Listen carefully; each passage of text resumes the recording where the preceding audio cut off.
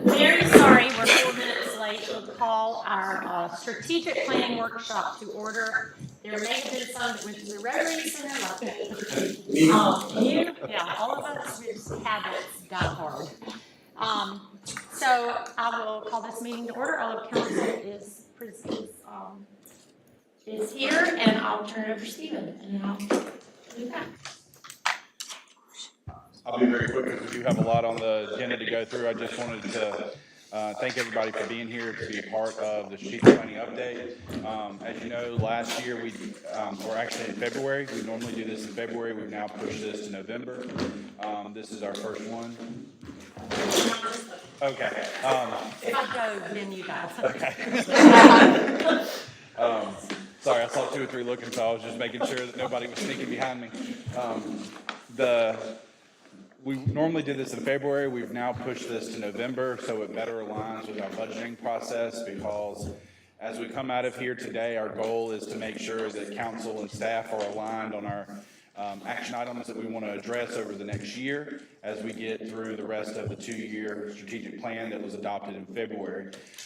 And as we do that, with budget process getting ready to start in December, it makes more sense for staff to have the guidance from council to make sure as we're moving forward that we're getting those items in the budget for the fiscal year 23-24 budget instead of doing them in February when the budget process is mostly done. But this is really an update. Just to kind of give you a guide of how it's going to go. Heather and Kim are going to talk about kind of the progress of where we are today. Kim Jones is going to talk about kind of the CIP, where we are with those. As you know, we've awarded quite a few over the last couple of months, and just give some updates on the CIP projects. Then we have John O'Toole to talk about EDC update, and then we have Beaufort Jasper Water Authority here to give an update on some projects. And then the afternoon is when we're going to really get into some of the key topics that we've been tracking that council says they want to talk about. And so we can go through and talk about some research and guidance that staff has put together, and then receive council's input, make sure we're moving the right direction, and that whenever we leave out of here, the staff has the guidance and that we're on the same page for actions we want to take for the next 12 months before we get back for strategic planning. So again, just want to thank everybody for being here. And then this afternoon, I think when we wrap up at the end of the day, we'll have a good set of goals and priorities leaving for staff to make sure that we're working forward to address for council. So thank you. Thank you, Stephen. You can kind of see we've done it differently every year, but you do see a break around noon. So if any of the items between now and noon would be items 4, 5, and 6. We're pretty accurate. Lunch is only half hour, so I doubt we'll do a working lunch. We never ever do it, but so we'll start back around 12:30 for the remaining. Couple of things. This is very formal looking, but it's an informal meeting. Coffee, tea, water, bathroom. I know bathrooms, but coffee and tea and snacks are out front when you walked in, and then bathrooms, of course. Okay, so council doesn't, we're up and down. You don't have to ask to take a break or a minute. Even though we're sitting here, I feel more formal, but it is definitely more relaxed. So get up and get it as you need to. And welcome everybody. I see a lot of new faces, and that is wonderful. I see a lot of our committee chairs, and if y'all want to kind of move up to the front row, that'd be good too, because we'll be including y'all, I'm sure, unless y'all just like being on the third row. And it's great to see everybody, new and regular. So we'll get moving. We do have, let me see if I missed any introductions. Do we, Stephen? So we have the chair of HBC, we have the chair of planning, David Mellums, he's the director of Don Ryan, and then our amazing staff, which all sits together. And I appreciate y'all. John, thank you for being here. Okay, public comment is intended for your ideas or your thoughts for our upcoming year. So, and along the way, if anybody has suggestions, raise your hand, and as soon as council or staff gets their questions answered regarding that particular subject, please let us know, because we don't do this alone. We need our residents to help. Go get your coffee. We have one. You had it signed up. Okay. Yeah. It's 10 And we're on Beaufort County channel? Yes. Okay, we're on the county channel, great. And Dr. Rodriguez, thank you for being here. Come to the front. You may as well just keep walking. I saw that back seat look all warm. You know, students always sit in the back. Yes, sir. Name and address. Yes, Tim Wood, 110 Bedstone Court in Bluffton. Good morning, everybody. First off, I want to commend the work put forth to create Blueprint Bluffton. It is an extraordinary, collaborative, and inclusive effort and self-reflection on where we've been and where we're headed. I encourage everyone to take the time to take a look.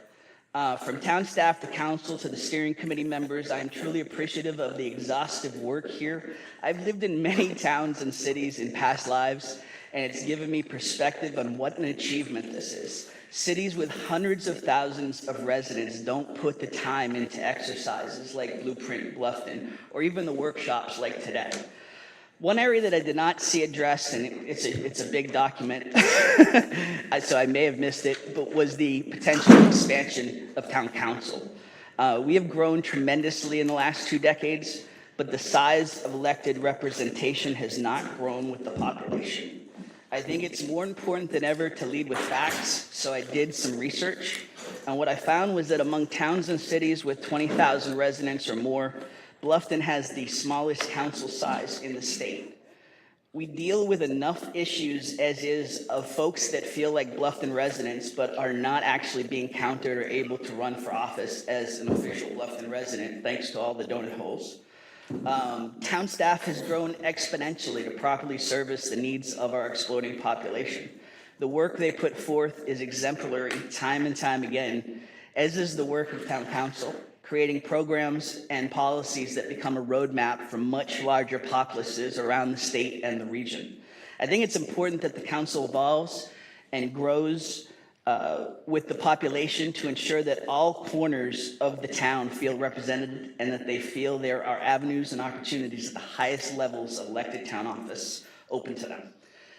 Again, I thank you all for the service that you put in every day. I know it's a thankless job, and I want to thank you. And I want it on the record for all my editors in the past, the one time I think I've ever hit time or word counts. So. Thank you. We weren't timing you this time.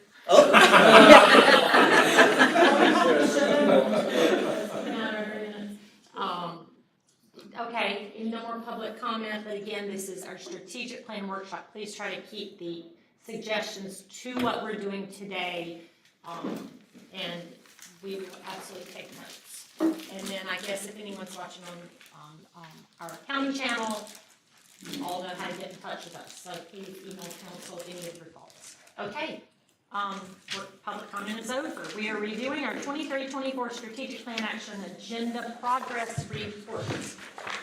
And if you'll tell us tab numbers, or if there's a tab that we can follow.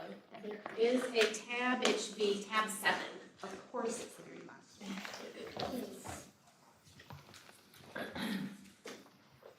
So this is on the screen and I can zoom in, but really just want to say that this is a workshop. I don't want to just simply present to you what's in the packet. You can read that.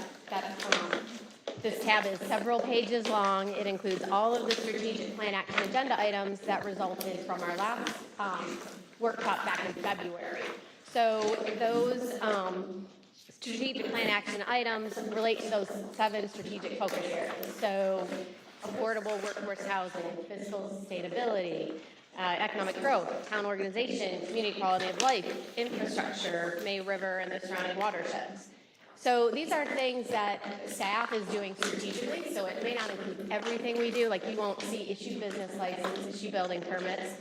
We've already been strategic about that, not to say that we can't improve by any means, but that's been established to move forward. So what you see in this document is the items that really reflect town council's priorities and the community's needs as far as what staff should be working on, where our resources should be spent.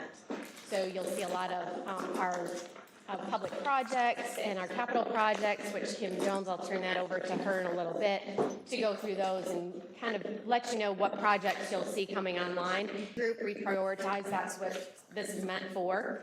after, at the conclusion of the workshop today, you'll hear right after lunch a presentation from Stephen as far as topics that we've heard over the last year that we want to address today. So at the conclusion, we readdress this, so if we need to change, amend, delete, add, whatever the case may be, so that's clear. So like I said, please interrupt me as I go through this. And again, just a reminder, you know, all are so, understanding of Robert's rules, this is very informal, I just feel like we're formal, so you don't need to be recognized by me like we would do in a formal meeting, so just try not to raise both hands at one time, we'll let the speaker decide who to shoot.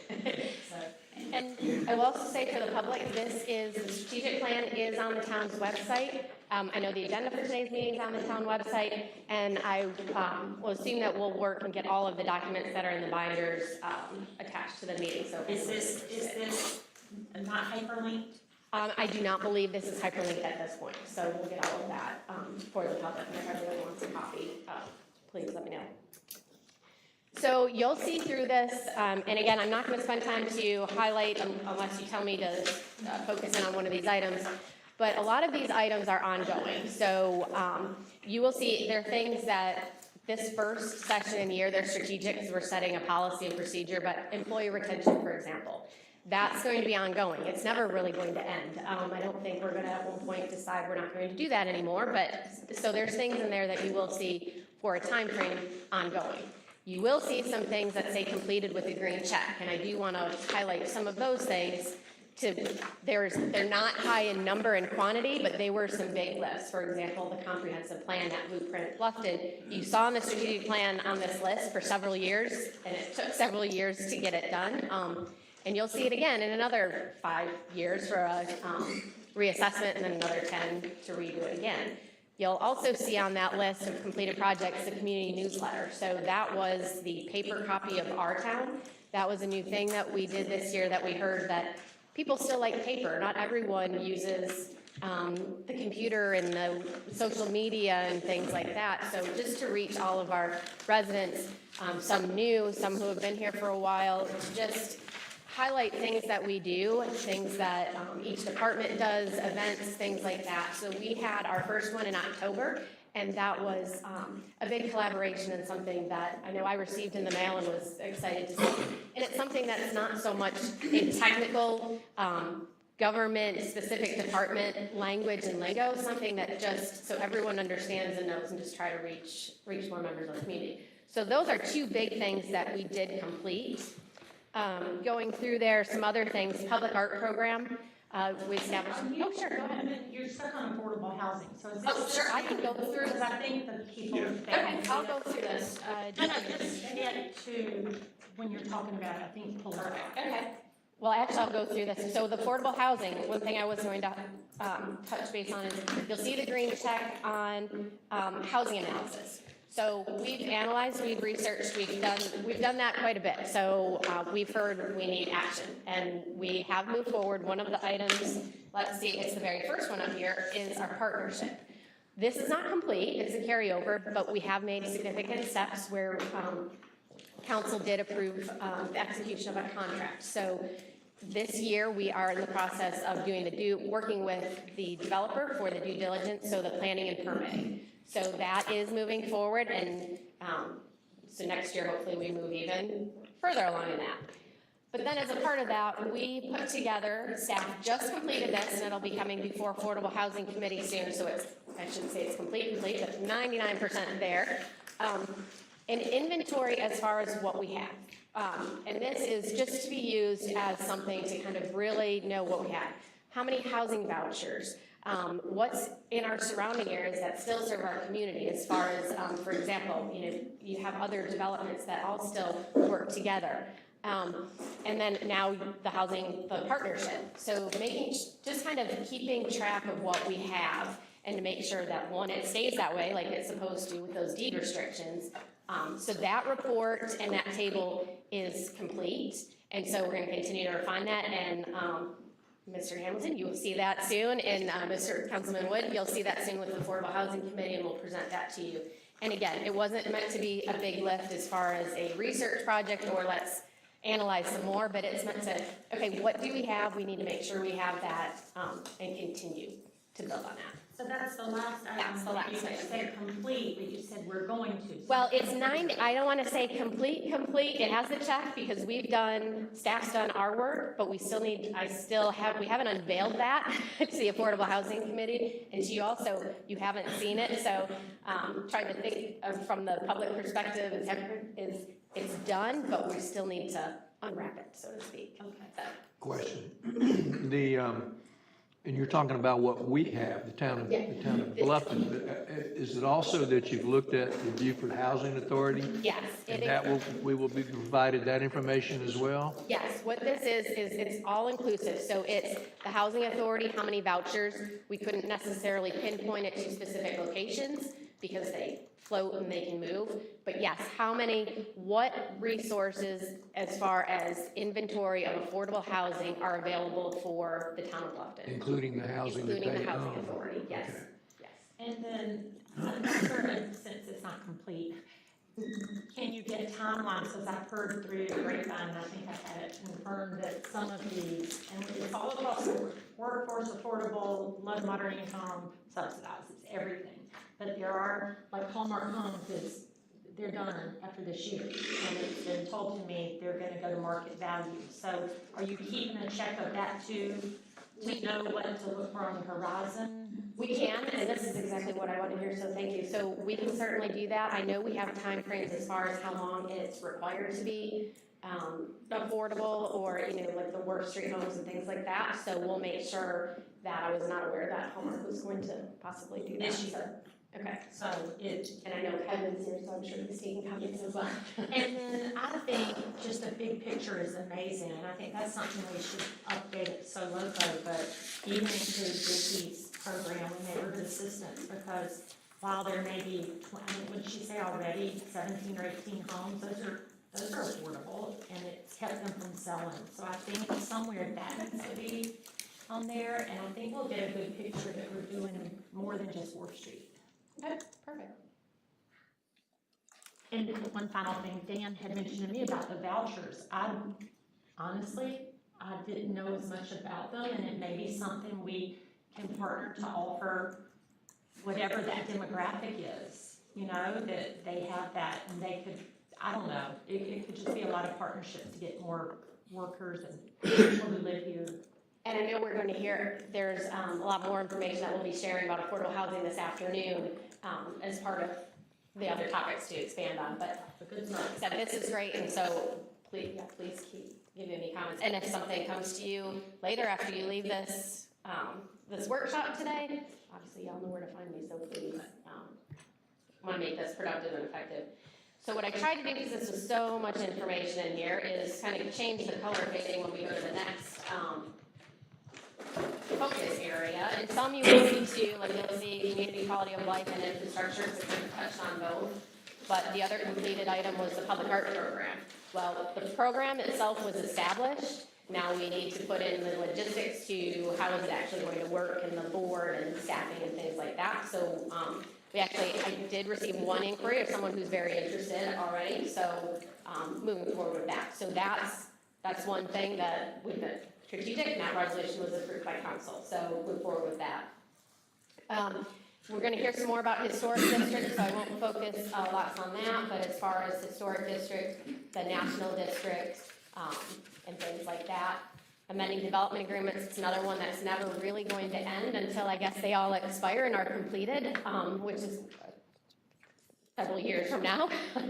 But that's something that we continue to do, as you see us up here, or Kevin up here, at town council, doing that as the opportunity arises. So that's another example of something that's never really going to end, and it's ongoing.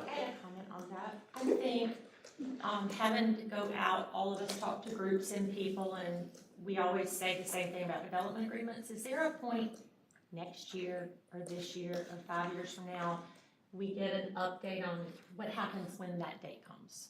Like, I don't really know. What happens if the development agreement ended today? And we've had some that, like, the village is gone. It'd be kind of interesting to. We had that conversation the other day, because we have, the first one's coming up in 24. believe so. I think we got one in 24 and like one in 25 or 27. So we're having those conversations on how we're gonna handle them, what they look like, and whether what Heather and I were talking about is whether we want to kind of look at amending how our zoning works so we can handle them as like overlay districts and keep the development, the master plan in place as like a overlay district within our zoning ordinance and how all that works. So we were talking about how we need to start pushing that because 24 will be here before we know it. And the first one to expire is Bluffton Park. Or Bluffton Village. No, I thought Bluffton Village already expired. Bluffton, Not yet. no, that's the first one coming up. So we had conversation, we've got to start working on what that's going to look like as we transition and our first one comes up. That's going to be our first one. And the other thing I'll say is I present the annual development agreement summary on an annual basis. So that's something, if we can add that to that presentation, and if there's other things you want staff to focus on, other than just simply build out and where they're at, we can include that too as part of this.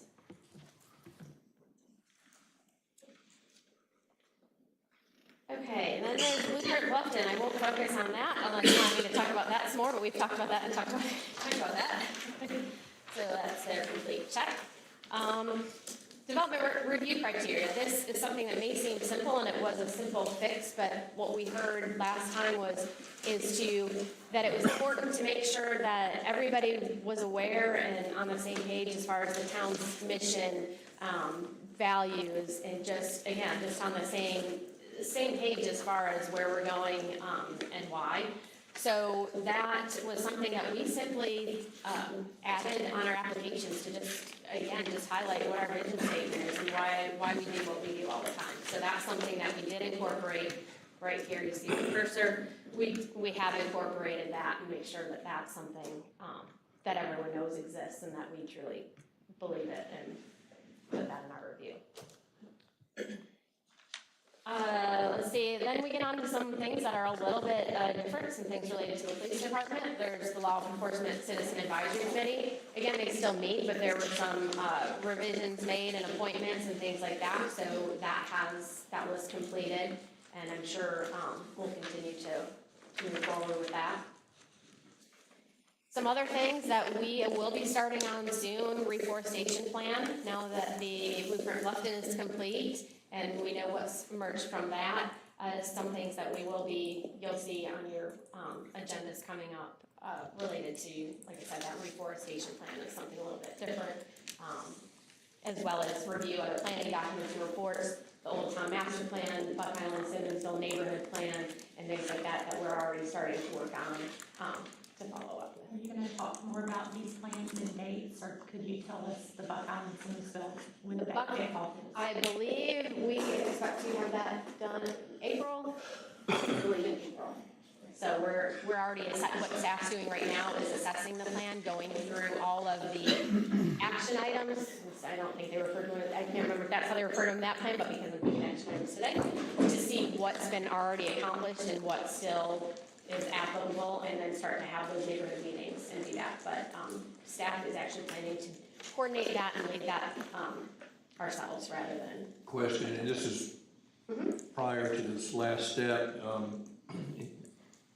really for the town manager, but you had worked with the law enforcement committee to try to get them on track.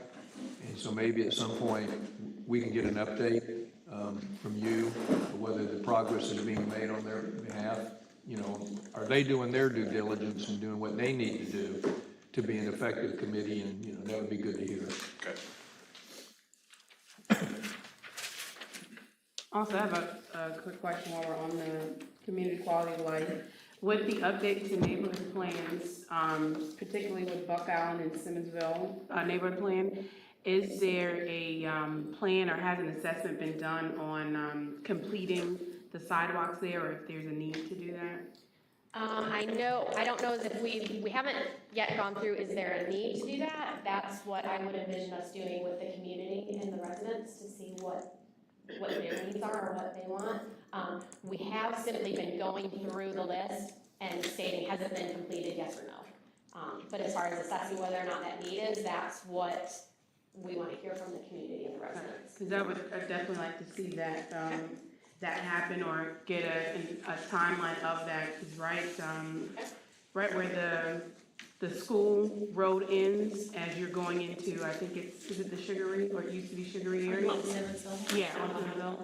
There is one, and the kids that are walking home from there, it's like, I cringe seeing them walk so close to the road with no buffer in between them and vehicles.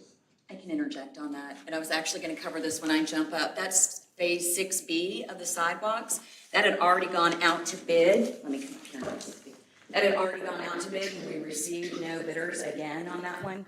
We went to Gordian, if you remember, we had come to you previously. So Gordian is gonna give us a quote on that on Friday. If their quote is out of budget, working with finance and procurement, we can then go to the next step without having going out to bid to a third-party contractor to get it done. So we should know by early next week whether we're gonna go to Gordian, and we're already lining up a third contractor if that's out of budget. So 6B is in the works and will be under construction, should be at the beginning of 23 calendar year, okay? Thank you. Yes, ma'am, definitely.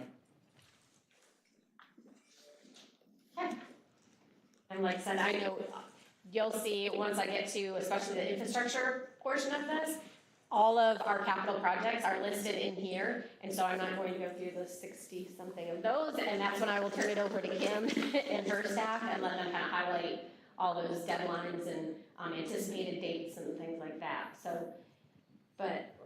let's see, going through here, and please, like, if there's something you want me to focus on, you see other things in here, organizational signage, things like that, that will probably be capital projects, that will turn that over.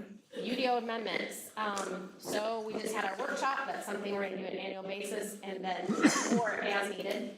That's something too that we'd like to get into a little bit more this afternoon as far as what other amendments do you want staff to focus on related to historic district, affordable housing, whatever they may be, to move forward with that. And we did just have that workshop and some things that we're already working on related to those.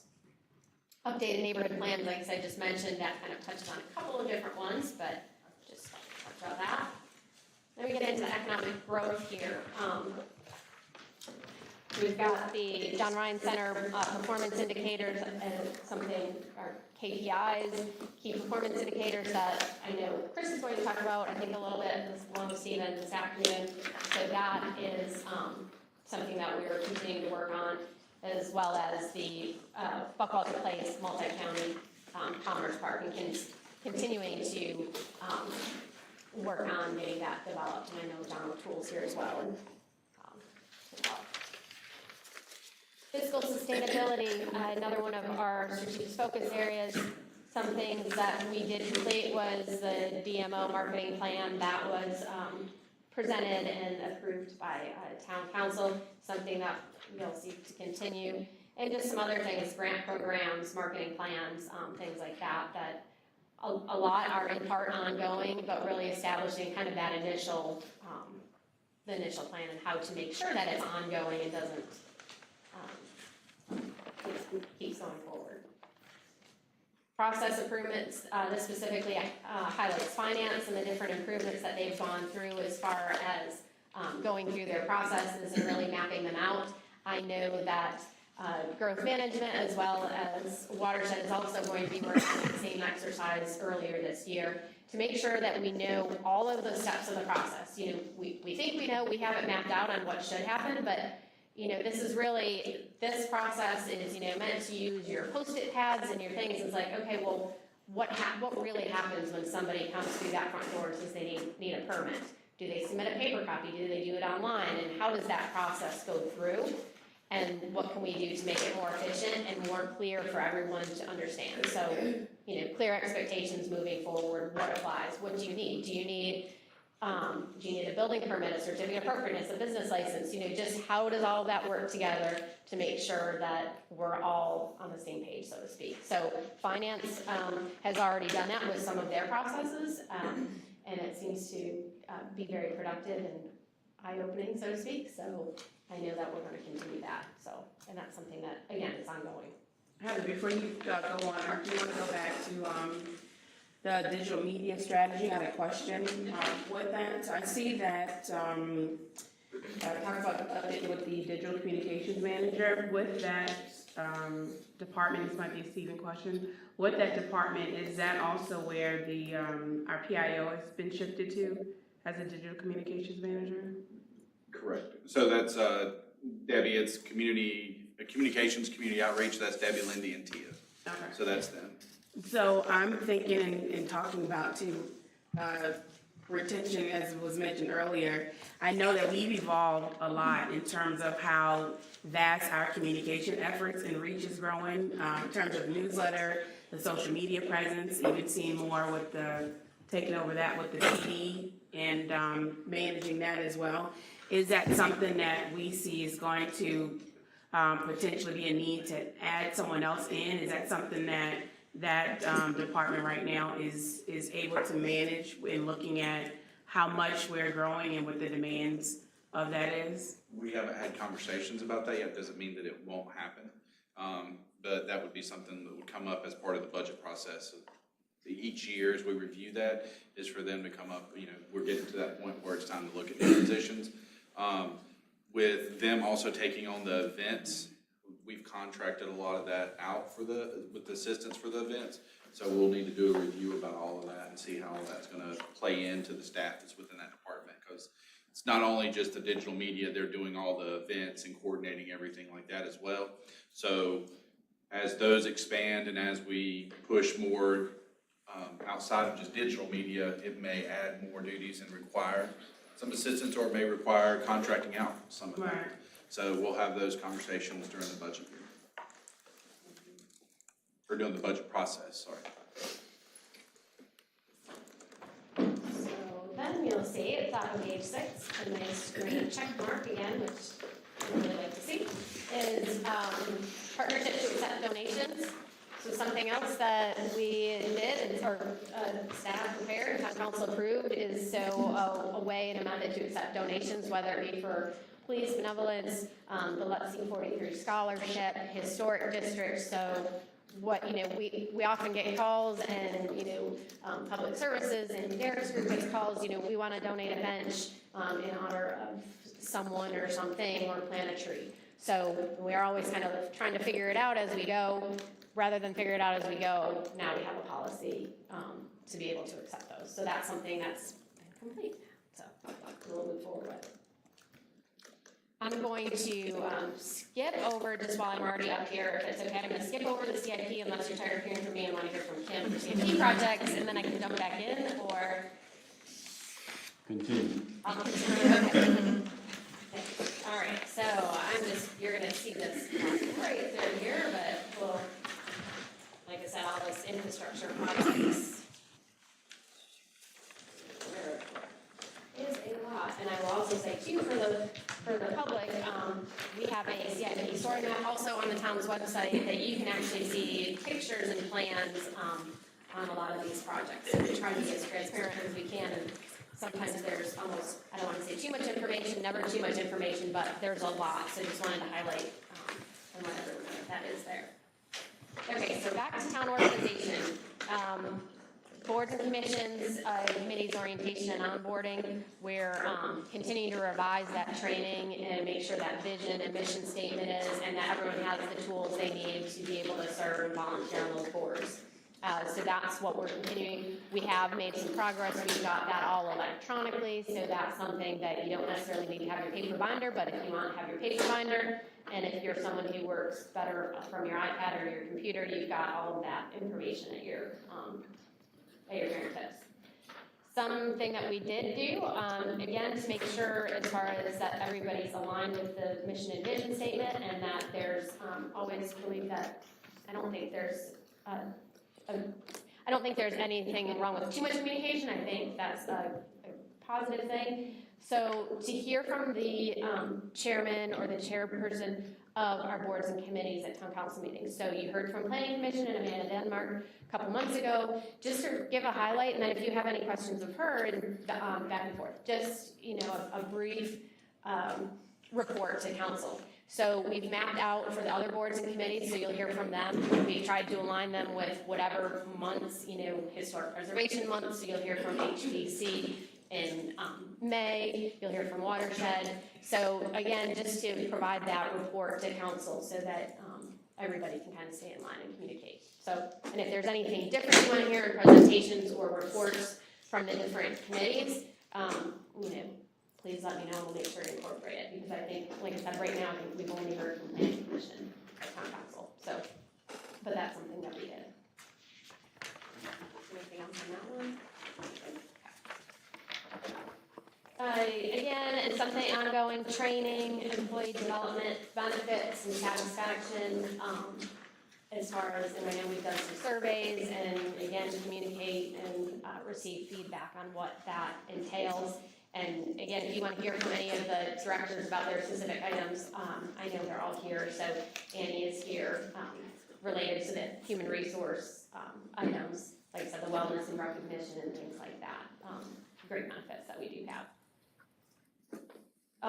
This is a big one, and hopefully this gets checked off, I don't know, next year, Tracy, or we'll see, but the file management and records retention. So we are, and I shouldn't, but IT and Tracy's department is taking the lead on making sure that all of our paper files are scanned and they're retained. So if you, wherever you may be, if you need to get access to town records, you can get access to it. So staff has been going to our storage units and going through boxes of paper, sometimes finding some really cool things, other times finding all sorts of stuff that we just kept because we kept. I don't, now we have it in duplicate. So that is all getting scanned, and I believe they've gone through a couple departments. I'm not sure. 3 departments, which is. I think you're, that's CIP. Finish one. I think they started with us, executive. I love that, and I don't know who else goes on our muni code the way I do, but it eliminates me from making a call, and poor Kim hears it. Kim knows. But pre-Kim, probably most everyone here, Sandra had connected to a really good site, a South Carolina site, and you could type in a word, and that word would be highlighted in documents that go back to 19 whatever. And somewhere it went out of business, or we lost all that, and I hate it. And I don't know if there's maybe you're the techie, maybe there's a way to figure out where that is, but it's frustrating to try to find information and to tell people to go there and it not be there, and then be told that not from you. It slows down our server. I don't care. People want to know, and it's so helpful for people to know what happened back then. So, thank you. And so much of this, like with slowing down the server, all this is going to be hosted. So it won't depend on our server. It's just make sure that host doesn't go out of business. That's amazing. That's great.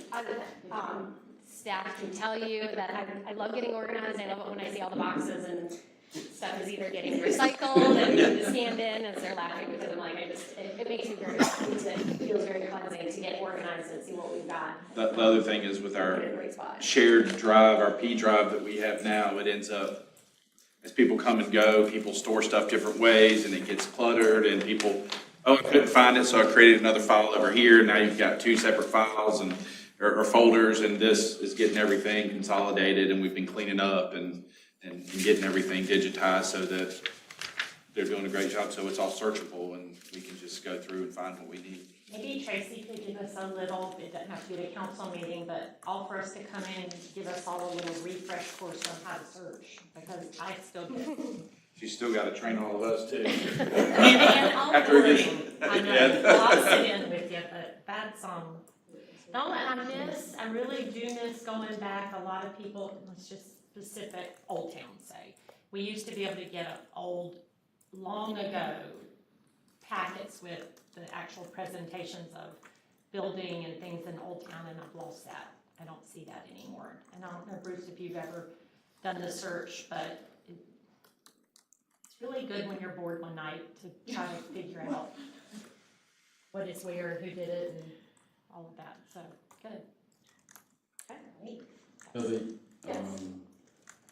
Employment development and training and employee wellness and recognition. Is that you? Ms. Tweaker? Is that you? No, could I defer that to Annie? Yeah, Annie and I can talk about some of that if you have Yes, questions, I would or like- we can go in more details. I need more details. You wanna? You wanna, you're kind of going over the overview a little bit. Do you wanna just make sure when her time's up? Yes. Yeah, I have one more page and that's. Yeah, I think we're about done with her. And then we can call whoever and we can scroll through. The last page is,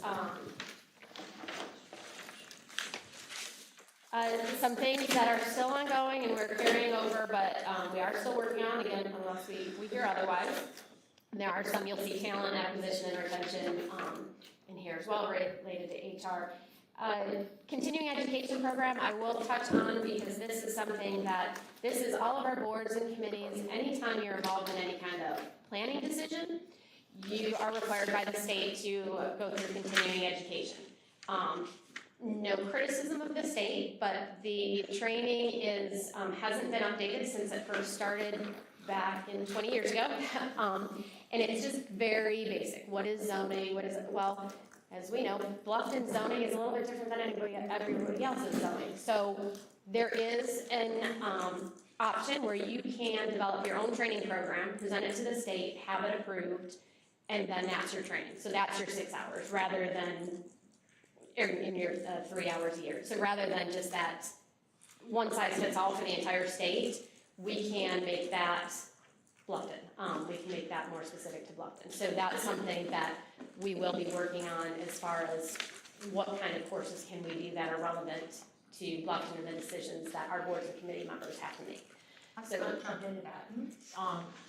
Just following it, I don't usually come, but I do think the chairs would be grateful if they had the ability to pick where they want, because I see a lot of getting out of everyone's lane all the time. We do it too. So, you know, how can you help the chairs rein everyone back in and get them back on the focus of what they're there for? So that's awesome. Y'all have thoughts? I mean, I've been Chairs. listening to that for years, so it would be great, I can't wait, because there's a lot of, people, like you said, just don't know what they're supposed to be doing, they don't know, even with these training programs, if there's one that's specific to a historic preservation versus planning versus affordable housing, like just some little piece of it, just so they know where their focus is. You're very helpful. Sometimes you get stuck in a loop in some of these meetings and it's just very aggravating because you're trying to, so yeah, that would be helpful. I think it would also be helpful because then it's publicly known that we are training on these things and that the public can understand or, you know, what we're trained on. So that maybe it'll clear up some confusion in that regard as well. Maybe. Maybe, not all the time, but at least it's out there and they can't say, I didn't know. Say it's, Sharing it with your committee, I think that would be important. And I'd say part of it would be is we've done some trainings where we invite all the boards and committees and we don't necessarily get representation from, heavy representation from all the committees, is we may need to look at making some of that training part of their actual meetings that they have and do that so that when they're there, instead of, and again, individual training, more focused as that, you know, like we did a Robert's Rules of Order training to try to go through how you're supposed to make the motions and how it's supposed to work. And some committees may have 3 show up, some may have none. So we can do that a little bit more specific to each of the committees. is that something that we can do prior to them actually serving on it, like going to an official meeting, but when you guys elect them? Like as part of the onboarding process? Yeah, and like have that beforehand so they kind of understand what their purpose is better. And then you could do something all along the way, but maybe just the initial, just so that they don't show up one day and they have no clue, and then we have to repeat what you're supposed to do. Okay. We could include that in our board. Well, like I said, there's other things here, police department, HR, but may come up if you want them to expand on it. But any other questions for me before I sit down? But you still can ask throughout. Like I said, workshop, not a presentation, so. You're not that far away. I'm not doing that. A couple things, if I could break it in after this, you've got a lot of carryover, and I went back to Pastor and keep all my stuff, because I'm not sure you'll scan it, so I keep it all. It's a lot of carryover, how much more can you take from today? You know, and that's not an answer, you gotta give it, please keep that in mind, because carryovers mean we're not getting things done, and is it because of what? So, I don't wanna add 20 other items, and you're like, oh my lord, I got last 2 years to still deal with, so just a thought.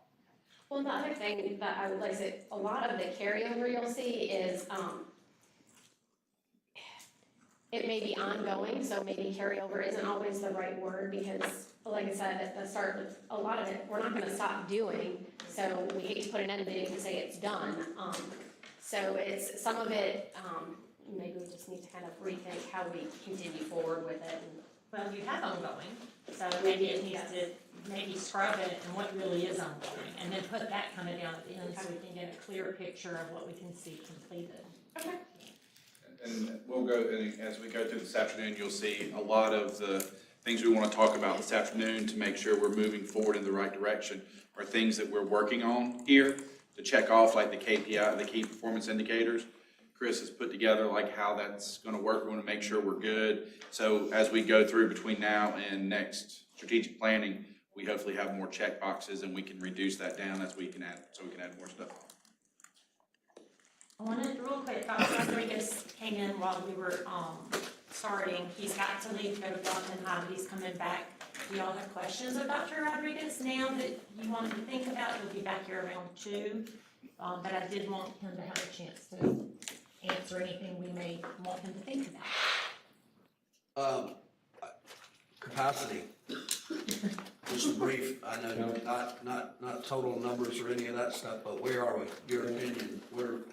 Yeah, our schools are pretty much at capacity in the Bluffton area. So, one of the things we're going through this year is 2019 was the bond referendum that passed. So that's essentially 4 years, right around 4 years. Next November will be 4 years.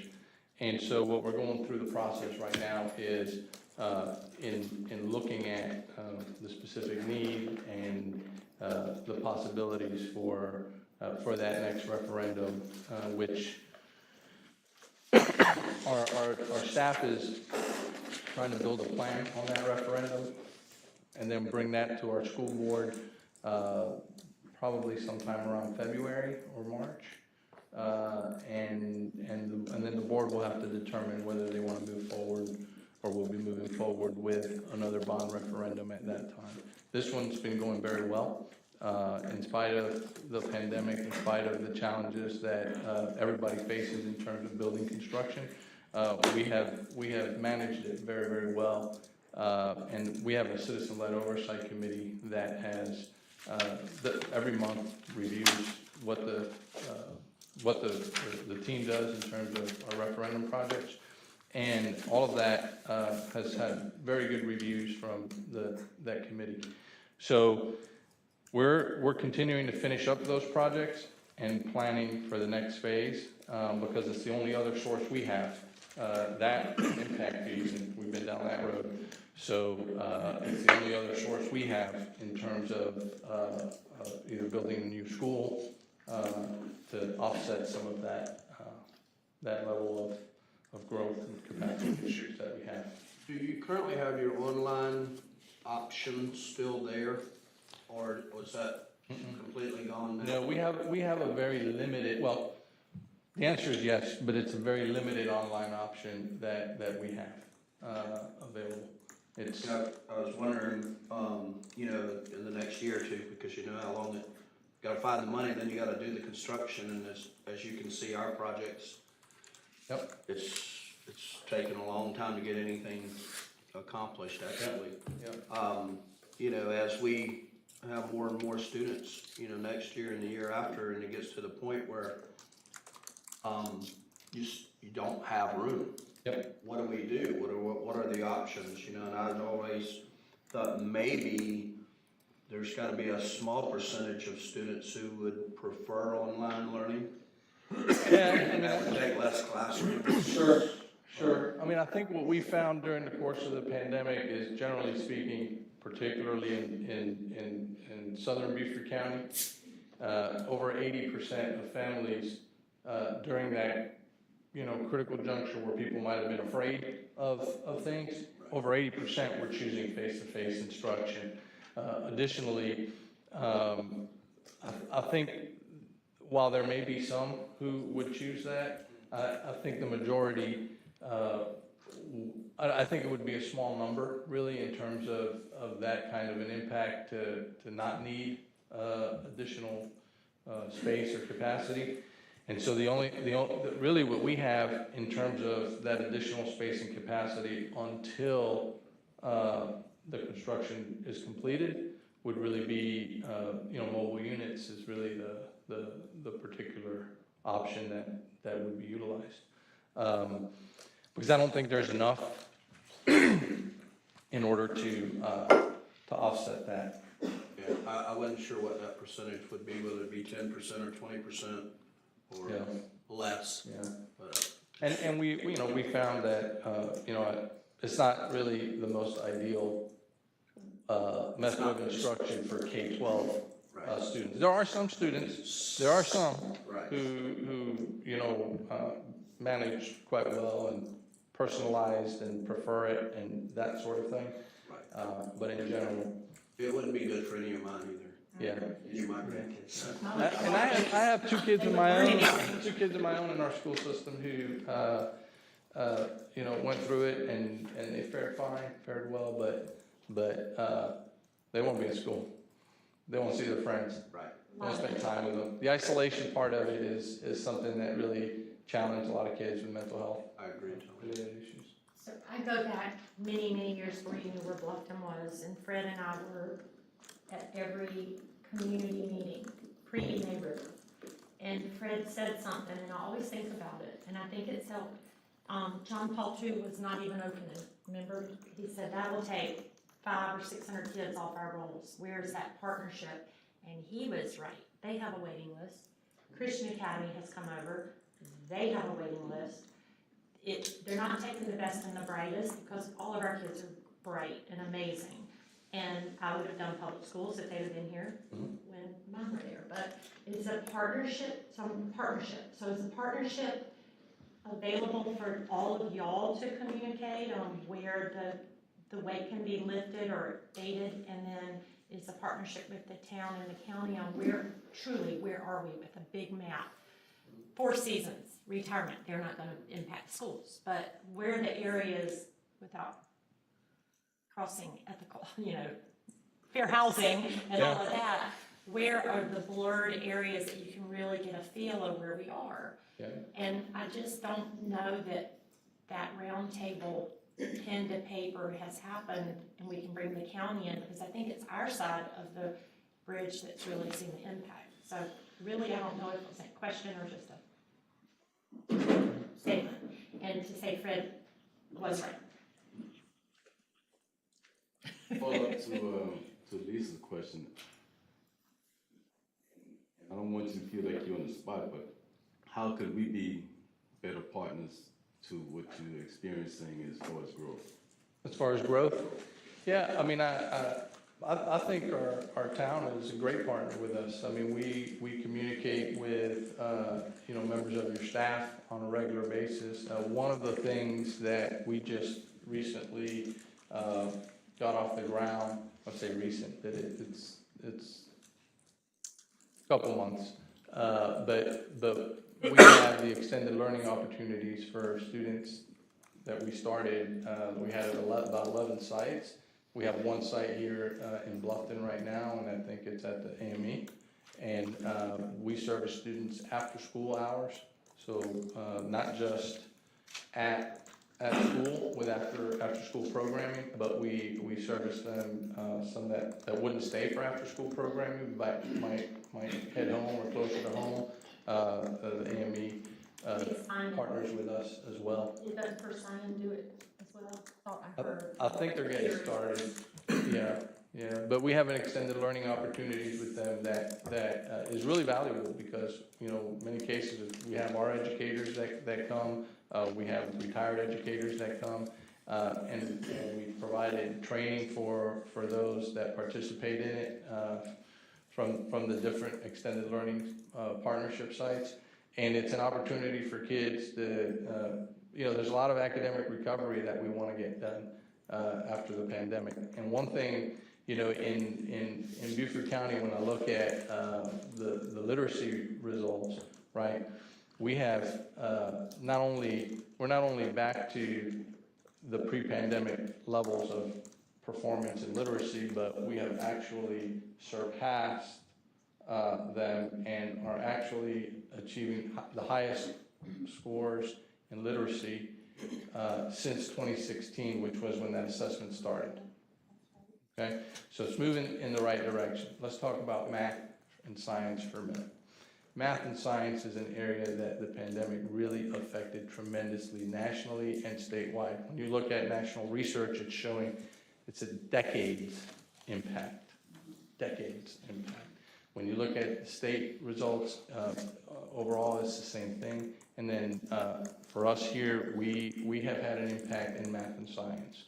And that's one that we're working hard to try to push out. So any partnerships within the community or with the town that we can zero in on math and science related, we're excited to be able to do that and partner, because that is an area that we need some acceleration in for all of our kids. That's a nationwide issue right now, but we're no different in that area. We need it. I want to commend you for the, what you just educated me on, the outreach that you're providing as a school system after hours. I know that there's a lot of children, for example, I was paying for tutors for my grandson in North Carolina. There's a lot of children that need that extra work. They can't afford things like that. And a lot of families can't afford it. And, you know, I think we've even learned here as a town, the people don't come to you, go to the people. We're doing that, our outreach through mobile town halls and things like that. And that's a very good proactive approach that you're taking there. And so I commend you for that. And if I might just say before you continue that I want to thank Fred Hamilton, because Fred met with me and my team, and he had a few others with him on that day. And we sat and spoke, and we talked about extended learning sites, and he said, how do we get one of those extended learning sites in Bluffton? And boom, we're off and running, so kudos. Thank you. Fred doesn't tell us all the things he does. Kudos, Fred. Yeah, well, Hold on, Fred. He's a visionary and he's a doer. Yeah. Well, the only other thing I want to say is, and I know you've watched the trends, you have to, and our growth model was actually slowing down until the pandemic hit. We had our curve was actually, you know, as you grow as a community, the closer you get to your, our numbers were around 65,000 originally projected for the growth of the town. And as you get closer to that, the curve usually comes down. And we were headed that direction. And right now, it looks to me like we're even in a slower, you know, the economy, the way things are being impacted. So I know all that. You look at all of that as you plan your schools out into the future. The only other comment I will make, and this is a mechanical thing, is I don't know, when schools are built, do they talk to the state about turn lanes? About turn lanes? Yes, because I've seen it out at Okatee on two. Oh, yes. It's everywhere, and in school off between Buck Island and Simmonsville, it's, you know, what it does, it shuts the roadway systems down. Yeah. Well, I mean, you know, if you take a high school, for example, you know, twice a day you're pumping in probably 1,000 vehicles within a half-hour period, moving through, you know, for drop-off, and then moving through for dismissal, you know. So we can certainly, that's something we can certainly look at and see what possibilities there are. Part of the challenge is, you know, there's not a lot of land left in Bluffton, right? So you know, we have some space that we have, and so one of the things, to your point, you know, I certainly don't have any interest in overbuilding right? Because then we got another problem years down the road, right? So, we have to look at what's the right combination of things. Does it mean, you know, an elementary school and then a middle school? Does it mean a K-8? Is that enough to deal just enough with the growth issue that it doesn't overdo it and doesn't underdo the need? So those are all things that we're looking at during the course of this year. So You can tell by all of us that, we're engaged with this, so I would love, I would love to reach out to any of us who've lived, been there, done that. Sure. And I do, can I bring one thing just to consider, is transportation on dancing. I would love your thoughts and someone in your staff, when we start looking at these road projects through LATS and through the county, is where do you need turn lanes? You need to tell us, because y'all live it, and Dan just sees it in the areas he drives, but I'm sure it's everywhere, like you said. So help us with where we can say, well, the school district needs this turn lane to be 50 feet longer or whatever. The other thing I want you to really help us on, and it was on the path to being done, we passed the lakes, that addition, that master plan amendment, and I brought it up. Pritchard Farms Road needs to be readdressed to get some entrance somewhere close to the back of y'all's new development at May River. And the past, it just got lost with change and turnover, but that road is a good road, if nothing else, not to upset those residents, teachers, or somebody. It's a straight road that'll take you right back to the back of y'all's new future development. So I'll hammer you on that. Okay. Bridget, and I get you again. Bridget, you had a question? Yeah, going back to the conversations on capacity, I know prior to your arrival, when one of the latest schools was being built, a certain attitude dominated the conversation against larger schools, or what some people call mega schools, in terms of its effect on students and other things. You and I both were in an area where that's wasn't the case, and we have neighboring schools, like Wando, who are double the size of some of the ones that we have. And I just want to say, I hope that's expertise you can add to the conversations, opposed to those who immediately just are like, well, build a new school. I think if we can look at areas where you can feasibly add additions, at least let that be a part of a conversation too, because they do work, and they don't become safety hazards as some people assume. The other comment, I'm concerned about students with learning disabilities, like IEPs, and how they've been impacted since the pandemic. I know I keep in touch with a few of mine, and some have dropped out since because they just got completely lost during that process, in terms of if they needed a para and resource options, and being home and not having that and those accommodations does get very overwhelming. Is there a reach or a program maybe to bring some of those students back in, or touch bases with them to try to encourage them to at least go to adult ed? yeah, we actually have our guidance counselors at schools work closely with students, and even students in those circumstances, so that they do have those options. We have during board meetings, we have some conversations about students that move. They may not have the credits to make their graduation feasible at their age, right? But we have a support system that does put them in towards GEDs, do adult education.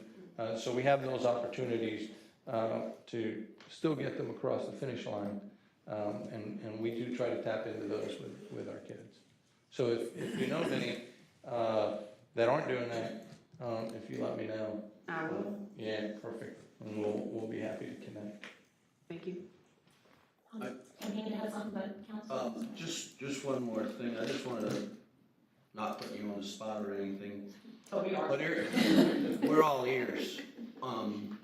Is there anything that you would like to express from us? You're well aware of the development agreements.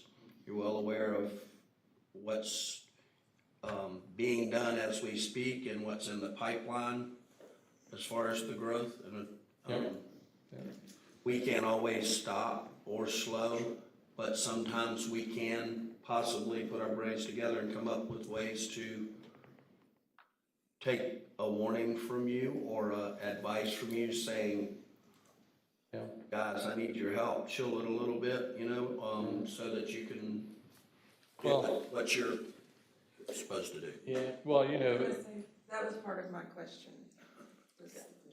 well, I mean, growth has an impact on all aspects of our community, right? I mean, it has an impact on the work that you do as a town council, that your staff does, in making sure that you can provide the services that are required for the community. And ours is no different, it's part of that service, right? The growth has an impact on it, particularly when the school sites are, basically at capacity, right? So additional students in the community do require us to provide additional space for it. So that's goes hand in hand, So, I mean, to that end, I mean, our projections still show growth at the moment, right? We continue to look at those at trend lines over time and everything else, and then look at what options we have in order to address that growth. Impact fees is one of those, because impact fees provides additional funding to support the growth to some extent, and then in our case, referendums is the only other option really that we have in terms of adding additional space, either within existing schools or new schools, right? So for us, that's what growth does to us. And then we have to respond to that need. So we see it, when another development goes up, and we know that means that we're gonna need additional space every time. Is there, I'm a numbers kind of guy. 2 and 2 is 4, I don't care how many ways you wanna twist it around. Is there a number, just whatever it may be, that you have in your mind, factual number that says, okay, next year we can take 1,217 more students into what we have, or what we can provide as far as teaching capacity? So if if we had numbers that you said, okay, well, we can handle up to this, but anything over this is really gonna put a burden on, it would just be good for us to know. Yeah, I think part of the challenge with that, so I don't have a particular number I can give you today. Right. I can go back with my team and we can talk about that, but just thinking off the cuff, one of the challenges with that is that as growth happens, that growth isn't just at one particular school, Sometimes that growth, spreads over different schools, so 3 kids here, 5 kids there, 7 kids there, 20 kids here, right? So those are all assigned to different schools, and whatever grade level they are, that's a different school possibly, right? So I don't have a magic number that I can give you. I can go back with my team, ask them to think about it in terms of that perspective. But that's, We'll just Well, the first be point, interesting. and I'll jump in, Amanda, he asked the question you had. But just be partners, planning sees it before we see it. That's what I was gonna say is, we have a lot of public comment about, every time we ask for a service letter, it says our schools are capacity. And some of these development plans have already been approved years and years ago. And so everyone keeps saying, well, you can't do that anymore. Why, the school says we're at capacity, so you can't build, stop building, stop growing. So how do we explain that, and how do we help remedy some of that? I think the challenge for us is this, right? We have to provide that educational service for kids, right? So whether we have 2 kids, or whether we have 100 kids, or a new development brings in another 50 or another 500 kids, right? We have to provide it regardless, right? So that letter really just serves as notification that, hey, our schools are pretty much at capacity, you know? But if more kids move in there, we have to provide that service and that capacity. So we're going to do it one way or another. It's just a matter of whether that means we have to bring in more mobile units or what we have to do until a new facility is. I think the public doesn't see it that way. Yeah. They're saying no more growth, no more development. Yeah. Well, I mean, So I just don't know if there's a balance of trying to understand what we have that's been, I know that we've seen numbers as far as what years ago Beaufort County said they could provide for schools, and I know that it's an abundance now. So like, there's a way to look at that and what we have now and say, okay, well, these development plans that are already pre-approved, even with all their different phases, we are doing what we're supposed to be doing, and we are providing, obviously, what we're providing, but I don't know if there's a pause on our part as far as, you know, development plans, and I don't know that you can pause a pre-approved, you know, phased plan or anything, but, you know, the new ones coming out, obviously, we wouldn't be able to provide for that at this time. There's I don't know if there's a time frame to be able to say, you know, if someone bought a piece of land and they want to do a development plan with all these houses, do we say, okay, we can't do that now, but, you know, we've got to catch back up a little bit. Yeah, I mean, I think the challenge is that ultimately the schools can't be the reason that you can't do a development, because the schools have to provide the service. Right, no matter what. Whenever the development is done, you know? Yeah. But I'm just saying, But we're just saying it is a factor for us, right? And it does impact that kind of thing. maybe in those letters, if it can just be clarified a little bit better, because They think it every means- single Got it. meeting, Got it. it says, you're not That allowed, helps. the school's to capacity, you can't develop, and it's, Yeah. that's not, and then I have to correct it every Yeah. single time, we're always the bad guys. Yeah, I understand. We are the bad guys. Yeah. Yeah. Because we even got to the point of how can we need to, the school district, because if you're saying that, that's our tool to stop it, but then what happens with the lawsuit? Exactly. But then you hear, well, we'll have to put them in Beaufort. So just clear, like, Yeah. we understand ABC, but we're telling you, this is the future. Yeah. So.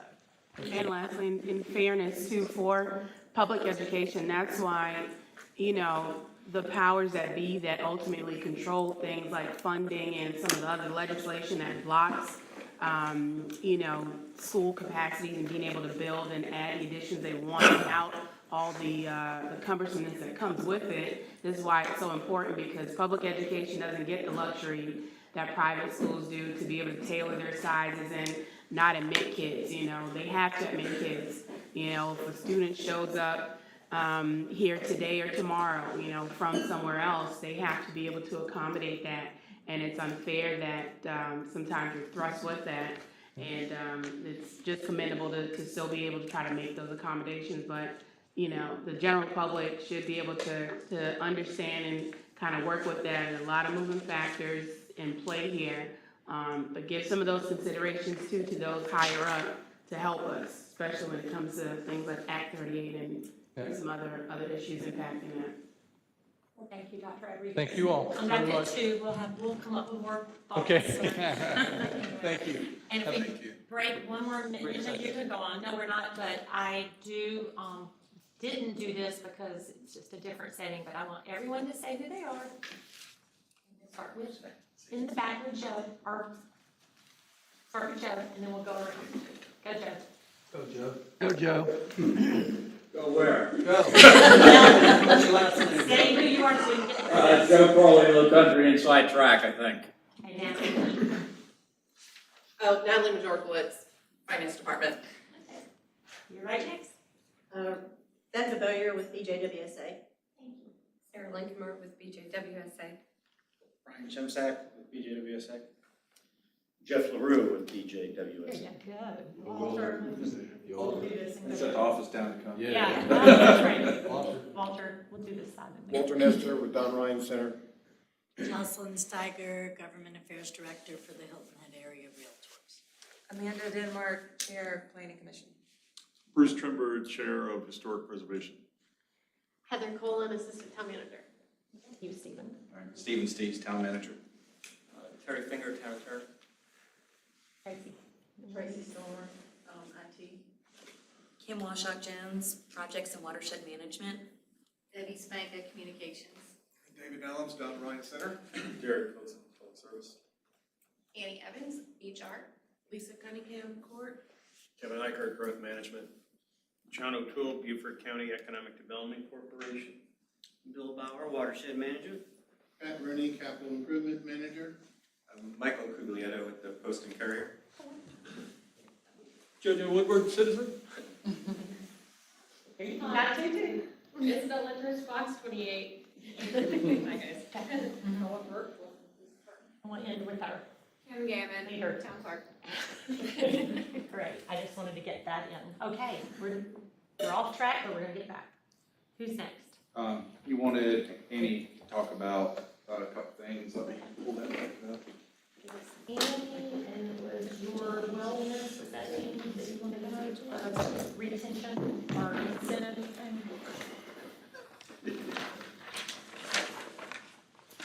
This was the Recruitment and something. Employee wellness. and Employee. and the development and the program. wellness and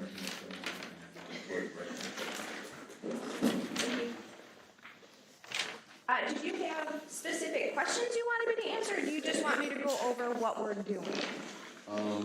First, you want to go over what you're doing. So Page 11.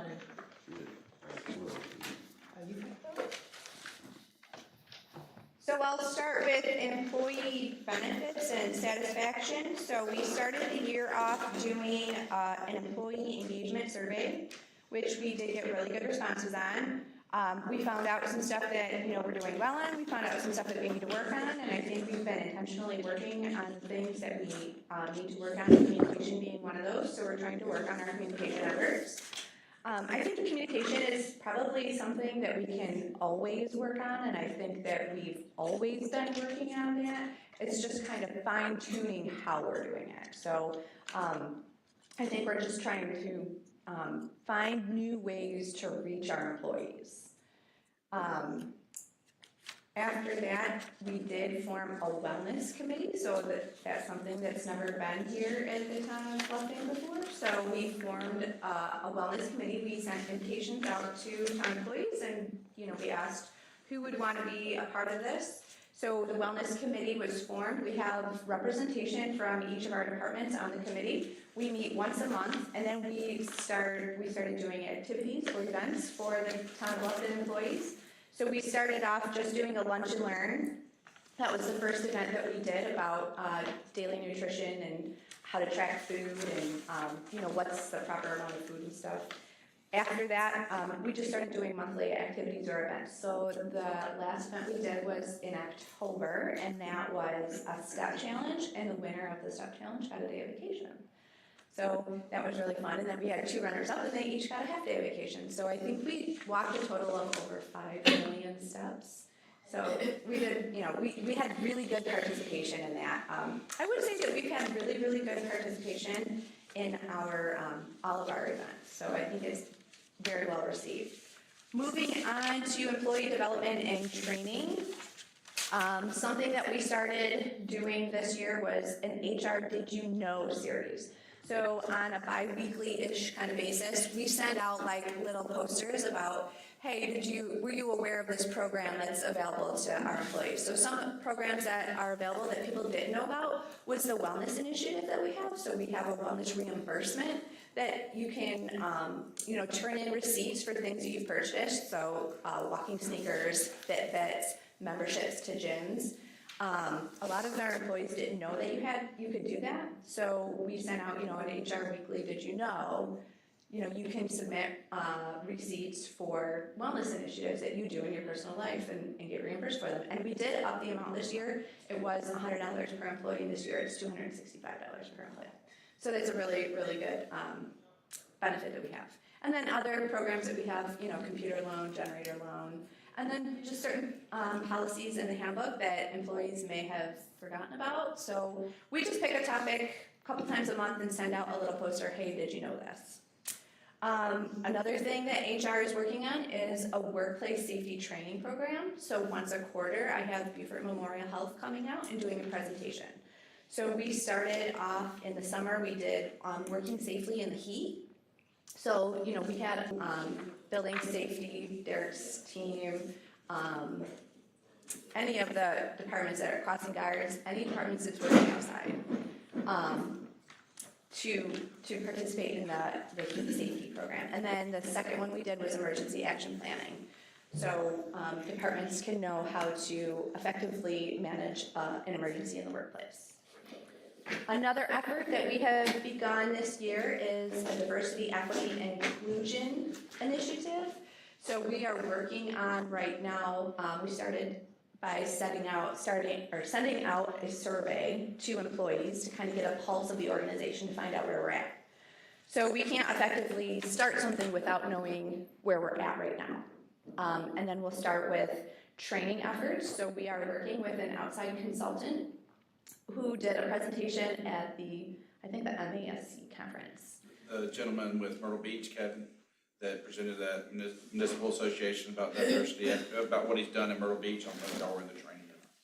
So Myrtle Beach has created an entire, hired a person to oversee diversity, equity, and inclusion within the town of Myrtle Beach or city of Myrtle Beach. And so he's their first person. He's setting up the program. So he's coming to do some training on how they set that up and help give us guidance on ours so we can make sure that we don't make some of the same mistakes they made whenever they first tried to set the program up. So it's rolling out a little slow. I mean, I would say that our diversity, equity, inclusion, we've started it. We've got a good start on it. We want to be very intentional on how we roll it out. It's not something that we just want to kind of throw out there and have it be like a once a year check the box kind of thing. We want to be intentional in our efforts and make sure that we actually effectuate meaningful change.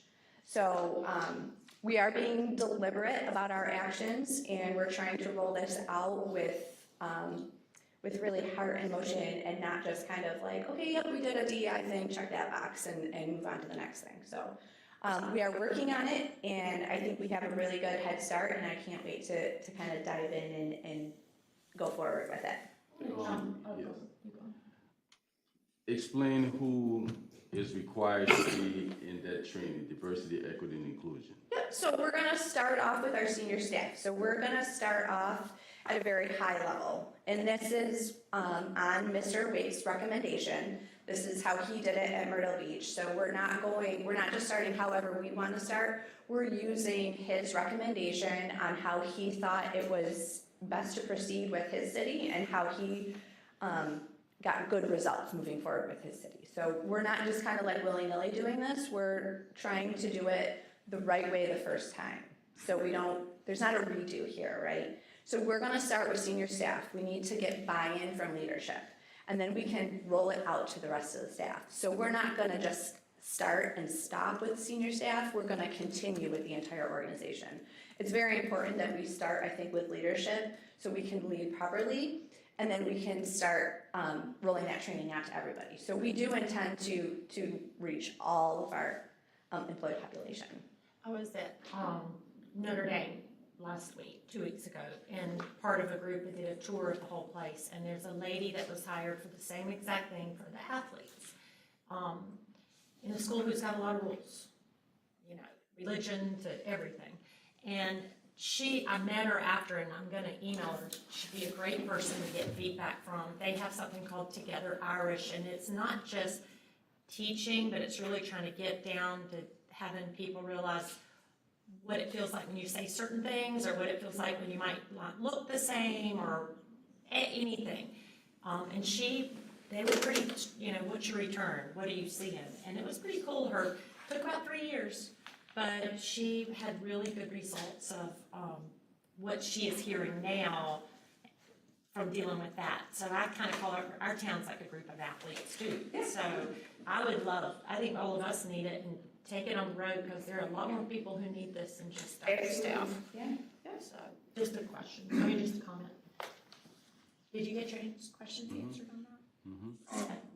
Just to follow up with that, one of the other things we will come out of this, we'll have a diversity, equity, and inclusion committee, so that whenever conversations or people have issues that they want to address, they have a group to go and have those tough conversations at, to help make sure that we're handling them properly, that they're given guidance, that we're addressing the matters.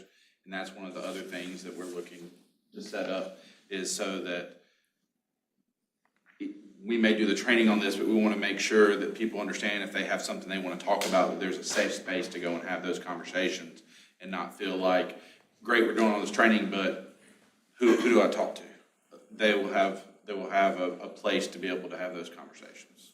Stephen, I think it's on you to encourage these, 20 out of 154 employees I don't know if you feel like that's good. I don't think it's great. I think it's your encouragement to please do this. This is. And that's why we want. It's important to being part of the family, and I think we could have used to that. And that's why we're wanting to start with the leadership of the organizations to make sure that this is understood, that this is a vision coming from leadership and not just, like she said, we're just doing this to check the box and we can say that we have this set up. So we want to make sure that that's encouraged from the top down. And also like all the other things, 20 people that. I thought that was really good. Oh, you did? Okay, well, you do it, I don't. I will say that the survey that we sent out, the diversity, equity, inclusion survey that we sent out to start our efforts, we got over 60 responses, and I was blown away by that. I think that a subject like diversity, equity, inclusion, it can be, it can be viewed as a little taboo, to get over 60 responses from our staff, I was blown away that people felt even comfortable enough to respond to a survey like that. So I come from a much larger organization with over 400 employees, and I don't think if I sent out a survey like that to those employees, I would have even gotten 60 responses. So to get 60 responses from a staff of just over 140, I was blown away. I was really ecstatic about that. So just for, reference, I thought that over 60 responses was absolutely outstanding. Moving on to employee wellness and recognition, we're continuing with the STAR program. You know that we have a STAR program. Employees are definitely encouraged to recognize each other and their accomplishments. And, if you feel like another employee has really gone above and beyond in their normal course of duties, we encourage those employees to be recognized. We have over 200 STAR nominations to date this year. Employee wellness events, we're continuing those. With our flu shot event we had a biometric screening event. To follow up the biometric screening event this year, we had a nurse practitioner come on site and answer questions that employees had that, you receive your results from biometric screening. You could ask nurses, the nurse question on that. And we continued our financial seminar that we always have. We hosted health and wellness fairs events throughout the year. So we're really. Can I stop you 1 second? Yeah. Give me just a short financial overview or financial training. Yeah, it's the David Ramsey program. So. Okay, perfect, because it's, my God. Yeah, David everybody should have to Ramsey. go through these things. So we contract with a consultant here in Bluffton, one of our chaplains at the police department actually, runs it. And it's just a program, it's a 6-week financial class that you can take, you and your spouse, an employee and their spouse can attend. So it's held, I think, on the evenings, once a week, and you go for 2 hours and you kind of go through David Ramsey's program. What about for some of our employees retire? Do we do any training in that field? We don't. PIBA has, we can certainly set employees up with PIBA. So PIBA has a huge amount of resources. They have videos you can watch and webinar recordings and stuff like that you can watch that will help you prepare for retirement. I think it's definitely needed. I know years ago, our company, 5 years out, everybody got additional training. And then now they do it 10 and 5 because what we have is a lot of people retired and ran through their money because they didn't know how to utilize it. Yeah. So PIBA does, and we do send those resources out to employees on occasion, just saying, hey, just so you know, PIBA has these, resources that you can use, please use them. So I think it's a good topic we could probably do a little better on, but it is something that we have done in the past, so. That's it for as far as updates. Are there any specific questions that I didn't answer? You answered the questions well, but I have one more. Okay.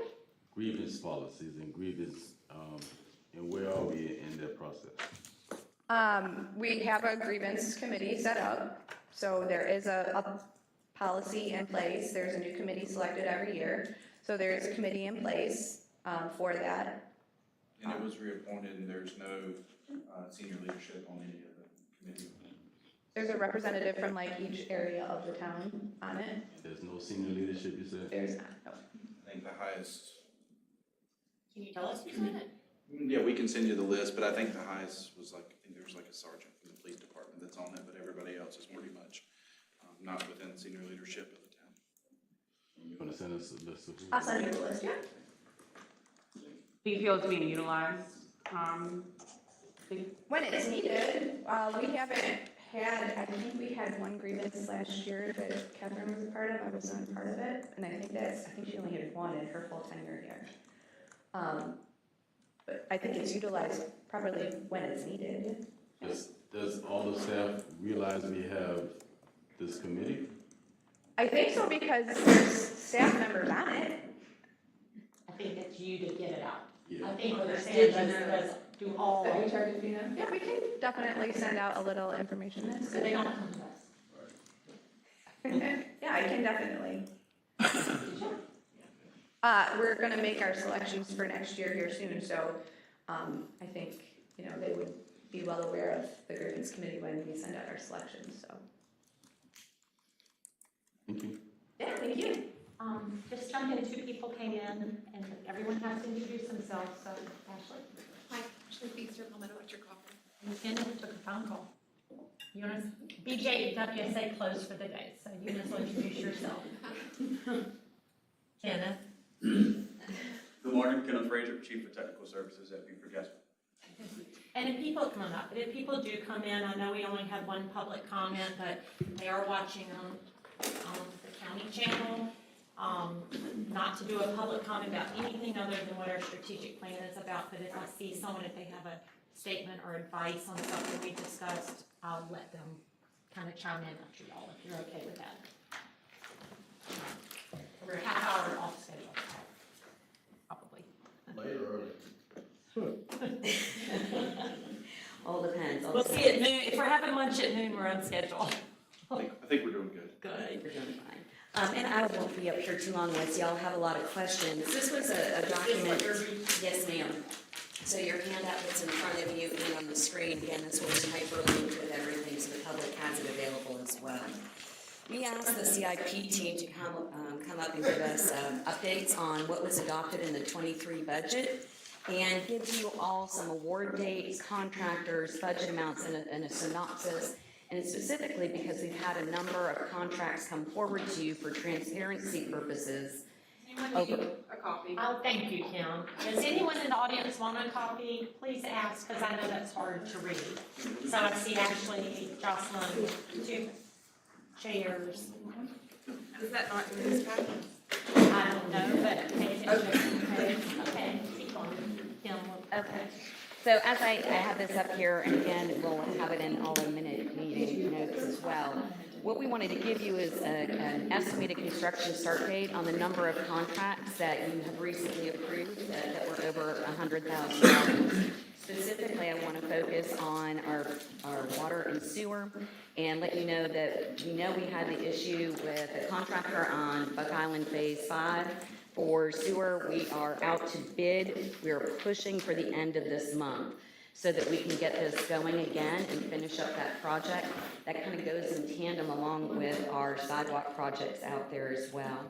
We have the engineering design in hand. We're waiting on the DHEC permits. BJWSA is just about signed off on it and is ready to send a letter up there. There's been some back and forth between our consultants, our design engineers, and the final approval with BJWSA.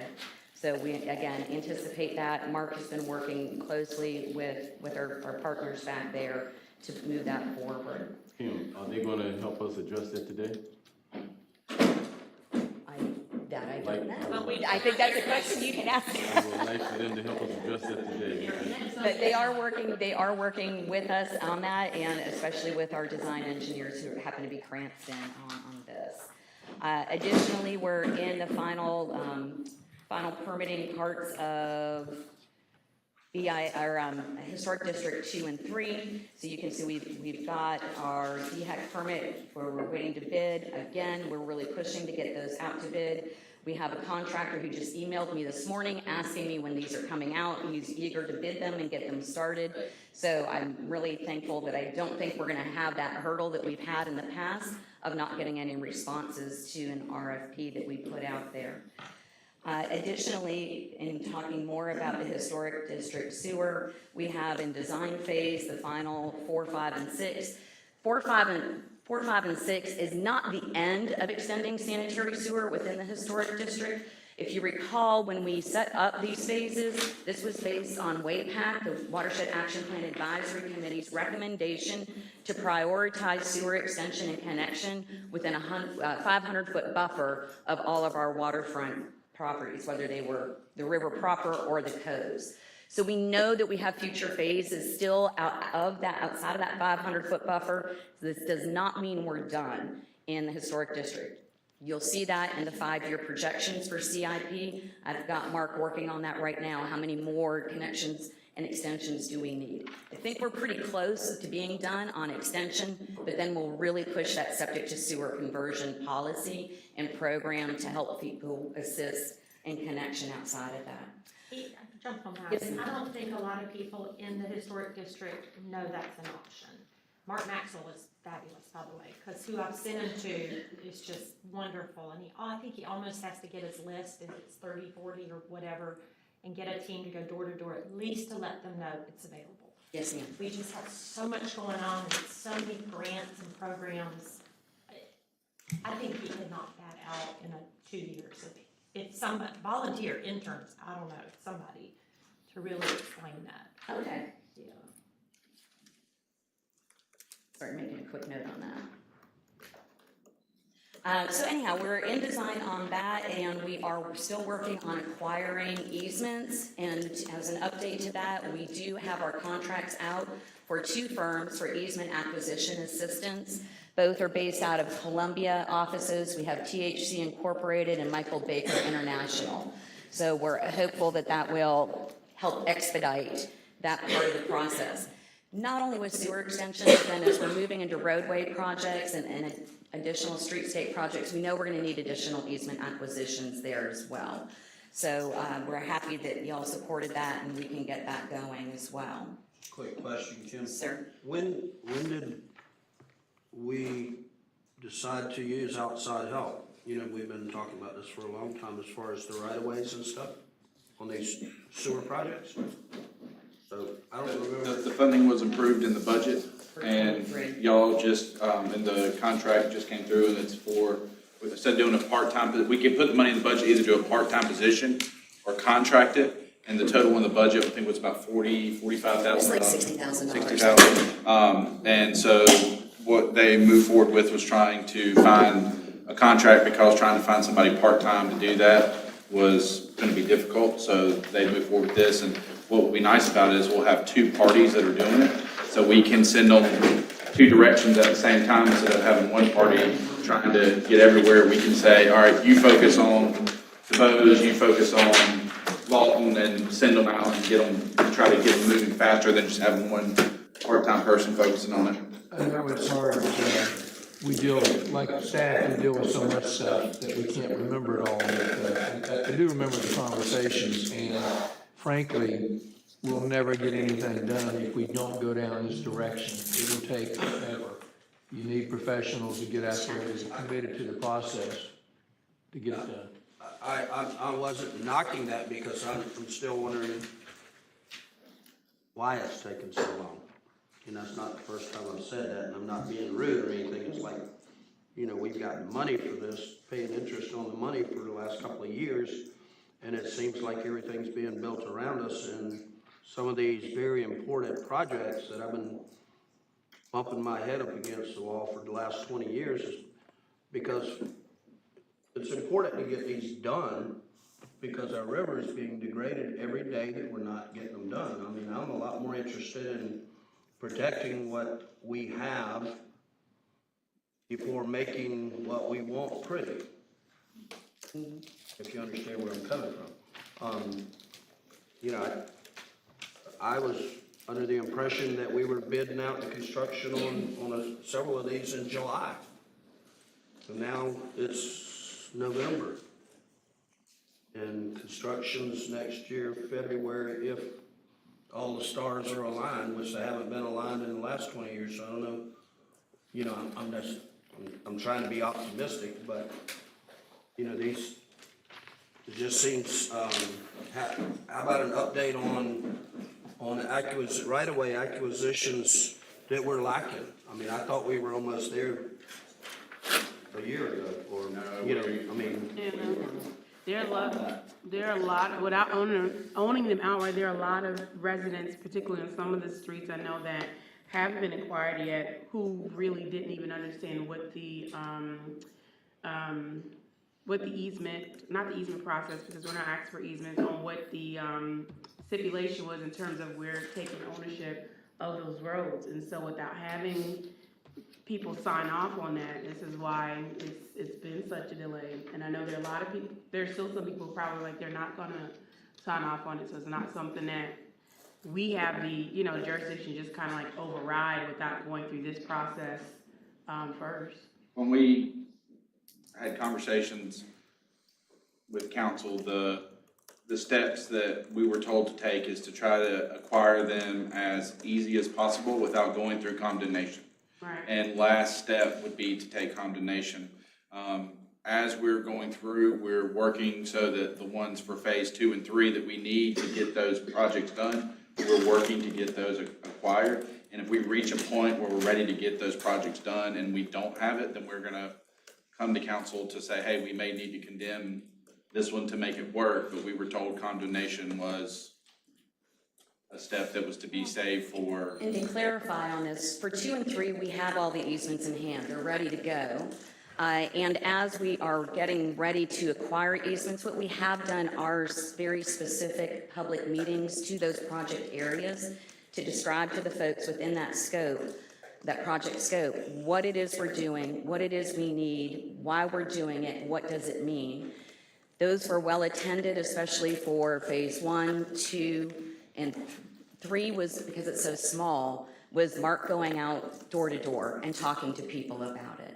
So we definitely are doing public engagement because on any of these projects, right, as we roll out Pritchard Street drainage that will be coming up, we will have another discussion with the property owners along the road to tell them what's happening, and what we need from them. Because the outreach portion of it is critical, especially to set it up so people know. I think you kind of need to come back and get a refresh on how we feel on condemnation. Okay. Because if it's the river, which every single person that lives in this town either works off that river, likes the river, moved here for it, and again, like Amanda, throws us under the bus at every project.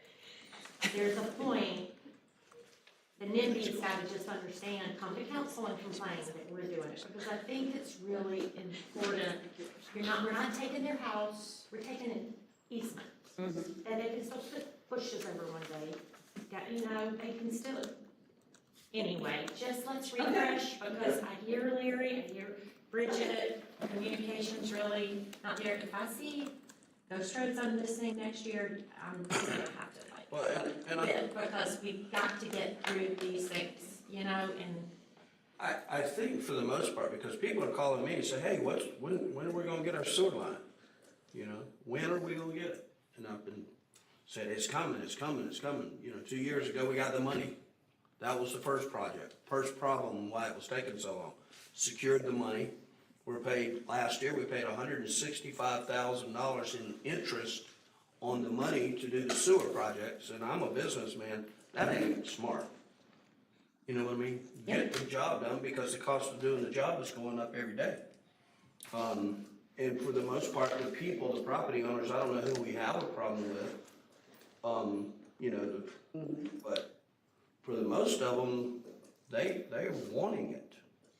For the I sewer, mean, we yes. get that 1 or 2. The ghost roads, not so Yeah, much. it's not 1 or 2. We know it's an issue because when we had one of the recent storms and a tree went down, that's on that one particular road, residents on that road did not want to give over rights to the town for that particular road. And a conversation had to be made, well, we're coming in to do the tree, but technically it's not in our thing to do because we don't have the rights. And that's just one of many examples that everyone is not on board with turning over the rights of the particular road. And it could be a combination of they don't understand necessarily that they can go back and, like Lisa said, eventually one day plant something over it. If for some people it does bring up maybe a feeling of what if we're giving this up, and there's been a history of the claiming of eminent domain and stuff in other places that for some people brings up a lot of bad trauma or whatever from it. So it's not just like they're saying we don't want sewer.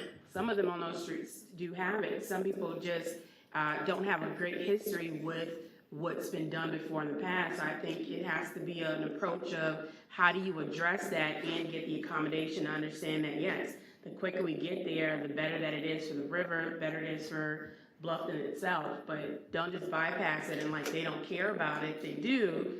There's just a history that needs to be addressed along with that as we're making the claim that we need to acquire these roads to do the work. Well, I agree. Are you speaking of roads that are within the? The ghost roads, the ones that. We have some that are inland, and then we have some that are on the water's edge. Which these projects are addressing the closest to the river Right, first. the list that we've gotten, yeah. I agree with Bridget, and we're, you have to keep, well, in my own neighborhood, I've talked to my neighbors, and then they understand the storm drain, they understand the sewer and the water.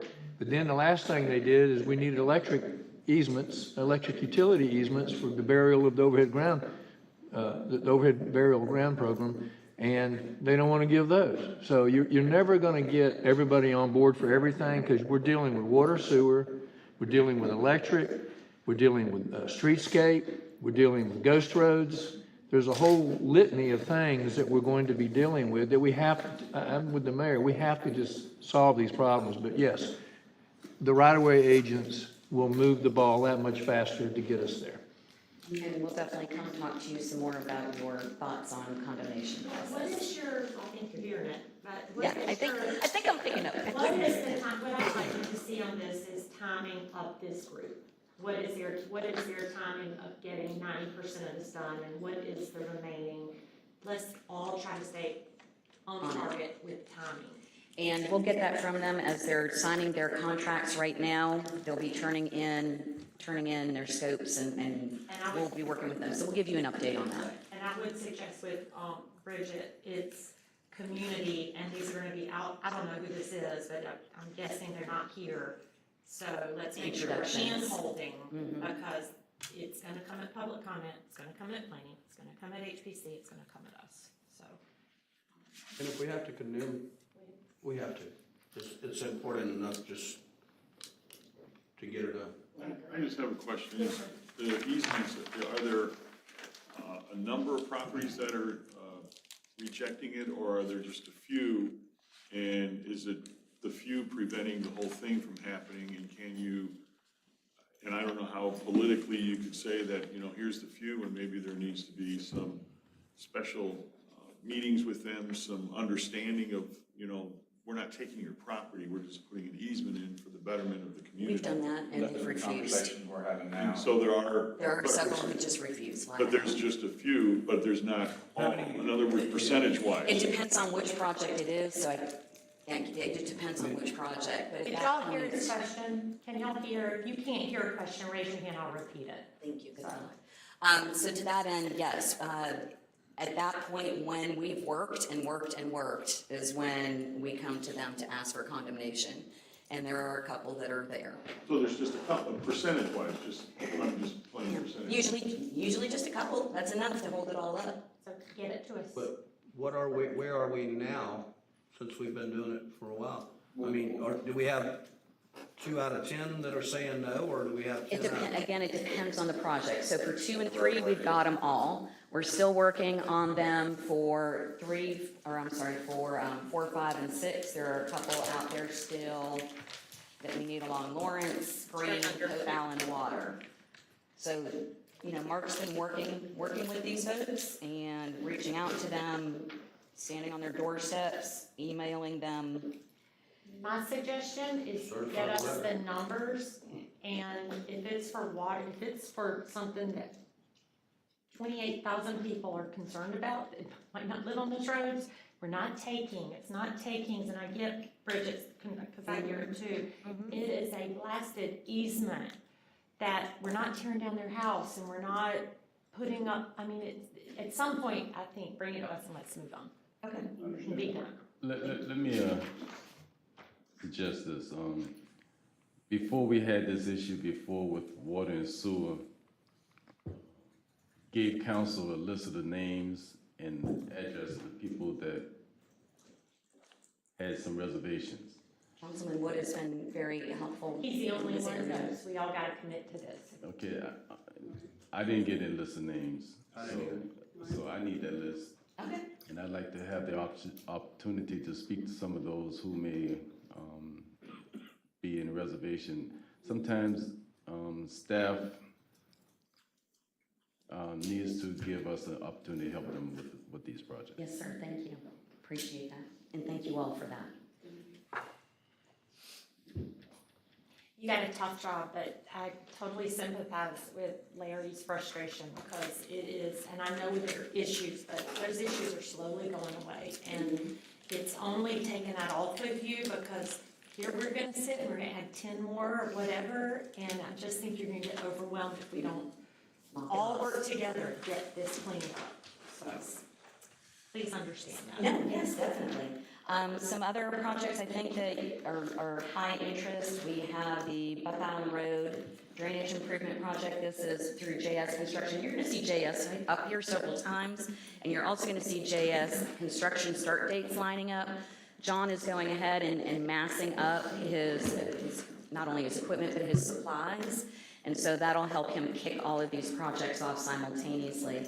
This is at the bend of Buck Island Road to help upgrade the cross pipes underneath the road and hopefully assist with drainage to a certain storm event. You know, once we surpass a certain level, we're going to flood regardless.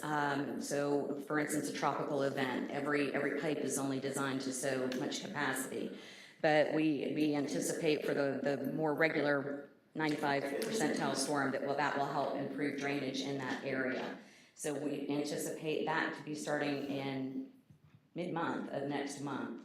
Another one that's of high interest in talking about sewer and partnerships in BJWSA, that we partnered with them and it was fantastic, along with the county, to go ahead and put out an RIA skip grant, which is part of the ARPA funds for sewer extension and connection in the area where we continually get microbial source tract positive hits for human DNA, fecal DNA, up in the Stony Creek and Palmetto Bluff Road area. And that is on hold right now as far as our commitment, as we're waiting for determination on the grant submittal.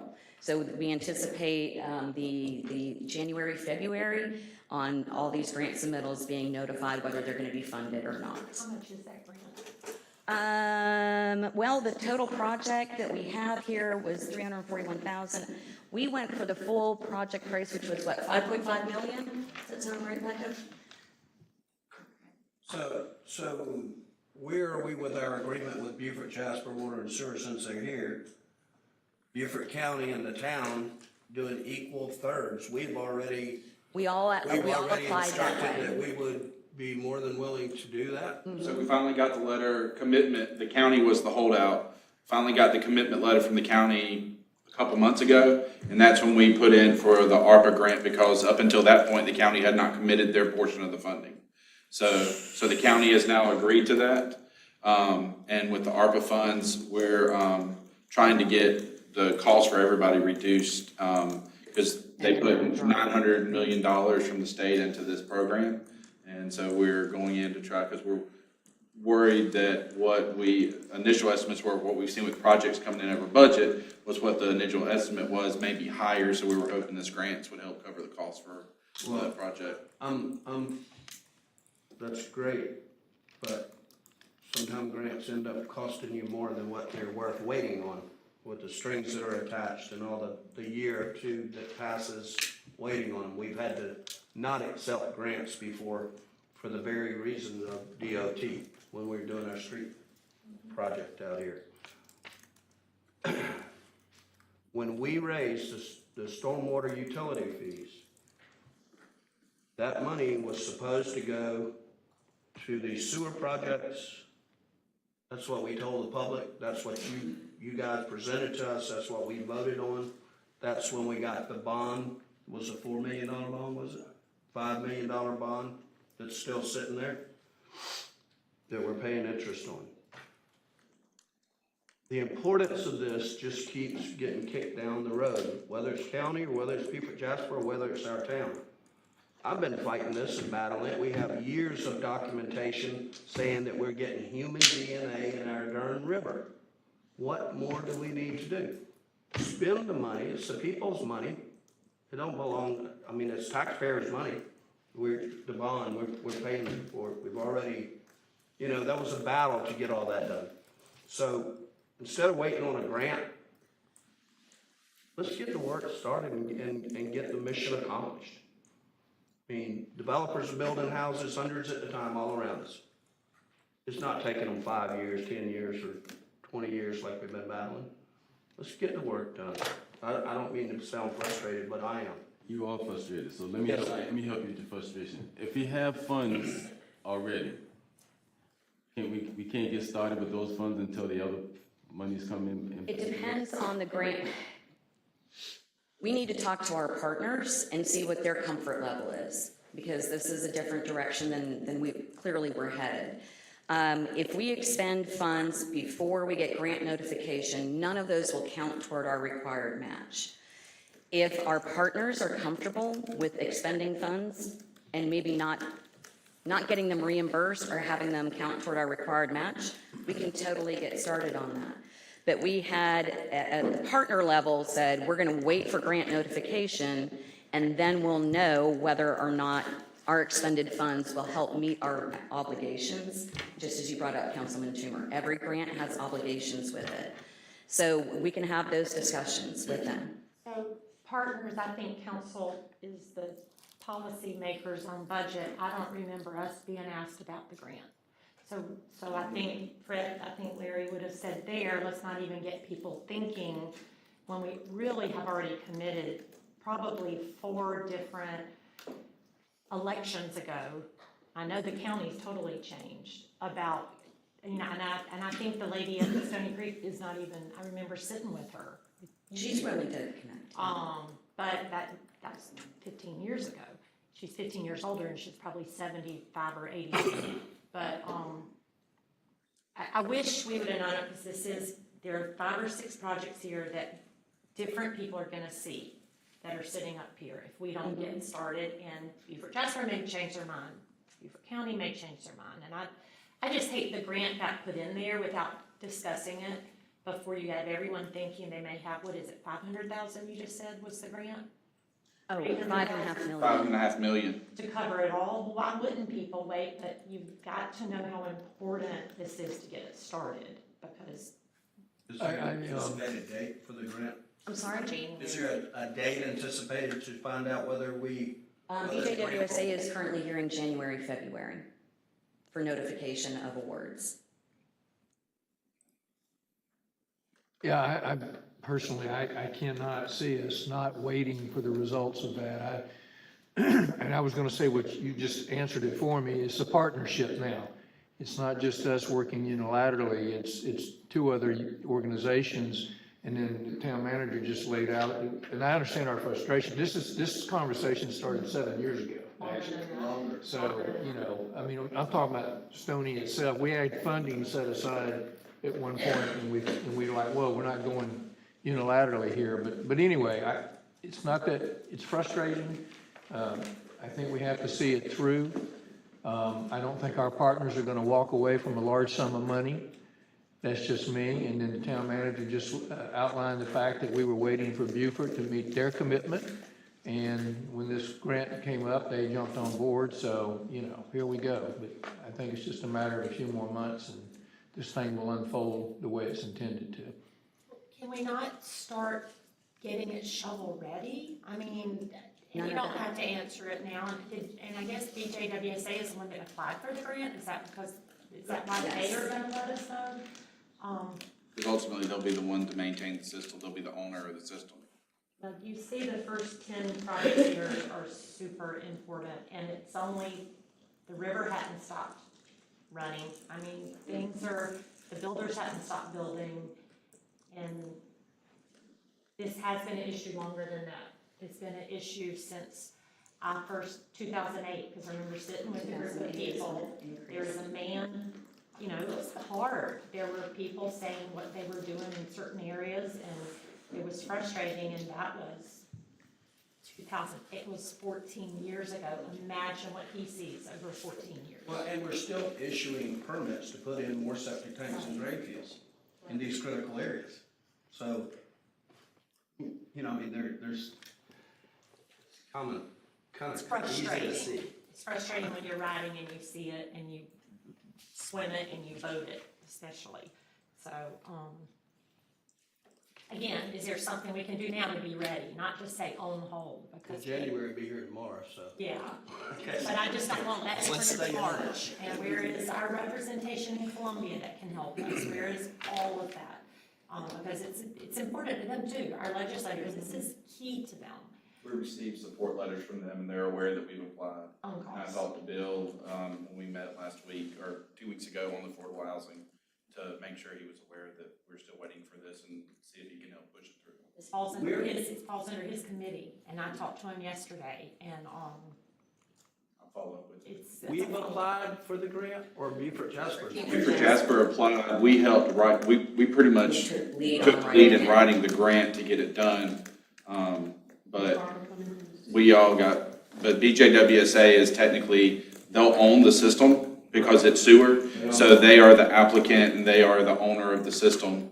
And so they will manage, they will be the project managers on this moving forward. We would just be providing the funding for our portion of it, so will the county. So this is technically a project we're supporting, but this is technically not our capital project. They will be the project manager on this project moving forward. Okay, one last question for me. How much does this project cost?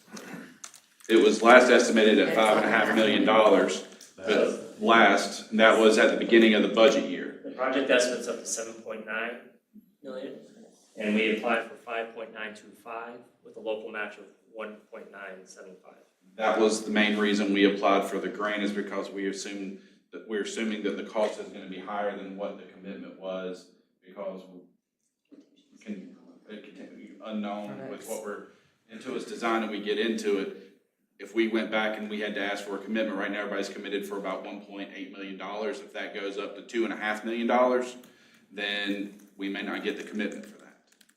So that's why we put in for the grant, because it will help make sure that this project, regardless of what the cost comes in at, will get completed. Just an additional comment on that. The project didn't have a commitment, a written commitment from the county until we started this process for the grant. So we had no movement to go through with the partnership on it until we started the process for the grant. We got the commitment letter from the county, and everyone's on board. It's a significant grant that accounts for a great majority of the cost of the project. As you're all aware, the costs of these projects have increased significantly, including the ones that we have on the docket to be done. We're expecting many of them to come in excess of what we've budgeted, so we're trying to preserve as much of our debt funding to account for the increased costs of some of the projects, given what's happened in the markets. Well, I commend you guys for looking for other means to have tools in the box, but just keep us informed so we don't have to be frustrated. Correct, yes. So moving on to out of the horizontal projects going vertical, talking about some of our facilities, I think some other ones that are of high interest.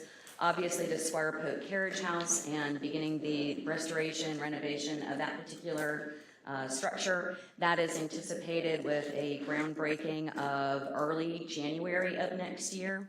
Additionally, moving forward with the Sarah Riley Hooks Cottage, we are waiting on the quote from Metters right now for the stabilization and anticipate that this week as well.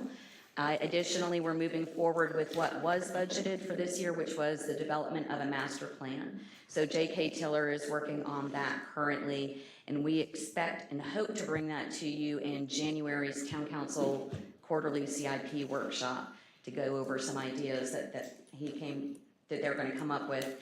That also had public input through a survey during the Arts and Seafood Festival, and based on our last workshop discussion, some of the ideas that council had too.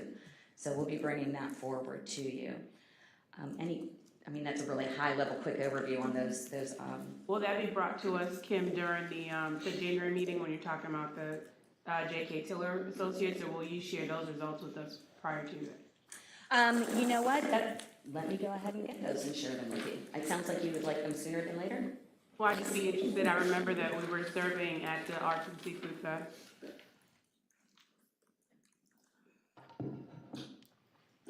Either put them in your report for council. Okay. That way public has it. Yes, great idea, thank you. We can do that in our consent agenda. A couple of other big ones coming forward, Oyster Factory Park and the parking lot expansion, that will start, again, JS Construction, that will start in January. We're moving forward with the new Riverside Park barn site. This is that horizontal groundwork for dry and putting in dry utilities, parking, that kind of initial groundwork, literally, with JS Construction again, also beginning at the beginning of January for construction. Moving forward, we also, along with Tracy, has got some great traction going forward on always expanding our community safety cameras and our IT capabilities as well. So that's sort of a snapshot of what's coming up early 2023 for construction. So I'm gonna be on grants again. You have linear trail that's been budgeted for several years, but really focused last year's budget, but now it's on hold for grant funding. Just, it's something that neighborhood, that whole area utilizes. So okay. Don't want it, because again, you're gonna kick it to 23, 24, and then we're gonna add more projects. And if we had budgeted for it, and we all approved the budget, I would suggest, let's get some projects completed. Okay. And with that, if there's no other questions. So I think you're gonna give us an update in your consent agenda for J.K. Tiller. You're gonna give us a list of hanging easements for historic district and those roads. And then get some date to us on when this company feels they're gonna be moving forward in the process of their getting the ball, or we have to talk about what is important with condemnation. Yep. Is that everything I got? And Kim, I have a question. In regards to CIP projects, and I hear and know that there's frustrations in terms of the delay or not starting certain projects, and there are a lot of projects going on here. And knowing where we are in terms of everyone post-pandemic and issues with supply and even the demand of these services, are there things that we're doing creatively to kind of help offset that, in the sense of, we know that the prices are going to be, at market rate, they're going to be high for quite some time. But is it possible that we're able to, if it's a project that requires purchasing certain things, whether it's piping or whatever else, that we're able to purchase certain things in advance as we're waiting, maybe store them somewhere safe, so that at least we can begin or start some things in phases, opposed to waiting to get the entire funding for it, or waiting, or for contractors waiting on other things to start. Like, we can start doing things incrementally at least, and that might Yes, help. ma'am. And so what I've asked the project managers to do, especially Mark, because he's got sidewalks, he's got piping, any of this horizontal groundwork that we have designed enough to the point to know quantities, is to pull those quantities together. BJWSA has offered to help us acquire it. We're such small potatoes that in the grand scheme of things, when you're talking about a huge phase development, we're a drop in the bucket for supply and demand. The big purchasers are going to get that. So if we can piggyback on one of their purchases, that helps us. And Joe Mantua who's well represented today, thank you all so much. He couldn't be here. He's not gonna be here. But he's not gonna be here, but he's made the commitment, and I'm saying it verbally to everybody on public record, has made the commitment that yes, they would help us in purchasing our supplies. So that's in the process right now. Right, 'cause I'm asking, because I know we decided to, like, last year sometime at one of our meetings, on going ahead and fully putting the prices of these with the TIF bonds and things like that.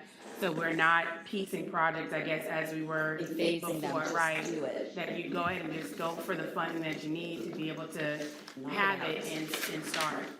Yes, ma'am. Anything else? Okay. We have someone else that just came into the room behind Kenneth. Would you get up and introduce yourself, please? Hi, I'm Gwen Chambers with Brightly. Thank you, Gwen. Gwen, come in the room. Come on up in the room. You can't sit in the back when you come in like Gwen. You have to let everyone know you're here. I was kind of going to do that with Ashley, but she came up a little bit further. Nice to see everyone coming that's encouraged and interested in what we're doing. I think it's very healthy. And Gwen is also in the Affordable Housing Committee. Gwen is? Okay. Thank you, Gwen, for being on that. Okay. Well, y'all know the questions, so come on and answer them. Beaufort Jasper's up next, right? Or no? John. Oh, sorry. I'm over you. John O'Toole, you're up. I had marked through him already. I'll set the lunch. Good morning. Good morning. Still morning. Okay, good morning. Thank you. It's a pleasure to be with you. Mayor is on our board. My chairperson, Ashley Feaster, is here. It's really our pleasure to be doing economic development for the town of Bluffton. Am I scaring this? I am? Okay, I grabbed it and it moves, so that's good. This is our mantra. I just came back from New York yesterday, and what we have here in Bluffton projects really well when you're driving through the metropolitan area. Our focus remains in these areas. I think it fits really well with Bluffton. I will say that, we're hearing a lot about growth, and with the recent advent of the open space referendum being successful on Election Day 8 days ago, the pressure is on communities like Bluffton and communities throughout Beaufort County to figure out where future generations will be able to make a living. And so I will be moving forward, or our board will be moving forward with a request to County Council to create sites and product in the county that can host a balance of community, a scale of community that people love about this region today. And if people can find employment in the town of Bluffton, that can alleviate some of the pressure on the infrastructure that you were just discussing. All of our targets remain clean and we think scalable, compatible with the community. I will say that we've done over 45 projects, and to date we haven't had an environmental group oppose a project we do. In fact, when we get a problematic or questionable project, we usually bring our environmental friends in to look at the business model to see if it's compatible with the environment. And we haven't had a not in my backyard kind of situation with any projects we have done. So I think that's testament to the fact that we have our ear to the ground and know what the community is looking for. I'll go through it as I sit here or stand here before you today. We've been doing this now for 5 years in Beaufort County and have booked over $250 million worth of projects. Just over 1,200 jobs, both retained and new jobs to the area, averaging $46,750 a year per job.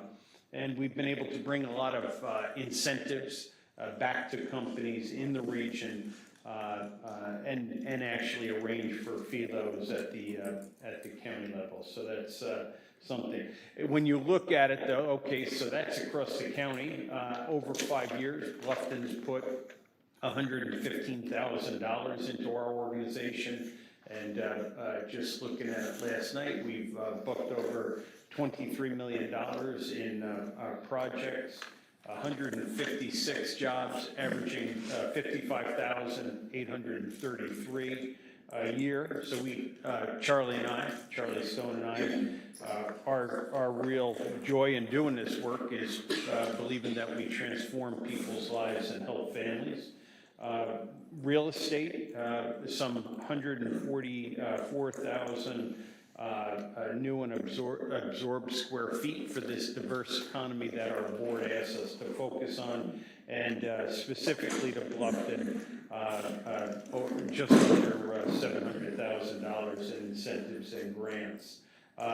This is a view from the plane as I was landing on LaGuardia yesterday, but being in New York, and on Friday I was up in Boston.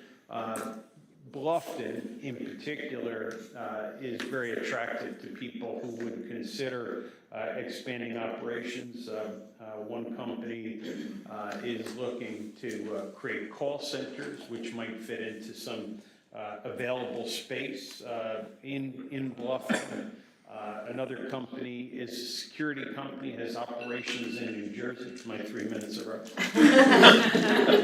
But I'll try to speak quicker.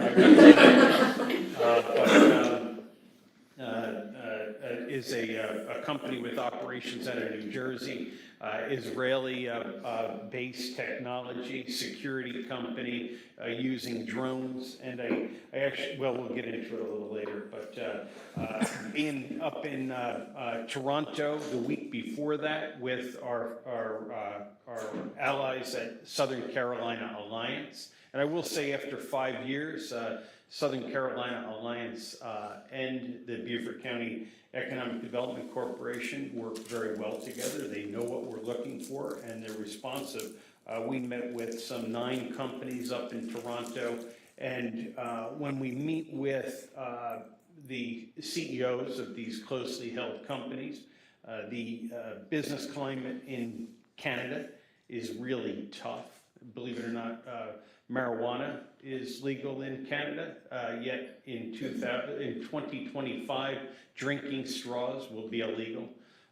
So it's just a funny world. But this company makes lids for cups and other things that might be a good fit for our region. But when we listen to CEOs describe what is important to them, a lot of times it's the profile of the community, a growing community, and when I hear them speak, I think of Bluffton. We were in New York and Boston over the last 2 business days.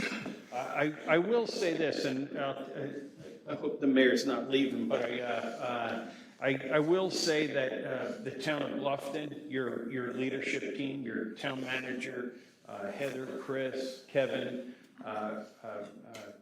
all the people that we deal with in Bluffton distinguish your community quite well. I'll put a project to some of the other communities in Beaufort County, not to pit them against each other, but the response from Bluffton distinguishes you from other communities. Since I've been here, I felt like our brand could be simple, swift, and certain. Even if the answer is a no, if we can get to that quickly, it's good. I will also say, not to make David Helms blush, but the Don Ryan Center is really becoming a hub of activity. You have a great team there. I'll try to get them all right. David, Paul, Kim, and Kristen all create real excitement there. So I think the Don Ryan Center is a great partner for us. We're glad to have our office there. They're a true partner. I can just share ideas, bounce ideas off of the team there, and I'm very grateful for that. I will say that one of the groups that we are, and I believe Gwen walked in just as I was, she's still there, good. But we see Blackwoody as a great ally of the Don Ryan Center and the Beaufort County Economic Development Corporation in terms of return, and I didn't do this to kiss up to you, Bridget, to have your picture up there, but Bridget spoke at their graduation at the Burnt Church Distillery. Bridget's comments were inspiring. They were on point for the group that was there. And the cohort group that graduated that day is very impressive. So it's not, from my standpoint, you don't invest in a group, and I'm going to ask our board to invest in Blackwoody at our board meeting tomorrow at 2 p.m., which will be more money coming back into Bluffton. But Gwen Chambers is getting great things done there, and it's not just a check-off kind of operation. It's making an impact in lives, and we're working on a project right now where one of the cohort graduates is being plugged into a project with one of the larger employers in Beaufort County, and I'll explain why that's important, but I'm glad Gwen is here to hear my comments, because it's taken us a while to get to the point we'll be at tomorrow. Sometimes we have a little bit of a battle budget-wise with the county, and we resolve that over the summer. The landing pad, it's the Southern Carolina landing pad. Interestingly enough, we did this in conjunction with county funds and the city of Beaufort, but we'll have the opportunity, and David and I have discussed it, to replicate this in Bluffton. So we'll have a landing pad really throughout the county. Our first company that the landing pad resonated with, and I'd be happy to answer questions, I don't want to go on too long about this, was, believe it or not, a passenger drone company out of Japan. And so they are establishing their North American headquarters in Beaufort County. Interestingly enough, I got a call on Friday from a gentleman who is a Bluffton resident. He was in the Air Force. He's done research at MIT, Bluffton resident. He goes, I'm an investor in a passenger drone company, and I'd like to meet with you to see if we can bring our operations here. So that might be a perfect company. But the landing pad, what's resonated with foreign investors or people from away is the idea that you don't have to marry a region. You don't have to enter a 5-year lease and find out you're in the wrong area. Our landing pad gives companies the opportunity to be here for 90 days or shorter or longer for free, where we have in-kind services. I think one of Walt Nestor's colleagues from up in Columbia is doing some immigration work for the gentleman who's going to head up SkyDrive. John, not to cut you off, I have a quick question. Oh, sure. My curiosity there. What type of trips are they looking to do if they were to be based there? The drone company? Yeah. They'll have their headquarters here.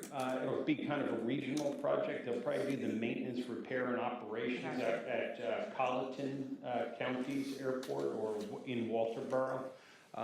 But they would have all their engineers here, their regulatory people, because to be flying passenger drones, there's going to be a long road to go to get FAA approval. So, and to tell you about our area and what we're able to project is that when they first came here, they were calling home to Japan at 2:30 in the morning to update them on their efforts here in the United States, and they said, we're getting a really warm reception.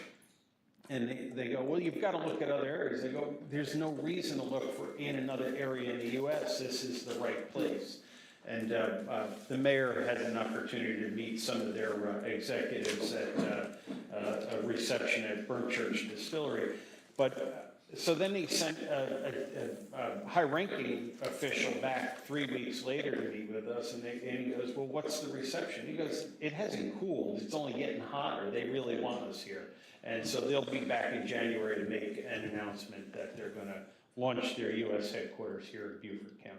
So their service would be really, the adoption of it, as you imagine, you probably wouldn't want to be the first to get in a passenger drone. So they'll probably have their daredevils, people who are now taking trips, around the world with Virgin Atlantic or Bezos, the early adopters, then it'll be an entertainment model, then it'll be a business model, and then it would be generally used. So by 2035, they expect it to be an app. So you would just say, I am here. It would come to a veloport, and it would be without a pilot, and the app would get you to where you need to go. Well, I'm asking because that, it's definitely awesome to see that Bluffton's gonna be able to be a part of this as it is progressing, but it was just an announcement of something similar in New York, where people will be able to take like 10-minute flights on something similar from Newark to New York, so. And it's interesting because the gentleman who called me, who lives here in Bluffton, who wants us to consider supporting a competitor, I don't think one company is going to win. I think there'll be different niches that they fill. And like somebody might want to drive a Hyundai, and somebody may want to drive a Toyota, and somebody else wants to drive a Toyota or a Dodge or a Ford. There's going to be room for all of this, and we don't know who's going to win, but we love them all. But what's neat about the landing pad is it attracted the first company, which provoked the second company, and somebody said, well, should we really be supporting competitive industries? But as you know, Detroit has a few so if we could create a little bit of a sector around this, it could be pretty interesting. John, Yeah. sorry, go ahead. So this is Rayleigh Company. What size operation? What size? Yeah, how many people? Well, I do not know right now. I just did the intake call with the gentleman at 5 o'clock on Monday. So we'll get him a South Carolina Department of Commerce worksheet, and we'll find out what the size of the operation. Well, and to induce them to come here, I'll nominate Fred as a test pilot. John's going to do that. The Israeli company is interesting because, and they have operations in Florida and New Jersey, but they would consider moving their New Jersey operation here. Their business model is that if you felt threatened, you could let them know, and they would actually walk to you with your car. If you felt more threatened, they could launch a drone to follow you down the city street, or they can mobilize 911. The gentleman explained to me that, and not to pick on Uber, but Uber has some 60,000 911 calls on similar rides to Uber, probably not just Uber. Only 500 of them warrant a 911 call.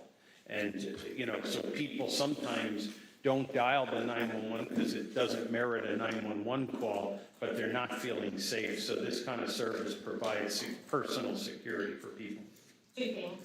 I think they also can get in with all of these higher-end cars where you push a button like the, whatever it's called, OnStar kind of thing. But I think, and maybe we'll talk, how long are you leaving after this? Because we're going to talk about transportation, and I can bring it up then unless you're leaving. I think I was planning on being here briefly at 9, and that got blown up. So I'm going to stay probably and have Charlie fill out my obligation on the other side. Suggestion, just so you hear it, and we don't discuss it now, we've got to constantly be thinking out of the box. So LATS, Low Country Area Transportation Study, we're an NPO. We talk about all forms of transportation. Me pushing Blue Waves was like,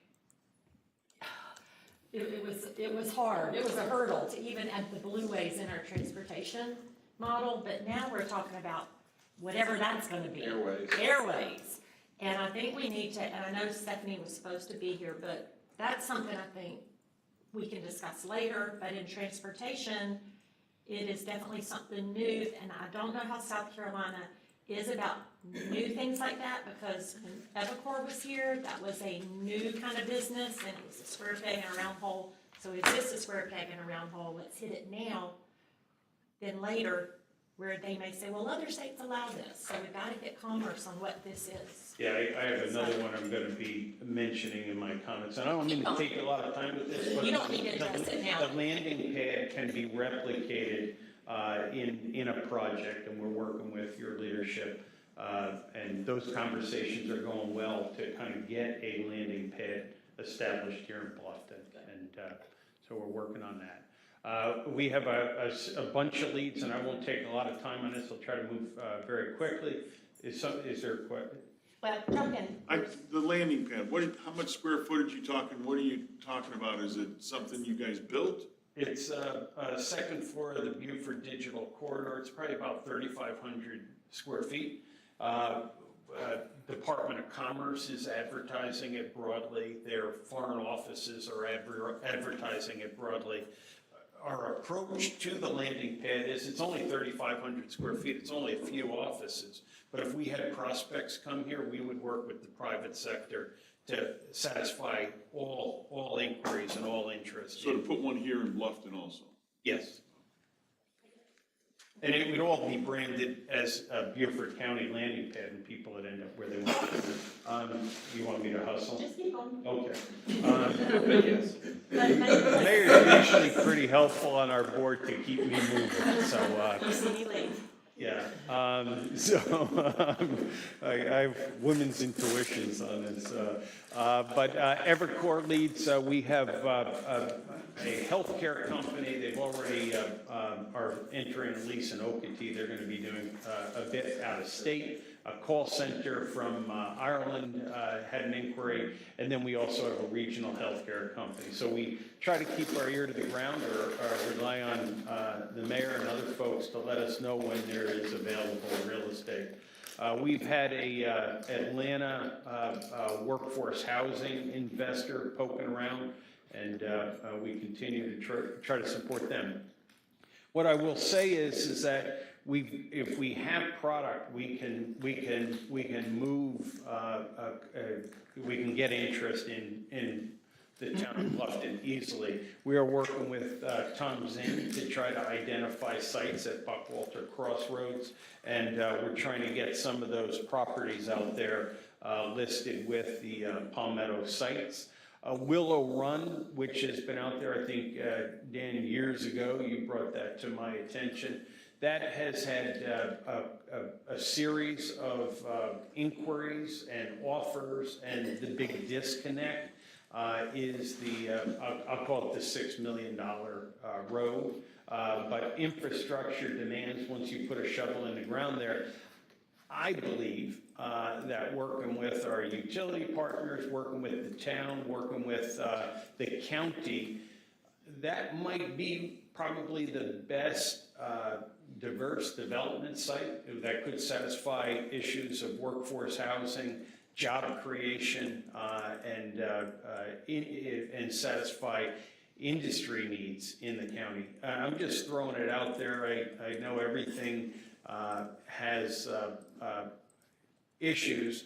I have been talking to the owner's representative about the possibility of facilitating some sort of path forward there, because they get so far and then they get nowhere, and so they're You can inclined. add parks and leisure in your talk, when you talk about how. That'd be great, yeah.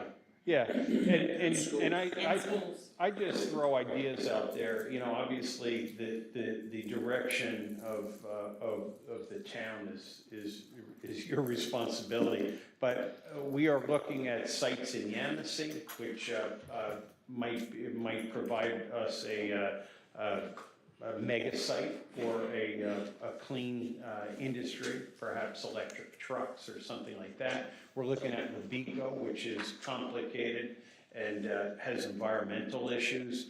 I believe if you looked at all sites in Beaufort County, Willow Run is the best opportunity for Beaufort County, Town of Bluffton, for all of us to be very intentional about what you get there and make it something worthwhile. And there might be, in this era, federal funds to help mitigate some of that infrastructure. And if we can bring those in, then you'd be in a better position to dictate or not dictate, but have a real strong voice in the use of that property. Things that we have worked on, we did a 6-month campaign, digital marketing of the Buckwalter pad site and SC Biz, and as you know, we're working with Project Comida to move that forward, and it might actually involve a graduate of Blackwoody in terms of creating a child care facility and a landing pad. And then we've also, out at Palmetto Bluffs, sponsored. Bluff. What? That's all. What? It's not Bluffs, it's Bluff. I'm just editing. You have a typo. I'm seeing, I get it right the second time. In the major leagues, I get like $20 million a year for being 50-50. Okay, but I will not use that as again. Okay, I apologize. They will immediately know you don't live here if you do that, so. Okay, 5 years, I would figure it out. Okay, okay. One interesting company, we use a international lead generator. One company we were talking to, and I'll throw this out there, is an Estonian autonomous delivery company that we are in conversations with. We have the second passenger drone company now interested in Beaufort County, the Israeli security company that also uses drones. So, I believe we had momentum going into COVID, and some of that momentum was broken, but we're really sensing some momentum today. We have a bunch of Toronto leads that should bode well for Town of Bluffton. And we did that trip with our friends at the Southern Carolina Alliance. And then Project Comida out at Buckwalter is in design, and we'll have we'll be able to come back to you with their direction. The points that council made in terms of use of the property were well received by the investors there. And I can't say enough about working with David and Stephen and his team. I think Bluffton distinguishes itself for just being straight and communicating with us. Again, the brand we try and create is simple, swift, and certain, and at times we'll have inquiries, and Kevin Icard's very good, Heather, Chris getting us answers, so we're appreciative of that. Just looking forward, we have our Converge Summit. It's going to be the Monday, January 30th. We're going to have Fig Newton, General Fig Newton, as our keynote speaker. You should know he is a 4-star Bluffton resident, and he's going to talk about the importance of getting everyone engaged in our economy and the intersection of education and economic development. So we're really excited about that. And with that, I'd be happy to answer any questions. John, I have one. I have a concern. In today's workforce, most people are working from home, which I think is a great thing to keep our transportation from being clustered or backing up as we've experienced today. So in your focus of looking for jobs to come to the area, is that part of your idea that we should try to find jobs that's not impactful to our transportation system? Yeah, it'll be interesting because right now, like Elon Musk is getting a little bit of grief for saying that people should drive to work and things like that. A lot of the companies I met with in the greater Boston area, greater New York area, just in the last week, are finding that there's a certain dynamic, there's certain, I'll say introverts that work really well at home, but there's most employers I'm meeting with that are able to go virtual. I met with one company in Worcester, Massachusetts last Friday morning. They're finding that there's a dynamic of being together that they're a little concerned about everyone thinking that they can go home. There's also another dynamic where apparently some people are accepting 2 full-time jobs because they can work remote. So there are going to be some ethical issues that people are going to have to resolve.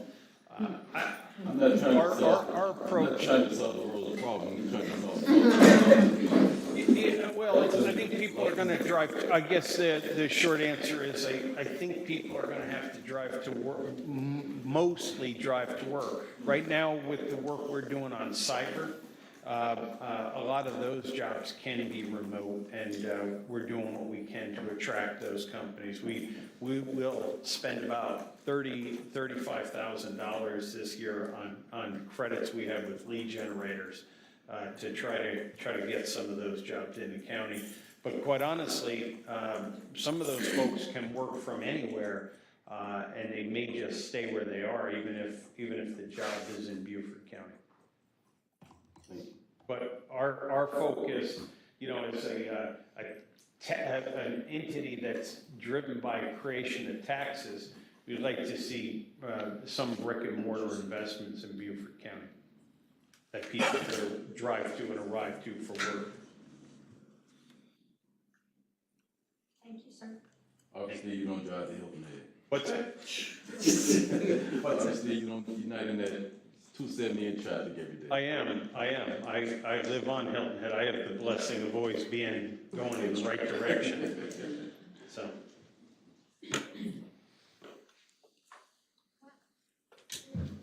Thank you.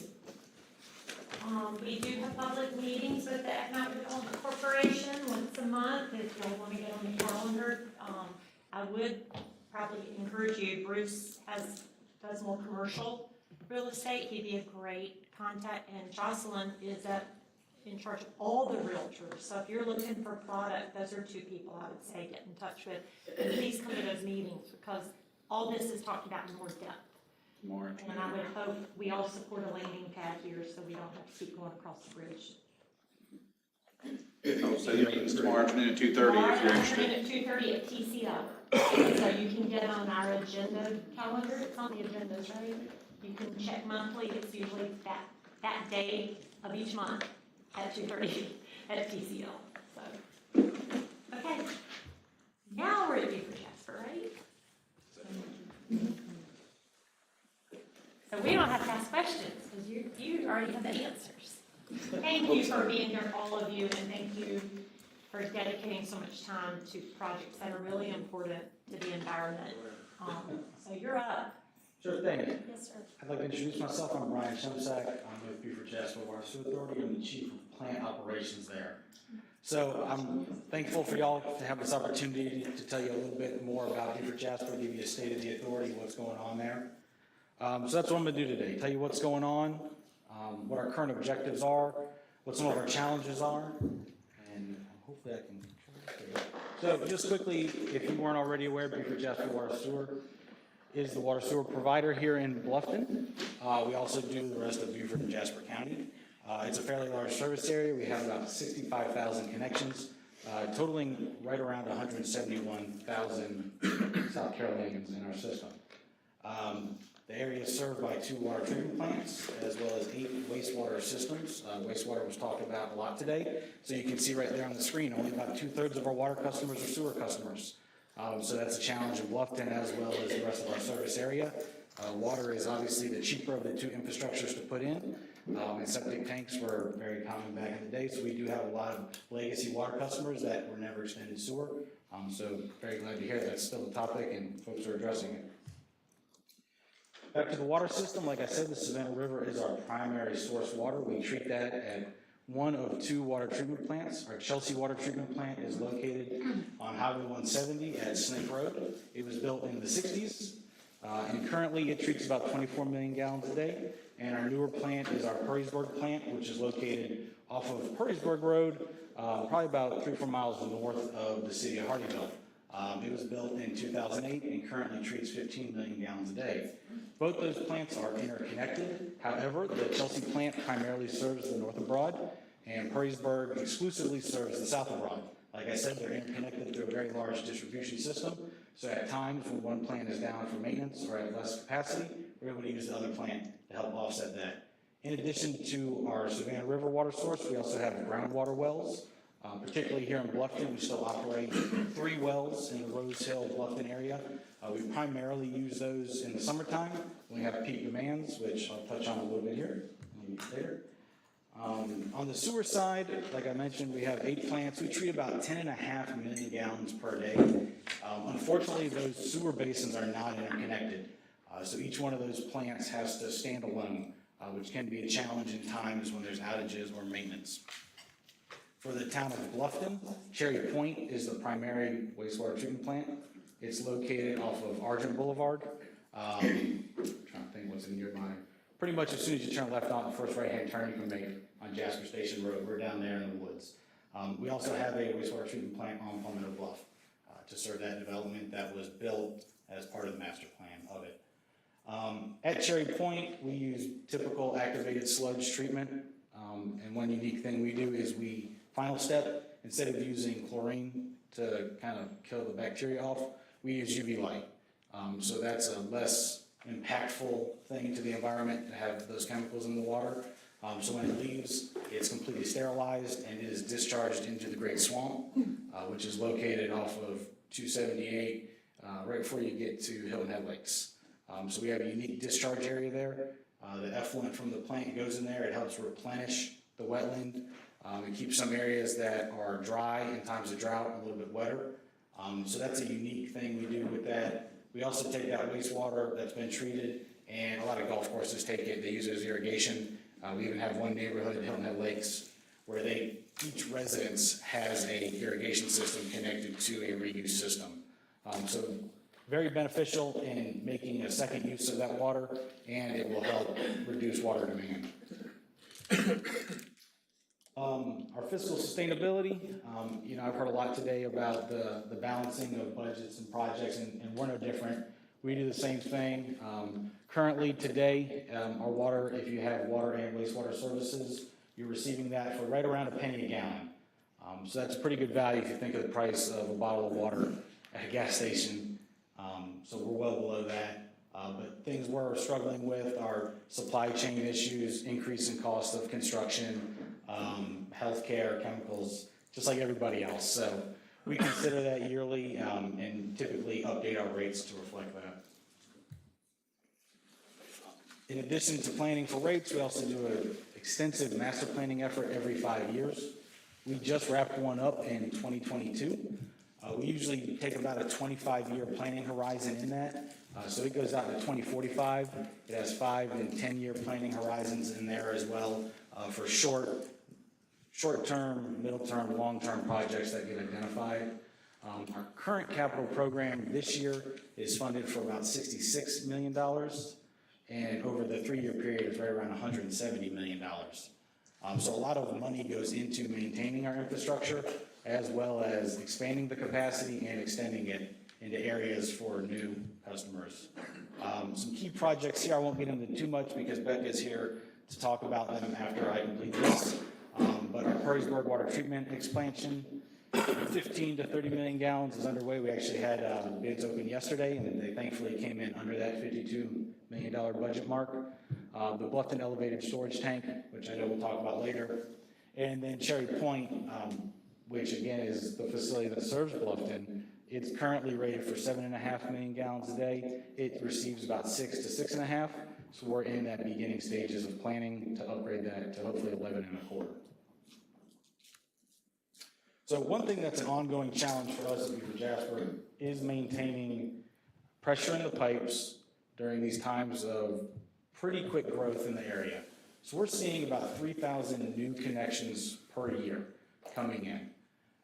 That demand is faster than we can build these new facilities. Like I said, we do those master plans, and they identified this growth, and these projects were started. Due to things we've already heard with supply chains and things like that, and just the construction schedule of some of these projects, we're in a little bit of a middle space of not having quite enough capacity, but having things in the works that will address it. So what major driver of this is irrigation. So we typically see a wintertime demand on our system of about 18 or 19 million gallons a day. That's what we're seeing right now that we have this cooler weather and a little bit of rain. We're down below 20 million gallons a day. So if you recall back to our water treatment capacity from the two plants, we have a combined capacity of about 39 million gallons a day. So where we're at now with 20 million gallons a day is well within what we're able to do. However, during the summertime, we saw this year multiple days in a row where we were seeing demand over 30 million gallons a day. And we even had a peak day of 34.9 million gallons a day. I realize as I tell you this, you're probably thinking, we have 35, or excuse me, we needed 35, you had 39, so there's 4 million gallons unused during the day. That would be the case if you looked at it day by day. However, just like we talked about earlier with the schools, there's 1,000 students heading into the high school in the morning. We experience a similar problem. There's tens of thousands of people irrigating their lawn at the same time in the morning. So while on a daily basis, we're producing enough water to supply the demand, during those peak times, we're not able to keep up. We calculated it, we roughly see an equivalent demand of 54 million gallons a day during that peak hour in the morning, because everybody's irrigation system's programmed to come on at the same time. Landscapers all use the same schedule. And what that can cause is, it can cause reverse and flow of our pipes as water is used to going in one direction and there's a large demand in another area. All those things can lead to pressure loss at people's houses, discoloration of the water as it reverses in the pipes and scours it. And ultimately, the worst case scenario is a boil water advisory. We have not had any of those in our system due to this increased demand. However, we monitor it daily, and I think for us, 20 PSI in the pipes is where we'd like to see it not drop below. There have been certain mornings where it's around 23, 24 in parts of our system. Yes? And finish up, I'm gonna ask before we go to the next thing. So again, that's what we talked to Dr. Rodriguez. Where can we partner better with Amanda and the Planning Commission on wells or kind of like Hilton Head Lakes did, like a common area where they reuse water and it's not affecting Beaufort Jasper. I mean, we got a well a long time ago because we didn't want to pay you a monthly bill to water our yard. So I know there's some issues with the coast and all, but I kind of go there. How can we help you? Help us not get these comments, because I spoke to Palmetto Bluff last week, and that this is a comment. Electric and water, and I don't want to throw you under the bus, but how do we do that? I have a slide coming up. Good. I didn't look, I promise. And I will say, we share out their irrigation, asking people to do odd and even days, so But I'm kind of David going does great. let's be Right. proactive and stop doing that. Yeah. Let's find other ways. Proactively, we have our Parkersburg expansion. So that's coming up. Like I said, we received bids. However, it's about a 3-year construction, so that plant won't be online until 2025. So what we're doing until then, like was just mentioned, our irrigation control strategy here. We've met with landscapers, we've met with businesses trying to get the word out on this. It's on our website, we have stickers, we have magnets. But if everybody can help out and adjust the irrigation controller to the recommended schedule shown on the screen, that we've seen improvement from rolling this out about 2 years ago, and we'd like to continue to see this being how we handle this gap in between having this new plant online and where we are today. Like it says, we don't need customers to water less, we just need them to not do it all at the same time. So Is that your slide for me? Or is it coming out? How you can help. Here we go. So, be aware of our challenge. Hopefully, I've given you a rough overview of it. We're available at any time to discuss it further, but help us spread the word about it. If you have any material that goes out to your residents, and you can include kind of our graphic on the irrigation schedule. We'd love to get that to you so it can be included. Also, share any opportunities with us. Myself and we have lots of other staff members. We attend farmers markets now, meetings like this. We've attended HOAs. But if you see any other opportunities, groups that are meeting, and you'd like us to attend, we're more than happy to come, share a similar message, explain the challenge we're facing and what we're asking, which is the change of irrigation use of folks. It'd be good to come to our mobile town halls. I mean, I kind of thought about Dr. Rodriguez too, and let's get everyone there because they have been very well accepted. I know you have a question. Do y'all have a question for us, Amanda? Okay. One of the challenges with irrigating your lawns is that most of your communities don't allow for separate wells. Is that because the agreement you have with the community? No, sir, we don't have any stipulations in place not allowing wells. That would actually be a benefit if folks did have wells. But you are correct, there's challenges within some communities too, just around the standard of their lawn. So, folks can be hesitant to reduce watering because they may face fines from an HOA for grass that doesn't meet a standard. So, we're just trying to spread this message on our website. There's a link to Clemson. They have a great turf website. A lot of folks overwater their lawn. That can be another area that just help out, save a little bit of water, and it saves on your water bill. And it's ultimately healthier for your lawn at the end of the day. Well, can you help spread the news to the HOAs that allowing for wells for irrigation might be a help to your challenges? Yes, sir. We've met with many HOAs. We've met with probably about the 10 largest in southern Beaufort County already. I don't know if wells have come up specifically. I think we'll add that to our agenda for sure. Thank you. One other question. When I get calls from communities saying my water is brown, and the answer to that is you need to check your hot water heater. But today it's things like it's a backflow or it's a backflow problem. It's not a backflow problem. There could be several causes for discolored water, and hot water heaters are notorious as a source. So if you have anybody experiencing discolored water, please call Beaufort Jasper 987-9200. Our customer service staff has a script. They'll walk them through. One, is it just hot water, just cold water? Is it just in your bathroom, just in your kitchen? There's some things we can just do over the phone to help narrow down if it's a premise plumbing problem or if it may be something out in the system. And once we know it's out in the system, we have a gentleman, his sole job is water quality.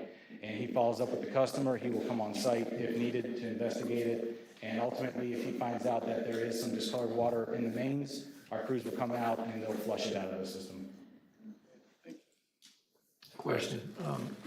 So you project out 25 years in your planning, and I realize that in today's world with global warming or climate change, whichever terminology we want to use, some areas globally and in this country are experiencing water shortages. Where does this play into your planning? How do you see it? Plus, you've got cities competing with each other, have been for many years, Atlanta, Savannah, blah, blah, blah. You got new industry taking place around the region, the Hyundai plant, other places scattered around, which permeates all through. How do you project the water quality or the water needs for this area? Will you be able to supply it? Yes. So we're very fortunate that those before us at the authority thought of this. So our water withdrawal permit from the Savannah River is 99 million gallons a day. So right now, even in that 25-year planning horizon, we're not at that amount. It'd be interesting to do an exercise to see what year that may become a limiting factor. But right now, in all of our planning horizons, the supply, the source water is not a factor. It really comes down to our treatment capacity is currently what our limiting factor is. Well, I think to the mayor's point a minute ago, some of the questions like Pembina Bluff, other places, people worry about that. And so that's a good answer, that most people have no clue. I didn't know that. And so we hear it every day in the developments of all development taking place in our region. And that is a major concern. So that's a great message to get out to the public, I think, that we're okay, at least for a while, whatever that time period is.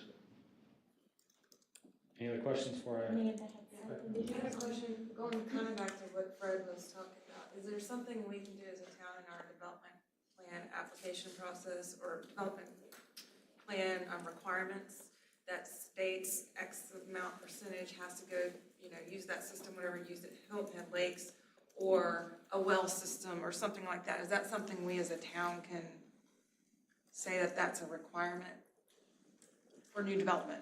Right. It can the town require during some review period that they have to consider for irrigation to do A, B, or C? Yeah. And maybe that's a Heather question, is that a UDO? I know in Old Town that we did something around the river, you can't have a well within some number of feet, but this isn't where the issue is, it's.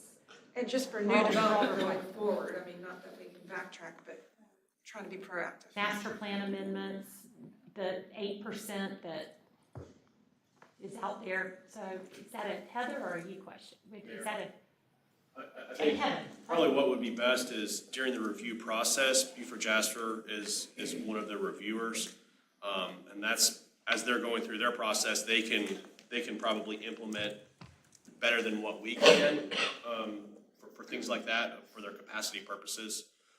So it might actually be better for BJWSA to be able to make those type of requirements as they're reviewing their water sewer plans, and then also with irrigation. Then aren't they gonna write the same letter that the school district writes that says we will supply water to every resident in Beaufort County? Yeah, I'm referring more to the actual construction, the construction document side of it, as opposed to the higher level. And we could probably do it together, because I think what Kevin's referring to is BJWSA is a reviewer on all of our development plans. So they actually, not so much the will serve letters, which is part of the bigger development plans, but write the comments like, how you're actually connecting to water and sewer. They can, and then, we can, try to partner with that, getting the messages out where you can do that. So we certainly can look to ways, but I will say that, and I don't know who exactly the staff person is that comments on the plans now from BJWSA that receives them, but he's not here today.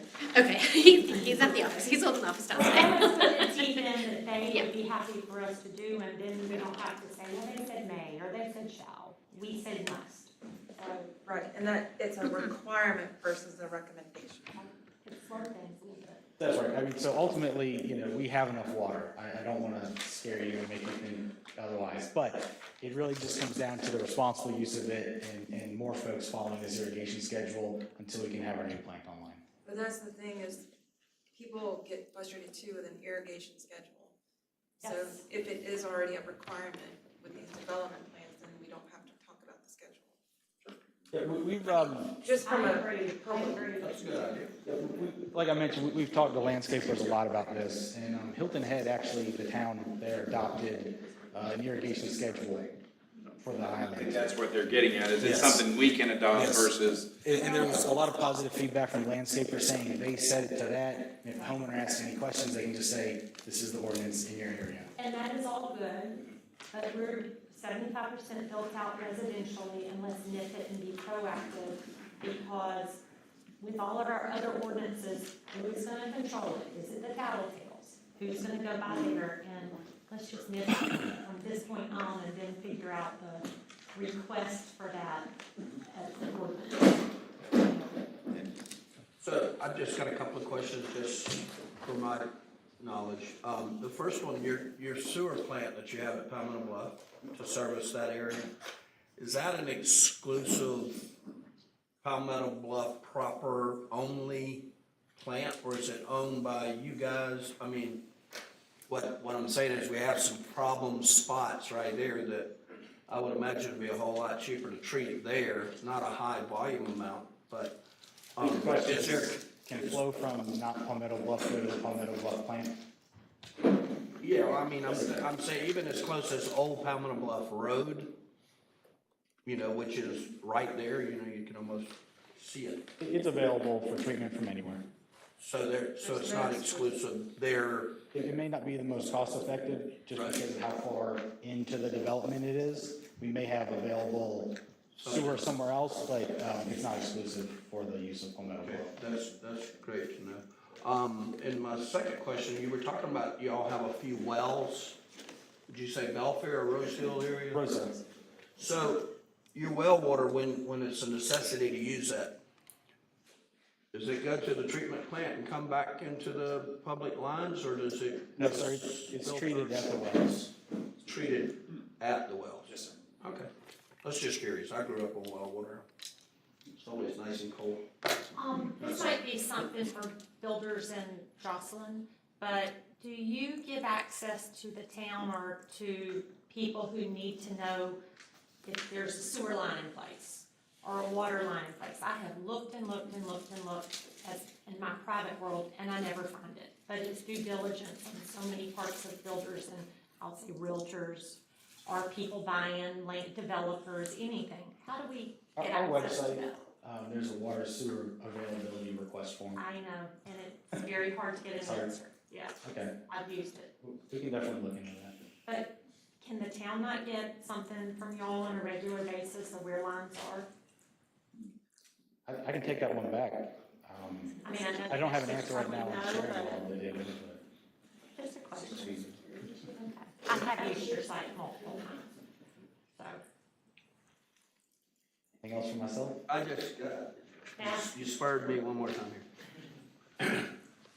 Last year, I guess it was, or year before, when a representative from Beaufort, Jasper was here.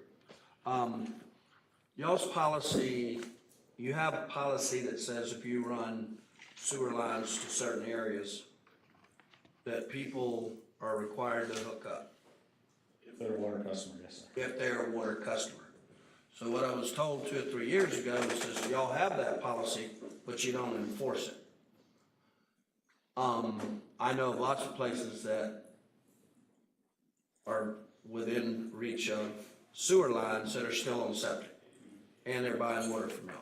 So with this whole scheme of things, trying to protect the environment, keep the sewer out of the river and all, would we not need to enforce what policy or rules, laws, or whatever that are already on the books? Yes, sir, that's correct. We also have a sewer use ordinance that says if you're, I believe, within 300 feet of the sewer is the requirement, and I think the town may also have a similar ordinance that matches the language. So, yes, I would say if there's any folks out there that are not connected and they do meet the requirements, they should be. Do you have a department or anywhere that checks that stuff? We do. Checks those boxes? Yes, sir. Beaufort Jasper does. When people come in with their development plans, we check those. No, I'm talking about older ones that the lines have been there, No, sir, we don't actively do that. but it is policy. If you service some water, they're supposed to hook up to sewer. Correct. Correct, okay. Thank you. Are you the last presenter for BS? No, sir. Okay. You got a few more pages. Yeah, that would be me. I'm looking for somebody. I'm Ed Boyer. I'm the Director of Engineering for Beaufort Jasper, and I am the one holding you up from lunch. Here we go. You're a very important partner, so I am just so appreciative y'all all are here. So irrigation. So basically, wanted to go over our design build project, the Bluffton Parkway transmission main and the Buckwalter tank project. I want to tell you where we've been and kind of what's still left to do on this project. So as you know, overall, our objective is to get water out into the system. And our transmission mains are the interstate of our water system. So they're designed to get water from the plant out to the users. And that's where we want to go. The tank there is storage. So as Brian described, when everybody goes to use water at the same time, those storage tanks in our system help replenish things faster. So that's really the purpose of this project. You guys have seen this slide before. We came here a couple of years ago for your workshop. All in all, we've got over 5,000 feet of pipe that we've put in along 170, and about 13,000 feet of pipe along Bluffton Parkway. That's all been installed, is permitted to operate, and as we speak, we are slowly opening those valves. And the reason we do it so slowly is to prevent discoloration. So if you open those valves quickly, that water rushes in and, like Brian says, causes flow to go in different directions, stirs up sediment, and causes problems. So you guys should be drinking the water through the new pipes, just might not realize it yet, but this is a good thing. Also, we went over in the past that we had 4 tank areas that we were looking at. 1, 2, 3, and 4 here on the map. And what we settled on was area number 3. We went through this exhaustive list of evaluation for how we pick the tank site, and we talked about that in a lot of detail before. And basically, again, we came out of this area 3, which is where Bluffton Parkway and Buckwalter Parkway come together. We looked at. Which car is this? What are we looking at? What color? Yellow? So, these are the 5 parcels. Where's area 3? This is area 3. Oh, all 5 parcels in area 3. Yeah, area 3 is just the big area. So we started, once we narrowed down an area, we started looking at parcels and started trying to evaluate further which are the best parcels. And the 2 stars with the open circles are the ones that ranked highest when we started looking at things. The first one is the site we brought to you previously. What color? Yellow, number 1. So it's off Carolina Bluff Drive. It's got some wetlands with it. It was designed around the eventual extension of Bluffton Parkway, once that intersection is rerouted. So it fits in with that planned development as well. And this was the rendering we brought to you guys before. The second option, which is number 2, Blue Star, we've been researching it as well. It's located right off Buckwalter Town Boulevard. Essentially, it sits next to Buckwalter Townhomes. No, Towns of Buckwalter, sorry, I have to get the name straight. The Towns of Buckwalter, we've met with them, talked to them, gotten their feedback on things. So overall, they've been very accepting of the tank site there as well, because both tank sites really kind of are visible from this neighborhood.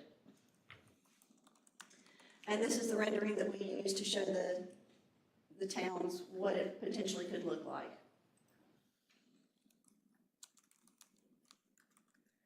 So we are currently trying to do the site acquisitions. Like I said, we've got the 2 primary ones that we're focusing on. We're in the process of acquiring the site at this time. We've had some delays to the project. Both sites required some design changes to the project. Because of that, changes permitting. When you put those delays in, it increases construction cost. So it has a snowball effect. But overall, we're hoping to start up construction of the tank the beginning of the year. We already have the tank contractor ready to go. It's just a matter of having the site procured and the final permitting for that. Question on that. I thought we were told you've abandoned the one you brought to us and that y'all were looking elsewhere.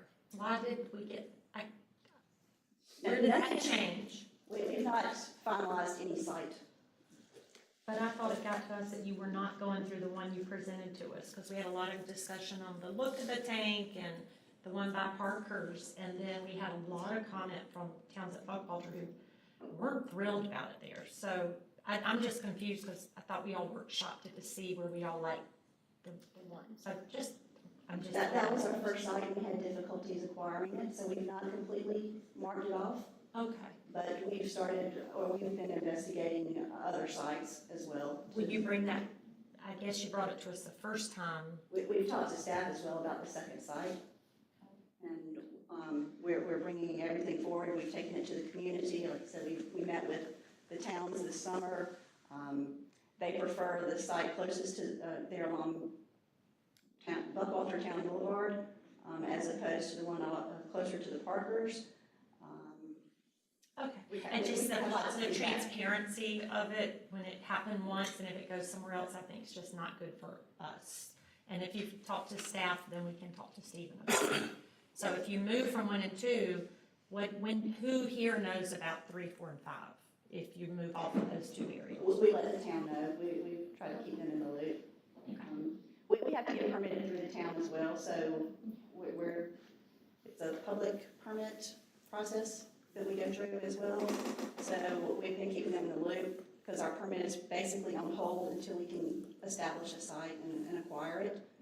So our options are really still completely open, but we're really trying to narrow it down and negotiate with these And I'll 2 leave it up parcels. to Stephen to make sure, because people hear about it from council, and it was a long meeting, and here I was telling everybody it was 1-on-1, and then I got feedback it wasn't 1-on-1, that you're actually looking over toward, the number 3 or 4, kind of behind the regional park, so, and I'm on this, so we still don't know where we're going, so I just No, have we confused. haven't narrowed down to that area, and those 2 particular parcels, we've been talking to the property owner, or the representatives of the property owners, trying to negotiate a site. So 1 is still in the running, when I was told 1 was out of the running. It's not completely out, nothing is completely out of the running until we get one established,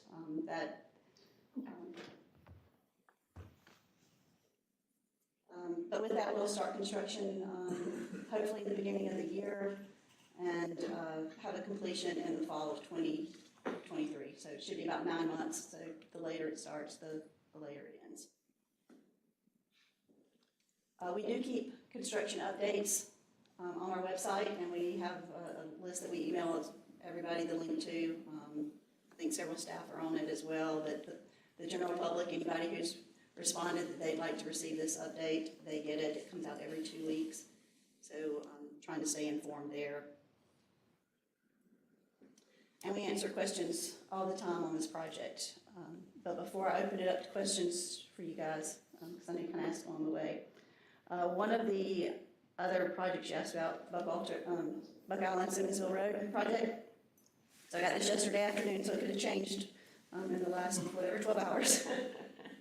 But everything is in place for this to go to DTEC, except for 2 pieces of information from your engineer. So as soon as we receive that, it'll get submitted, and then it takes about a week to turn around from DTEC.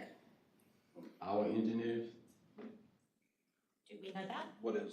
Yeah, what Our are they? design team, Cranston there were additional There were 2 pieces of information to go in the packet that goes to DTEC, and that's all we're waiting on. And what is it? Yeah, what's the timeline on our engineers, Kim? Our engineers, Mark's been hassling them every day to get it in, and we're gonna have a discussion about their performance. Cranston, Can you get an update where we're at lunch? I'm sorry? Can you get an update where we're at lunch? Yeah. Yeah, let's get an update before we leave today. We'll make sure you get that. They may have it already. We expect to have it Friday, we expect to have that information submitted to you on Friday. Perfect. To them. To us, as soon as we get it, the packet's ready, it'll get emailed to, it goes in electronically to DTEC, and then within about a week is when the permit comes back. So I'm not sure what the bid opening is. Hold up We'll us. put it out to bid, hopefully our goal is before the end of the month. So Pat we have it out for said December. Friday, which is the end of the month, right, or close to it. To get the information from our engineers to Beaufort Jasper. Friday. See, bringing us, we get things moving down a little bit. Yeah. This takes a little bit, yeah, bring that July, but, yeah, it's ready to go. Brian mentioned the other projects that are really affecting this area, which would be the Perrysburg plant expansion and the Cherry Point wastewater plant expansion. Both of those are underway. Cherry Point, Perrysburg should start the beginning of the year, so we're ready to go on that. You guys hopefully will not notice anything while these plants are under construction, but just know in the background that we are trying to keep ahead of growth in the area, and that's the purpose of these expansions, is just to stay one step ahead of things as we go. So with that.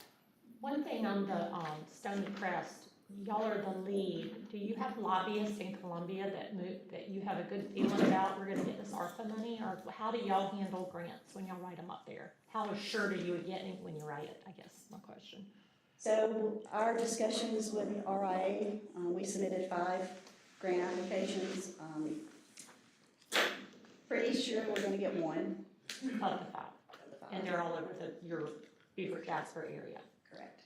So what were the dollars amount that you requested another 4 roughly? The match money, the $10 million each. So we're 1/5 sure we're gonna get that grant. Okay. That's the best odds we've got. No, I appreciate that. I didn't know you had 5, so it's good to know.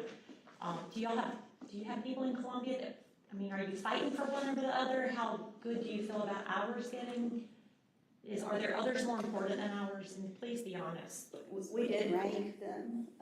The 2 that directly affect the existing system, we ranked the highest, priority-wise. And then the other 3, we did not rank. Are we in the other 3? We're in the other 3. Okay, well, there you go. Okay. Just one quick question I should have asked earlier. Talking about all the expansions for the water treatment, the drinking water treatment plants and expanding their capacity. What's y'all's sewer treatment capacity look like? Are we good to go for another 5 or 10 years, or as all these new customers we're treating water, but how about the capacity of the sewer treatment? So we do the same thing. Last year, we conducted our master plan, which looked at growth projections so that we could determine what needs were potentially available or out there. It said Perrysburg needs the expansion still, and it said Cherry Point needs its expansion. So again, Perrysburg was already designed. It's now going under construction. Cherry Point, we got the design contract on it earlier this fall. So they're starting work on it. It's likely to be expanded probably not this spring, but the following spring. Probably start construction on that wastewater plant expansion. So the water treatment and the sewer plants are the same place? They both? No, not necessarily. So the It just sewer. happens that they both need to be expanded at this point in time.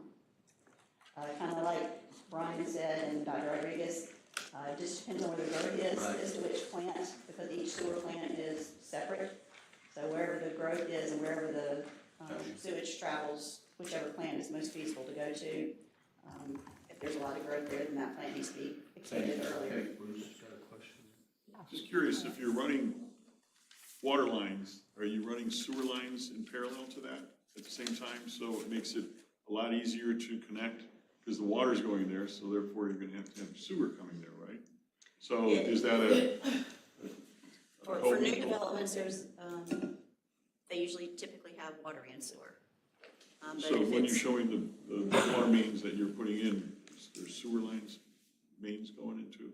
No, so those are transmission mains. So those, it's basically like putting an interstate in. So if you have your road system and it's congested, you put an interstate in and tie the secondary roads to it.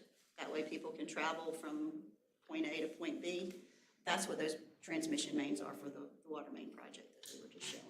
And 92% of not talking about the county, but the town requires water and sewer. So I think if she were to put water down Beaufort Road, but they have water. See, we got water a long time ago.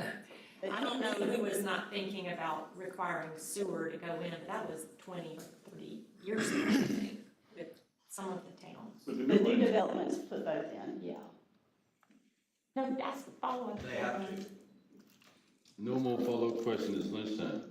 Well, and I go back to Bruce, the request, and I don't know I've heard what issues were about releasing info, and I really don't understand it, but at an executive session level or with our town to know where these lines are now, it would really be helpful to know. I've had some old maps from past versions of you and staff that I've had it, so I don't understand what the worry is. Is it theft?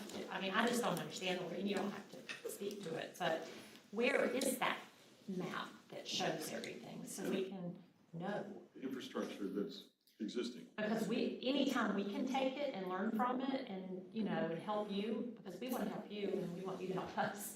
Because I've we got are, that down as an item, we share it with other municipalities that request it. oh, good. So that there is a precedent already. I don't know what all data is shared, in that, but, being a municipal entity, we do, it's different than putting it out to the public. Because it should be part of the due diligence when you're working on a project. I appreciate it. Some of these ghost roads that we're trying to get right of ways to put sewer lines on, there's already water lines there. Yeah. So, We're using the same so easement. who'd the water company get a right of way easement from to put the water lines? That's interesting. Can we put sewer I mean, lines in these places we're the trying to get sewer already have water. Can we use your Flow and. The easement is defined, so if it's a water-only easement, then only water can go on it. If it's a all-inclusive easement, water, storm, sewer, everything can go in it, trails, it just depends on how the conveyance document is written. What do you Wow. usually see in the documents y'all get? Are you thinking way out, or are you only thinking for the current need? Like, are there all-inclusive easements that we should have access to? So for us, for new developments, we just get water sewer easements. A lot of our system is acquired, so it was, however, if we acquired it from the town of Bluffton, however it was written in the conveyance document is what we've got. Interesting. But no other entity can use your easement, just to be on the safe side here. Your easement is strictly for your benefit. Nobody else can get into that easement. If the conveyance document says this is a Beaufort Jasper easement for water and sewer only, then yes. But that's typically the way you've always written your easements. Correct. Right. But if we're doing it for sewer, and they have that water sewer, they're putting it in. No, I'm saying that you can't put in electric, you can't put in gas. Other utilities cannot get into their easement. That's all I'm saying. It just depends on how it's written. And I want to go back to one point you were making a minute ago, for clarity. So on the Stony Crest, I think it's been illustrated, that the financial commitment through the three entities was committed to this project prior to just waiting to see if the grant, which is extra free money, comes through. But if the grant doesn't come through, you're still committed. I'm guessing the county's committed financially and we're committed. So either way, there's a commitment level there to move forward on that project. Correct. Okay. I just want to interject. I am not sure of the county's commitment. I have not seen it outside of this grant process, and the last 5-year capital plans we've seen from them did not include that project on it. So I will just put that caveat in there. So I'll pull the letter, I'll find the letter that they submitted, but it said that they. Outside of the grant process. I was gonna say it was off the grant. I will give you my gut feeling, we're not getting that grant. Not if the person who wrote the grant didn't even put us in the top 2, and I understand why they didn't. So if they're only gonna get 1, and they listed 2, and we're the bottom 3, I mean, does anyone think we're gonna get the grant? Well, I don't. That's why I'm saying I'm not confident the county's gonna commit funds and prioritize it if the grant doesn't commit. So Stephen, you said, yeah, and Chris is saying. I'm pulling up the letter to make sure what it said. Well, let's look at it. Thank you for that. I hope you're wrong this time. I do hope. I do too. Yeah, I thought You're there also was, in control of extra I thought money, there was a so. county commitment at one point. So, okay, thank you very, very much. You're very welcome. For everything and, Enjoy your lunch now. well, you're welcome to stay, or y'all can run back to work. We do have a wonderful representative that sits on their board for people who are listening or here, and that's Michael Bell. So he is always our point person, and then we know where Kenneth lives, so we have 2 people we can go to. So, thank you all. Thank you for being here. It's very important. I hope you know we're here to learn and. There's lunch. Kim, are you up? There's lunch. Do you want, break room. so we'll have, council and staff break. We're gonna break, it's 12:30. So are we gonna break till 1 now? That makes sense. So we'll break till 1 if y'all want to run out or whatever, or chat, or there's coffee and water and snacks out front. And we'll all convene, so if anyone has to leave, let's just be back here like 1:05. Is that good? Good.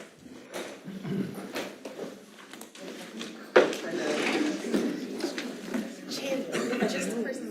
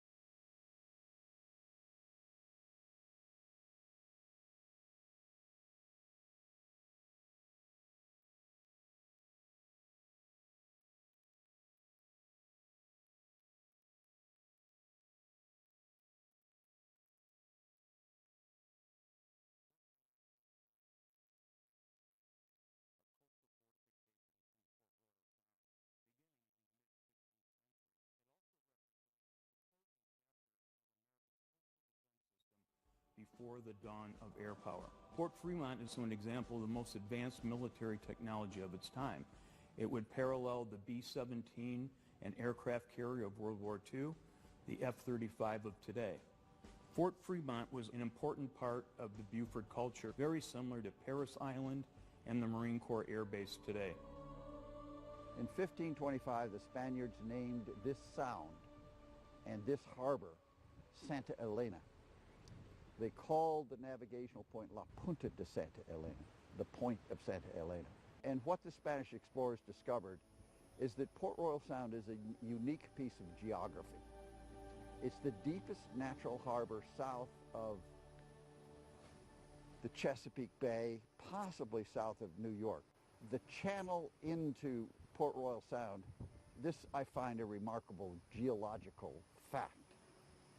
The channel has not changed for 500 years. There's no inlet on the southern coast that hasn't shifted entirely in 500 years, except Port Royal Sound. There's something geologically different, or one might say magical, about Port Royal Sound. So Spanish sailors, being the best in the world in their time, found this place very early, knew that for the Spanish explorations of the American Southeast, this would be the entrada, the entrance. And so they built a city across the river, across the sound from where we are on Parris Island. It became the first capital of Florida. And they explored the backcountry from this location for more than a century with the object of building a highway from this magnificent harbor to Mexico City. So the sound was known to the Spaniards. It was known to the French, who actually got here first and created the first Protestant colony in the New World on Parris Island over my shoulder. And that colony was a failure. The Spaniards replaced them. It was part of Spanish Florida when the English arrived 150 years later. And this became, as a consequence, a battleground in the 18th century between Spanish interests in Florida and St. Augustine and the English colony in Carolina and in Charleston. And back and forth these wars went, many of them naval wars, many of them employing, as all the sailors knew by then, the magic of Port Royal Sound. When the Civil War came, Confederates defended the harbor, but it was basically indefensible against large naval forces. So the U.S. Navy made it their principal target during the beginning of the Civil War and sent the largest flotilla of ships assembled by the United States Navy in the 19th century into Port Royal Sound on November 7th, 1861. In a 4-hour cannonade, which would have been deafening from where we're sitting, was heard for miles from Savannah nearly to Charleston. It was called the Day of the Big Gun Shoot. During the Civil War, this harbor that we're looking at was filled with ships. There would be hundreds of ships in this harbor. There was a 1,000-foot dock with a railroad on top off of Hilton Head. The military installation was mammoth. There were 13,000 U.S. soldiers on Hilton Head, which we're looking at. The largest population on Hilton Head until 1974. So this was a major U.S. government installation in the heart of the South. It was the headquarters of the U.S. Army Department of the South, but more importantly, it was the headquarters of the United States Navy South Atlantic Blockading Squadron. So the biggest ships in the Navy were here. And so it became, and that's really where the story of Fort Fremont starts, with that huge Civil War military operations and installations on Hilton Head, on St. Helena Island, on Paris Island, and in Beaufort.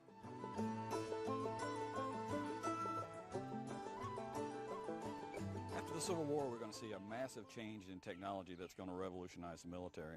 During the Civil War, we had ironclad ships, we had rifled cannons, but they were all made out of iron, and they were not terribly effective. But its technology is going to change after the Civil War. We're going to see steel produced, and steel is much harder. So now we have a new material to make armor out of for ships. So we can have these armored ships made with steel that are much more resistant to shot. Because I have steel, I can make stronger barrels for my guns. I can rifle and machine these much better, and the rifling is the spirals that are cut in the barrel that allows it to shoot further with more accuracy. And we can also now have breech loading guns that can lock from behind, so I can load my gun from behind. I don't have to go have the old black powder muzzle loading cannon that I had before. Now I can fire much more rapidly.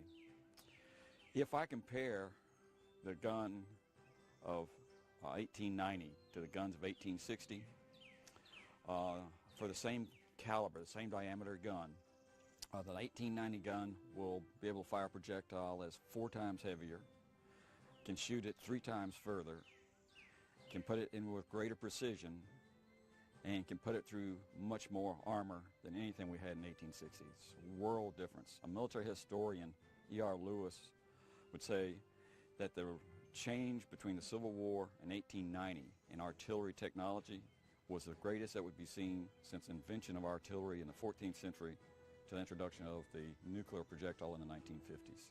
So there's been a huge change in gun technology.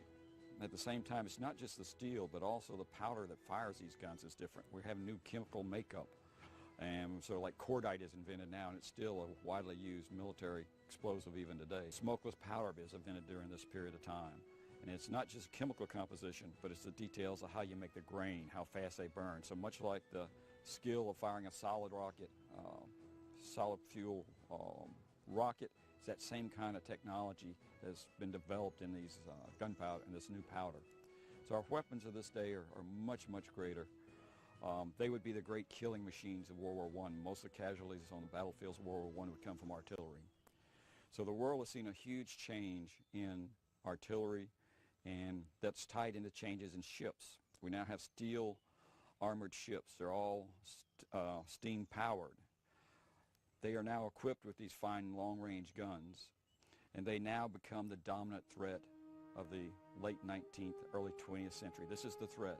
The French and the English would bombard cities like Cairo and reduce them to rubble because they were unable to defend them. So this is how the world was seeing the threat from this new technology. Big battleships are the threat of the era, and new guns and fortifications on the ground are what you have to defend against them.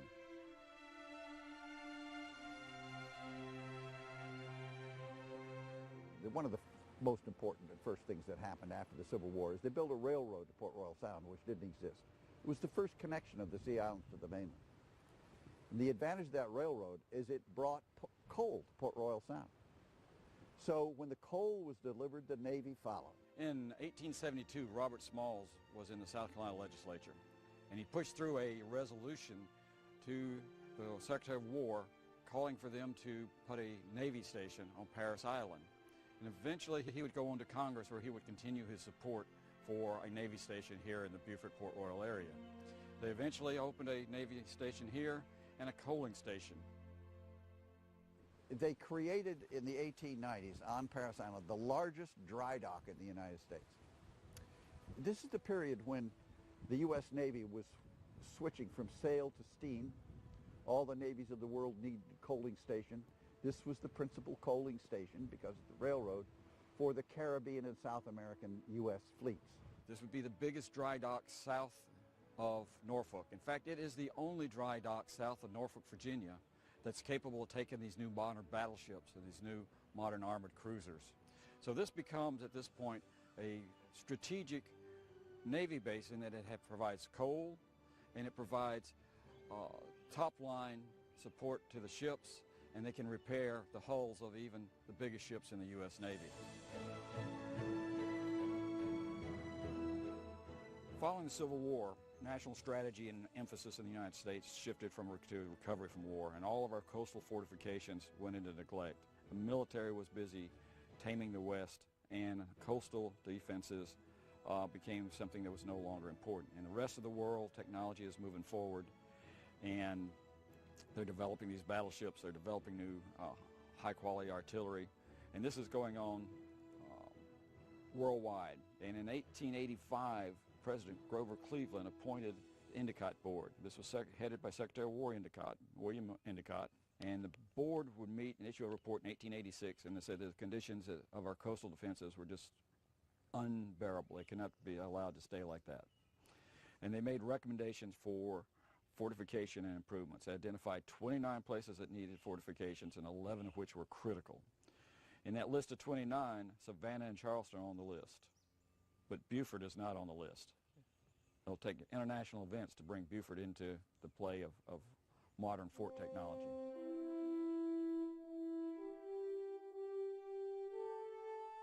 So the USS Maine was here on patrol and in the harbor, and while they were in the harbor several times, they entertained the local population.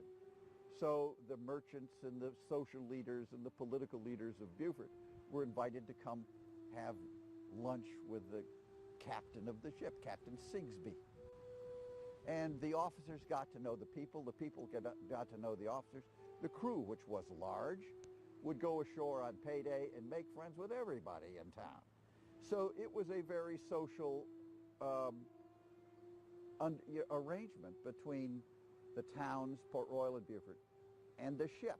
So the Maine left here, it went and reprovisioned, it refueled in Key West, and then went the 90 miles across to Havana into the harbor and blew up.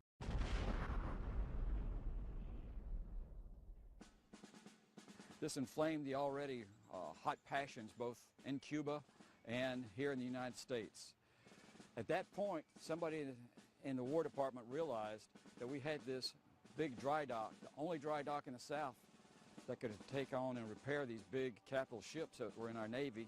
We were going to start operations against a power in the Caribbean, and this fort was totally undefended.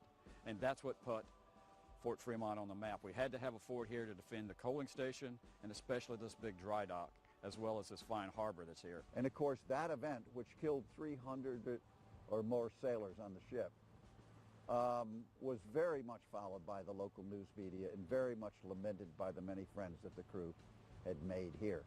The destruction of the USS Maine was a personal matter to Beaufort and to Port Royal Sound. And of course, it was the Spanish-American War and the attempt to defend this harbor again, which led to the creation of Fort Fremont. The United States declared war on Spain in April 1898. And by early May, we had temporary batteries in place here, submarine mines were in place, and in the summer they would actually place the mines across the Beaufort River behind me. The temporary batteries were a temporary expedient. They were located to my left about 1,000 yards.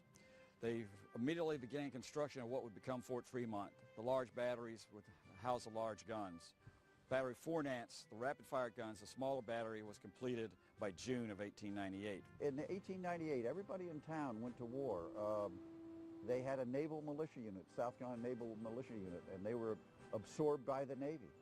Many of them ran tugboats from here to New York to Key West, which was the principal support base, Tampa and Key West, for the U.S. Army operations in Cuba. Peace was declared by the end of 1898, and the remainder of Fort Fremont would not be finished until early 1899, and the first soldiers would arrive from the regular Army at that point in March 1899. Well, Fort Fremont was named for Major General John Fremont. He was actually a local boy, so to speak. He was born and grew up in Savannah, Georgia, just south of us, and went to college in the College of Charleston, up just north of us in Charleston. He served in the Army, and primarily initially as a explorer, as Army forts were generally named for Army officers, and he was connected locally. This is more than likely why the fort was named for him. The fort was constructed on a site directly across the river from the Parris Island Naval Station. And the site selected was 170 acres, which included the two artillery batteries. Fort Fremont, of course, had Battery Forness and Battery Jessup. But then adjacent to the battery site was an administrative quadrangle, a very typical military-type administrative square. We are sitting in the number 3 gun position of a 3-gun battery, Battery Jessup, which had 3 10-inch disappearing carriage, large caliber guns, breech-loading guns. Their purpose was to engage the warships that might be entering the harbor and Port Royal Sound. We're here now at the 2nd battery that was part of Fort Fremont. This is Battery 4 Nance, was named for Army officer that was actually killed during the Spanish-American War during the Battle of San Juan Hill. Battery 4 Nance mounted 2 British-made 4.72-inch Armstrong quick-fire guns. They were called quick-fire because they were loaded with a complete cartridge, and in time of action they could fire 4 to 6 rounds per minute. The purpose of Battery 4 Nance was to defend the minefield, which was the other component of the Endicott Coast Artillery or Coast Defense System. A minefield with controlled mines, controlled meaning that they were connected electrically to shore and could be fired on command from shore. That control station would have been probably shared with the plotting room. And in order to protect the minefield, obviously an enemy would want to interfere with that, might send vessels, small ships in here at night to try to interfere, and this battery would take those vessels under fire if there was suspected that they were doing something to interfere with the mines, such as pulling up the cables and cutting those. The Endicott era fort was a formidable technology. It represented state-of-the-art technology, defense technology of its time against the state-of-the-art threat, which would be the battleship. The life for the soldiers at Fort Fremont was disciplined and regimented. They even had Meal times were specified lengths of time, 15 minutes for lunch, 15 minutes at breakfast, 20 minutes at supper. They had to practice their skills. They were training and doing maintenance constantly.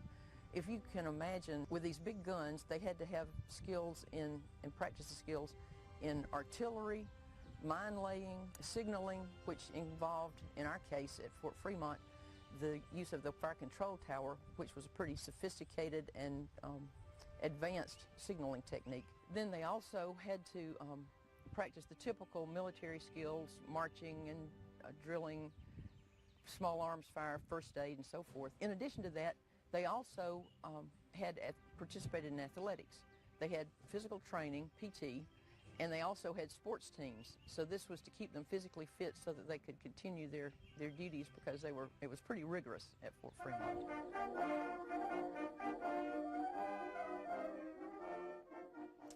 When eventually the decision was made to move the dry dock and the coaling station and the Navy station up to Charleston, then this fort no longer became significant. There was nothing left here that was to be protected. And at that point, 1911, the last troops were transferred out and the fort was closed. In 1901, the mayor of Charleston and the United States Senator Pitchfork Ben Tillman from South Carolina wanted this to move from Beaufort County to Charleston County, because there are more votes in Charleston County, and the mayor wanted the U.S. Corps of Engineers and the Navy to dredge the harbor in Charleston, because battleships in those days required 26 feet of water. Charleston's natural harbor is 15 feet of water. Port Royal is 30 feet of water. In order for Charleston to sustain its port, its commercial port, it had to dredge the harbor. Well, if they could get the Navy up there, they get the Corps of Engineers to dredge the harbor. That was the play. And the play for Pitchfork Ben Tillman, the U.S. Senator in 1900, was that he'd get a whole lot more votes from the largest city in South Carolina. So it was a political, commercial operation, and they moved the nation, and it was done, boom, like that. The fort did its job. It was a deterrent for anybody that wished to attack these. It provided protection. In fact, the whole Endicott system, although never challenged in this era here in the United States, provided some 300 major guns, coastal guns, to protect major areas, and left the United States at the beginning of the 20th century with as well-defended coastline as any place in the world. But I would just like to say that it's a magnificent artifact of an era. And it's an era that has been neglected. The turn of the 20th century, the naval station across the river here. And so it's a piece of history that's disappearing, and the Friends of Fort Fremont and Beaufort County have preserved it for the use of the public and as a memorial to that moment in history. Fort Fremont closes a 350-year story of homeland security addressing European imperialism in the 19th century.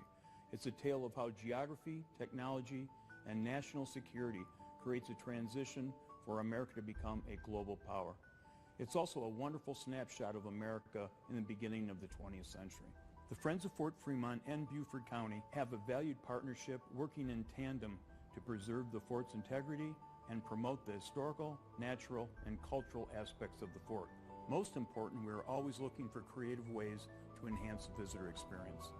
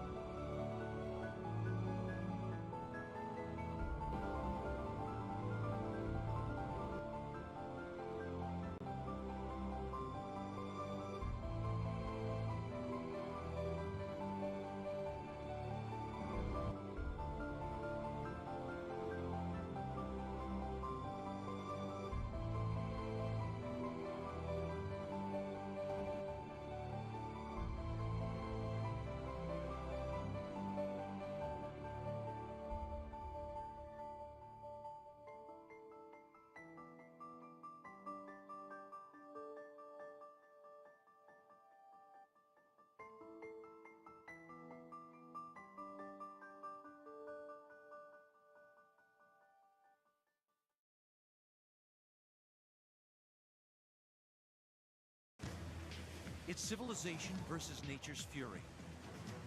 Raging blizzards bury cities under thousands of tons of snow. Howling hurricanes tear apart coastal communities with wind and rain. And flash floods wipe entire towns off the face of the earth. As the skies clear, people begin to pick up the pieces. But after the storm, insidious damage is still being done.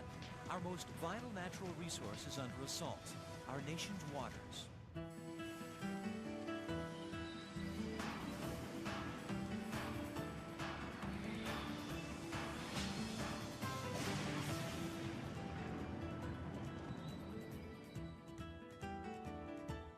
We're at the Chattahoochee Nature Center, and we're trying to find out what a watershed is. First victim. I need you to tell me what a watershed is. Do you have any idea? Watershed? A watershed? Where people go to the bathroom? Sweating, I guess. Something to do with sweating? Uh-huh. Like after you run, when You perspire, yeah. and then you shed it? Uh-huh. We wanted to ask you if you knew what a watershed was. A watershed? Yeah. Is it kind of like the rain? Do you know what a watershed is? Shed that holds water. Come here for a second. I want to ask you something. Do you know what a watershed is? No. No. Do you have any idea? What do you think it has something to do with? I don't know. What a watershed is? Yeah. That's just a drain pool, I guess you'd say, or the drain area. That's where the rainwater drains into the river. Correct. That's a great answer. A watershed is that area of land that drains to a body of water, be that if it's a river, a stream, the ocean, an estuary, a bay. Wherever you live drains to some water body, and you live in a watershed. So everyone lives in a watershed. And in this modern industrial age, our water sources are becoming more contaminated with each passing year. The biggest water quality problem that we have in the nation today is polluted runoff. All water east of the Continental Divide drains to the Atlantic, while water west of the divide flows to the Pacific. And one drop of rain can cross many different watersheds along the way. As runoff flows into rivers, streams, and storm drains, the water picks up trash, dirt, bacteria, toxic chemicals, and fertilizers, creating a soup of pollutants that is extremely hazardous to the environment. And the consequences of polluted runoff exist worldwide. The UN estimate is that there's about 1 billion people on the planet right now who don't have adequate access to fresh water. 97% of all water on Earth is salty ocean water. Of the remaining 3% that's fresh, over 2/3 is frozen in glaciers and polar ice. That leaves less than 1% of all the planet's water for our use. I predict in the future that some of the U.S. water needs are going to come through pipeline because we have just overused our supply. To address the complex threats facing U.S. water resources, the Environmental Protection Agency recommends adopting a watershed approach. We're trying to reconnect some of the river. It's a method that looks at each watershed for its own unique set of environmental challenges and solutions. In many cases, people mistakenly identify large discharge pipes in the water as the problem. But that may not be the problem. It may be coming from agricultural runoff. It may be coming from stormwater runoff over parking lots and impervious surfaces. Every watershed is different, and you need to look at each watershed in its own terms and then think systematically about how you remediate, how you clean up that watershed. In California, the Santa Monica Bay watershed drains a dangerous amount of polluted runoff after each storm. When it rains, literally the whole residue of urban living ends up getting washed into the storm drain system and ends up going straight into the bay on Santa Monica Bay's beaches with no treatment whatsoever. It's actually like a giant toilet flushing because all of the pollution, the dog mess has been building up and building up and building up. When it rains, it just flushes into the storm drain and goes directly into the surf. In 1996, the Santa Monica Bay Restoration Commission proved there was a link between the contaminated runoff in the Santa Monica Bay and reports of illness afflicting people who swim there. What we did find was at the outlets of storm drains, no matter where they were up and down the bay, if there was a flow of runoff into the surf zone, those people that were swimming in those areas definitely experienced higher incidences of illnesses. The pollutants in the water affect surfers because we're actually the indicator species with all the pollutants. When we are in the waters, we're ingesting it through our skin, in our mouth. Even if people don't take a swallow of water, it's still getting into our systems, our ears, any orifice on your body. And it causes infections, it can cause colds, sore throats at the very least. I wouldn't want to swim in, water that's got those diseases in there, just floating around, making more diseases. I've seen it pretty much as bad as it can be. I've seen crap floating out in the water, literally. Generically, we call it fecal coliform. More specifically, you might know of it as E. coli, salmonella, or enterococcus. Whatever's in poop. There's times when it tastes funky, for sure. Every day, the city and county of Los Angeles perform a battery of tests to keep the public informed about water quality in the Santa Monica Bay. Cesar Arzadon begins the monitoring process each morning by taking a series of coastline water samples. Then it's back to the lab for analysis. Most of the bacteria that you're going to see, it comes from feces. And when you put it under the UV light, you're going to see a different kind of color. It's a fluorescent sign that there is a bacteria, and that one is called E. coli. That one definitely is feces from animals, or it could be humans also. The results are reported to the health department, and beach warnings are posted as necessary. The number of beach postings has decreased, and 85% of the beaches that have been monitored in California have received either A or B grades, and that's significantly different than 4 years ago. But while progress is being made in California, the harmful effects of polluted runoff are a growing concern everywhere. So what can the average person do to help reduce pollution in our watersheds? How you apply pesticides or not in your garden, how you wash your cars, making sure that you don't throw cigarette butts out onto the street. Do not dump things on the ground, especially oils or any chemical pollutants. Pick up after your dogs. A lot of people don't realize how important that is. And just be a conscientious citizen and don't leave anything on the ground. I think one person can make a difference and needs to make the difference. If not you, who? Coming up. We're heading for what's known as an ecosystem collapse. Can the Gulf of Mexico be saved from polluted runoff?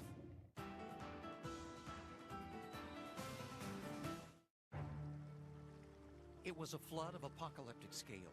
26,000 square miles of the lower Mississippi Valley inundated by water. More than 200 lives lost, and 600,000 people displaced from their homes. The flood of 1927 was the most disastrous in U.S. history, and its effects are still felt today. After the flood of 27, massive levees were put in place. And while they helped protect the lower Mississippi River basin from flooding, the levees and other human activities would ultimately harm the watershed in unforeseen ways. The Gulf state of Louisiana is the terminus of the Mississippi River. The mighty watershed that drains 41% of the area of the lower 48 states into the Gulf of Mexico. We receive water from as far away as Montana, Michigan, to Pennsylvania, Ohio, Iowa. All those waters drain right past this area right here. But by the time all that water enters the Gulf, it has accumulated enough contaminants from polluted runoff to create an enormous hypoxic zone, an area of water lacking in vital oxygen. The size of the low oxygen zone in the Gulf of Mexico is about 9,000 square miles.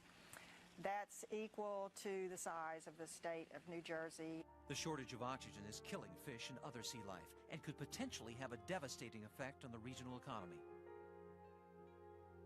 We are the largest navigation port in the United States. We are the second largest in the world. We have the largest fishery in this country. When we was crabbing, a lot of times all our crabs would be dead and we can't even sell them. The reason hypoxia should be of concern to most citizens in this nation is because it's a sign. It's a sign of the degradation of our water resources. We're heading for what's known as an ecosystem collapse. If you're going to have an ecological disaster caused by the offshore hypoxic areas, then that absolutely translates into an economic disaster.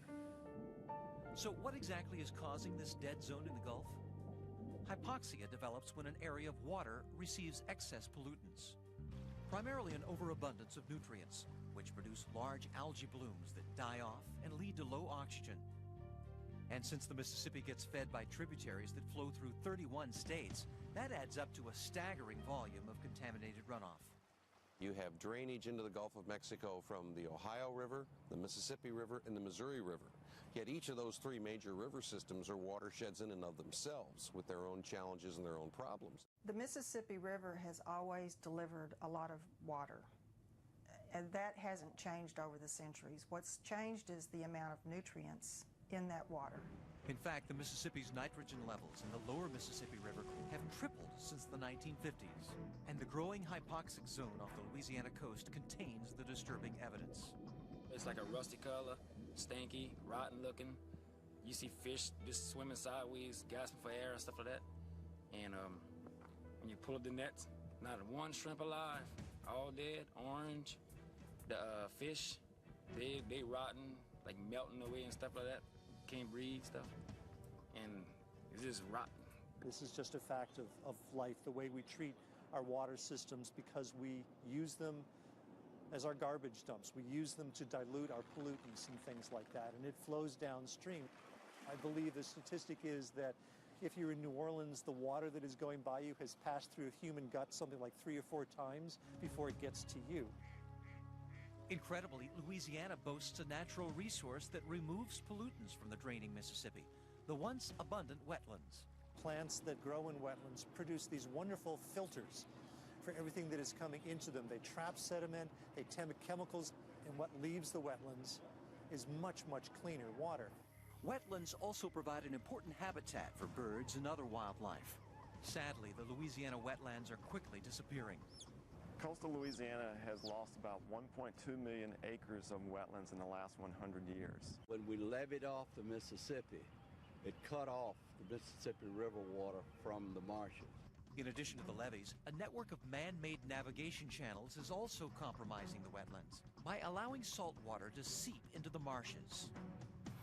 Once that salt water travels up these channels and overflows the banks of these channels out into freshwater systems, such as the cypress swamp, that salt water sits out there around the roots of these trees and kills them. They cannot survive salt water. They're freshwater plants. Eliminating the hypoxic zone will take more than saving our wetlands. Reducing nutrient runoff in the Mississippi River watershed is the heart of the problem. It's an issue involving over half the states in the nation and a vast array of industries, particularly farming, which uses nitrogen-rich fertilizer to grow its crops. Fertilizers are helping the United States produce the food for the world, but there is such a thing as overuse. There are scientists who have done the analyses and predict that you could reduce fertilizers by about 12% without reducing crop production and see a significant decrease in the amount of nitrogen going into the Mississippi River. Experts say the first key to changing behavior is raising public awareness. We all live downstream of somebody, and we all live upstream of somebody.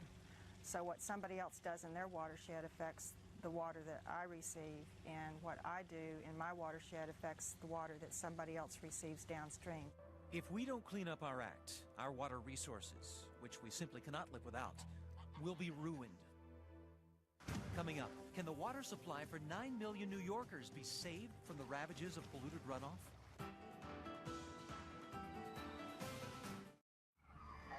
In January of 1996, one of the most devastating winter storms in history slams the East Coast.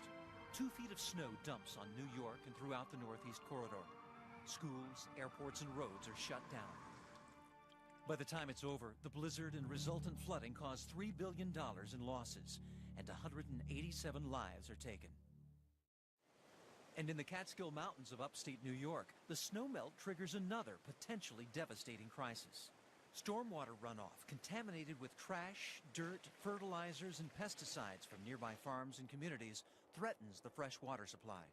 And the Catskill system of reservoirs is vitally important, for it is the biggest watershed of New York City, providing drinking water to over 9 million people. The miracle of the city's water supply system is largely unknown to most New Yorkers. You ask people, where does the water come from? Often people shrug their shoulders and say New Jersey. I figured that we were probably our own separate water system.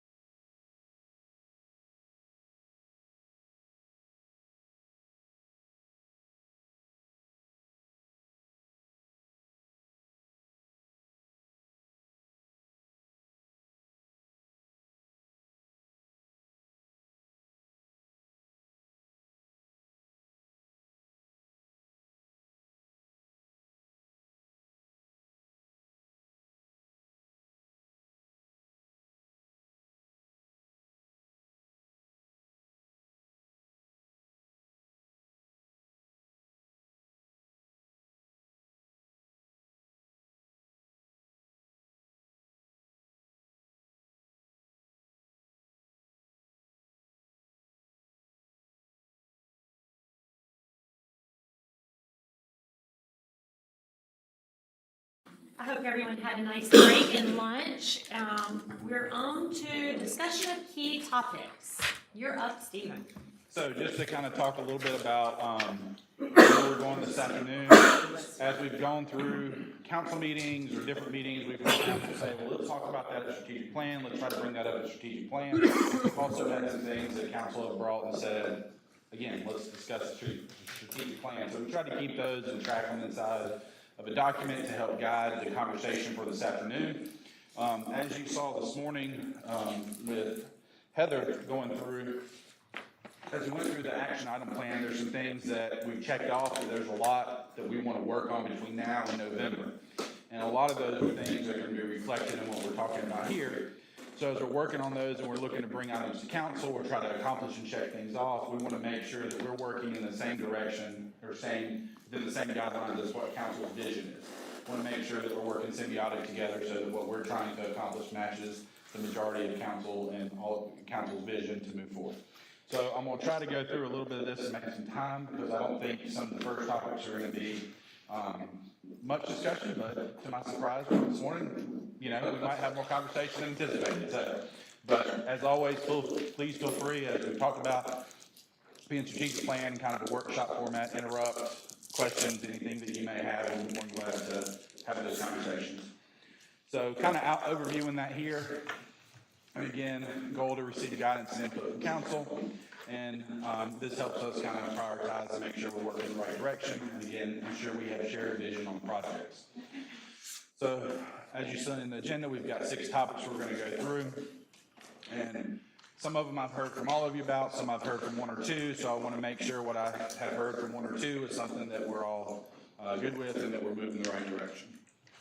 The transportation, one of the first things we want to talk about is traffic circles. So this is our traffic circle at Bluffton Parkway and Bluffton Road that we maintain and we improved and maintain. We've kind of expanded a little bit outside of that to pick up some of the curbs and some that first meeting or 2, because I don't know if you noticed during the summer, DOT doesn't do a very good job of maintaining it.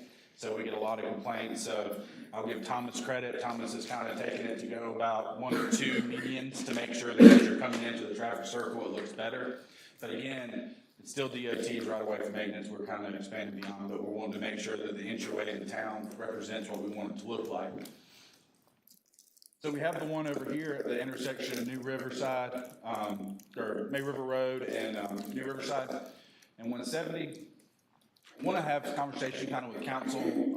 We would like to look at doing something similar here as we did with Bluffton Parkway and Bluffton Road to make sure that this entryway into town mirrors the vision that we share for making sure that our town has the same feel throughout.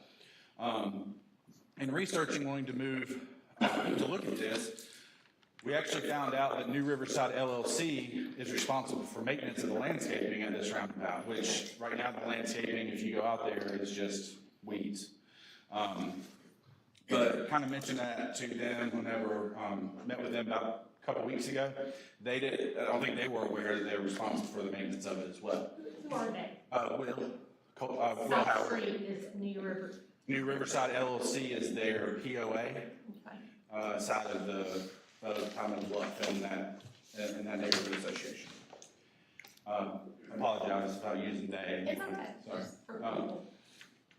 Sorry.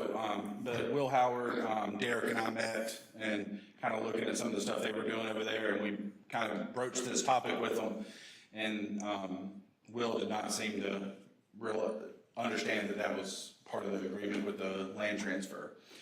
So we have a couple things we want to talk to them about and see if we improve it, if they'll maintain it, if they want to look at improving it, kind of have that conversation. Just in our initial discussion, I don't think that they have any desire to do any upfitting. They'll just maintain it. But I think it's a conversation to have with them before we look at what we want to do. And then, like I said, it may be a partnership where we split cost or we install and then they maintain, but I think there's some partnership hopefully that we can have there. If not, still try to figure out how to move forward with some sort of beautification. So we put together kind of a preliminary plan of what we would like to, what it would look like. This is why I kind of gave you this view down, because this kind of gives you what you're looking at there with the circle and with tree planting in the middle and the flowers surrounding it. You can see to the right some of the plantings that they are recommending with some lower pedalum, some grass type items that stay green all year long, but then they color. If you've seen them, they're actually coloring right now on 278, so they provide some color in there as well. Pat's worked with J.K. Tiller to put this together, and we originally started out, it was actually a bigger planting, and we actually shrunk it down because we wanted to make sure the guys had, if our staff have to maintain it, that they have a safe area to stand to be able to maintain that, because at first it was only going to give about a 3-foot buffer, so we wanted to make sure they had enough room to be able to stand in there and do proper maintenance and not feel like they were going to get clipped by a car. Just maybe to nip some comments on that. In the past, we've had people that wanted to put up art, and we were doing the 46 circle, and DOT will not allow anything that's not a breakaway. So I doubt they're going to let us have an oak tree. But we also, I felt like we kind of got away with the crepe myrtles on the other circle. But and that's why it kind of says for alternate. We kind of went, they did one with palmetto trees, and I'm like, you know, it's a scenic byway. To me, if we're going to honor the scenic byway, to me, live oak seems more of the scenic byway. Whether they'll let us put that, that's a question we'll have to work through then. And then the other thing will be, if they don't, what will they let us put there that may be more natural fitting into the scenic byway? But yes, we did look at an option that has like a welcome signage, and we did not want to get into the breakaway and the styrofoam and all that that's associated with it. So this is what we're looking at. We'll continue the conversations with New Riverside LLC after we get council's input. Well, we did some rough estimates from J.K. Tiller, and it came in about $50,000 for completion. And then if this is something we want to look forward to move forward with, we would work with, Chris and I would work to look to put it into our budget for next fiscal year. Yes, sir. Traffic circles have so much responsibility as far as drivers' attention and retention.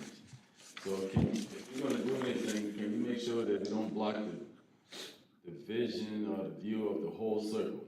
Yes, sir. And that was one of the reasons we went with the plantings that are in there. And I don't know if you'd like Pat to speak on that, he can. Excuse me. Right. Well, essentially everything has to be under 30 inches, with the exception of there is a sight triangle. There's a triangle from each intersection that leaves the middle open for some vertical element. And again, yeah, like you said, at Bluffton Parkway, we had the only thing we could get in there was crepe myrtle trees. The designer of this thought that this was a much larger circle, and that open area for a vertical element might be. They would go in and see if they could get a live oak in this case, but if that doesn't work, then we'll go back to crepe myrtle installation. But I still think the live oak or the crepe myrtle become a big tree one day. The live oak would be crepe myrtle. We can keep down, but it's an element we can look at if we don't want to include a tree or something in the center. We can always just keep the color, the plantings and the evergreens in there, and keep it below the height requirement for DOT. Do you want and it DOT now, or are you bringing this back to council? We would bring back a final design. We just kind of wanted to tell you, show you kind of what we were looking at, make sure we're going the right direction before we finalize anything, and look to bring back as part of budget for next year or finalize the design. Well, I'm definitely in favor of beautifying that roundabout or implementing one there, because you mentioned something earlier about keeping that uniformity in terms of what we currently have in Bluffton, and I know sometimes that area can seem like it's not Bluffton or it's another area, so being able to have like a unified look there, I think would be great, especially considering that the barn is going to see a lot of traffic, a lot of residents will utilize that, so kind of being able to take that approach, I think it's going to be great for the area. That was one of the main reasons we were looking at it, is because once the barn gets improved and we make that, then this is going to stand out even more, obviously, against the backdrop of the barn.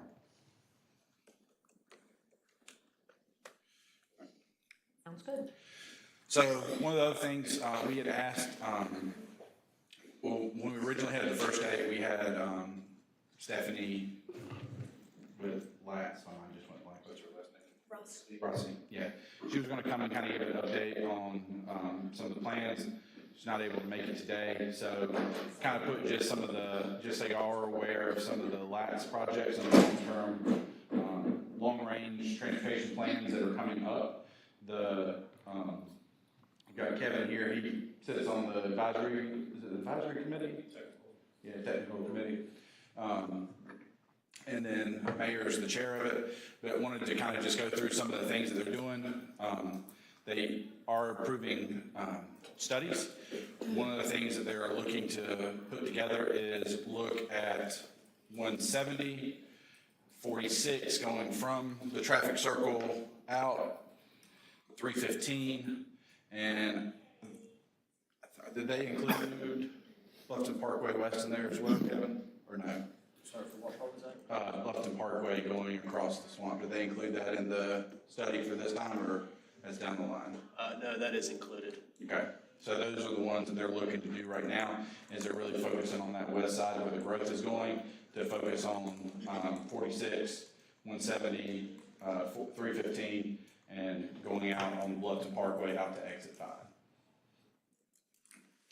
So there's your schedule here in case you had any questions. We did talk a little bit about this at the last the quarterly workshop about the safety and pedestrian safety and transportation improvements.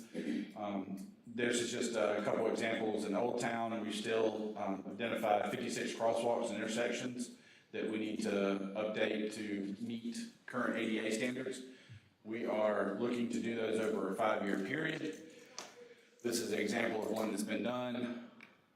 This is just kind of some photos to show you what we're talking about as we go through. We have a fiscal year 23 ADA crosswalk improvement. The phase 1 includes 6 locations along Guthrie Road, Kurt's Bluff, and the NC Riley Sports Complex. It's supposed to be open in this month. We'll anticipate a start date of December 2020. And then Beaufort County is also working with paving Guthrie Road, and they're looking to to do their improvements there. These are the locations along Guthrie Road, and then there's that's the speed hump on Thomas Hayward, just to give you an example of what they're looking at for Guthrie Road for where the county's looking to install. Just one quick thing, Steve. Yes, sir. Why would we want to take 5 years to do something this important?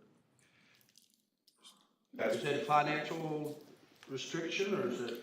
It's just budget. There's 56 locations throughout, so.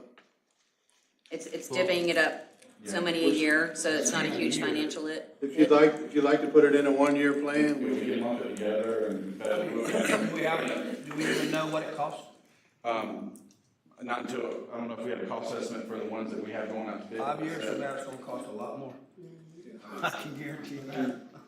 what we did for this year was take the first 6, the highest priority crosswalks, and do that.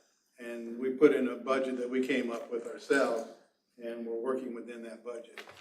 What was that budget? The rest, the remaining 50, we would have to come up with a estimate of what it would cost, put it in next year's budget, and then work towards doing all of them at once, as opposed to spreading them out. Well, this is, we're contracting this out, right? Yes. Oh, yeah. We're not doing it in-house, so. No. No, it would just be, depending on the cost and what funding is required to do it, whether we're going to prioritize it over something else, or whether we have actual funding to be able to cover the cost of it. Well, let's go back to the question Larry just asked. The 6, what was the budget? I can't give you that off the top of Can my you head. just ballpark me, Pat? Yeah, it's under 100,000 for the first. So it is. Yes. It is expensive, okay. I'm talking about construction costs. Right. there's probably a $10,000-15,000 design cost there too. Plus we had to get easements, but fortunately we got them donated, so. So if we did all of them, we're over $500,000 easy. Yes. Okay, all right. I didn't understand. I was following Larry and I thinking the same way he was, and I didn't understand why we were spreading it out. Yeah, I got the CIP book here if you want to look and see exactly how much. I just texted Constance. And again, these are just some other examples, in Old Town and Bluffton Park, and then the bottom one is over at Bluffton Middle School, where, just to give you an example of speed humps and other things that we're looking to slow traffic. Again, so these are a list, and you can see going down on compliance rating, that's what we're using to help identify and focus on ones that are out of compliance. So that was it for transportation. If you have any additional things you would like to talk about there, we can, or we can go through and then circle back. I would have a couple, if I may. One that, and I don't know whether Lisa brought it up or who, but so out at Palmetto Bluff, the entrance. Do we know whether they're going to have a light, or I even heard mention another traffic circle possibly? Are you talking about Palmetto Bluff, or are you talking about at midpoint? Palmetto Bluff.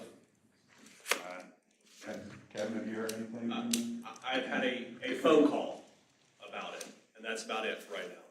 The possibility of it being there. A traffic circle? A light. A light. But, okay, so again, somebody brought up a traffic circle to me the other night. I don't know whether it's feasible or not feasible. I'm asking the question. And then one that I asked a good bit is what I'd like to try to do is, instead of asking the question every year, I would like to try to get us to a more definitive place. But the tie-in road, and I know y'all get tired of me asking it, the tie-in road at Washington Square over to where the Kroger site is, what do we need to do to make this reality in a certain amount of time? What do we need? So they have done the work to meet their core engineer's permit. They just have not paid it. Do you know, Kevin? The only work is the earthwork of installing the pipes and the dirt, so to speak, over the wetlands portion of it. I believe that the Southeastern is responsible for the construction of that, and we'd have to reach out to them again to find out from a time frame. Well, could we do that? Because this has been brought up many times, and I'm just trying to get to a point where, in my little mind, that I clearly understand. Yes, there's a timeline associated to it. We'll try to get it done within the next year, or whatever that number is. But to make this go away, I want to listen. Well, part of it has to do with them working with the county on impact fees. So now that we've approved those, but Heather talked about. Well, I don't know, maybe I'm not making myself real clear. I would like a definitive answer as to when. Right. That's what I'm after. And we'll keep working with them to get that one answered. Unfortunately, what we've been doing now, practically, because we've seen what's happened with that, is when developments come online, we require them to build, even if it's a road to nowhere, so to speak, or like when Washington Square, they had to build to that property line. So, unfortunately, those specifics were not spelled out in that existing agreement. They won't be able to finalize that development agreement or finalize that plan until that's done. They have, from my understanding, the last time I spoke with Southeastern, they do have plans and they're ready to move forward. However, the county is willing to contribute to that as part of the connecting roads on the impact fee projects, but they cannot reimburse them till all of that's approved. So, and I'll continue to get you an update on a definitive, but that's where the hold was right now, because they were ready to move forward if they had the money, and the county said, we can't give you the money until, chicken or the egg kind of thing, but we'll continue to get updates on that.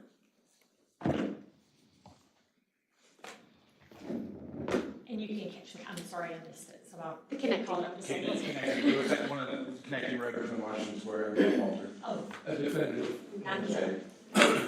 Mayor, while you were out, excuse me, I asked a question, and you may have been one of you who brought it up. The Palmetto Bluff entrance, whether there was going to be a future traffic light or a circle there. Yeah. Kevin had a call about a potential traffic light, but I don't believe there's been any discussion as to the reality or the possibility of whether a traffic circle would apply there or not. And that came up in a couple of things. I've been there and I've told them 3/4 of the land's not even in the town, you know, at that area, and it is a crazy intersection, but, you know, I don't know what the state, I don't think it's us that can do it, and maybe it's talking to the county about that road improvement, if and when they ever get money, because I'm sure we're not gonna have money for it, but, that is a concern of theirs, is traffic circle. I think they would pay for it, honestly, but I don't know how we help them. We don't even own the land all the way around it. Are you talking on May River Road? On Palmetto Bluff, At Palmetto all Bluff of and May Palmetto River Bluff Road. Road and May River Road, so What about it's, the new one? That's where it's more traffic. well, the new one is called the old. The old Palmetto Bluff Road is very Palmetto Bluff Road, it's very Not confused at all. Not to be confused with Palmetto Bluff Road. Yeah. Because I don't know how we can help facilitate, but I don't know what we can do. If I'm not mistaken, I think one of the long-term transportation plans to study is May River Road from the traffic circle back to Old Town, but I think it's on the books for like 24 or 25, somewhere in that time period. Through LATS or Through LATS, I believe.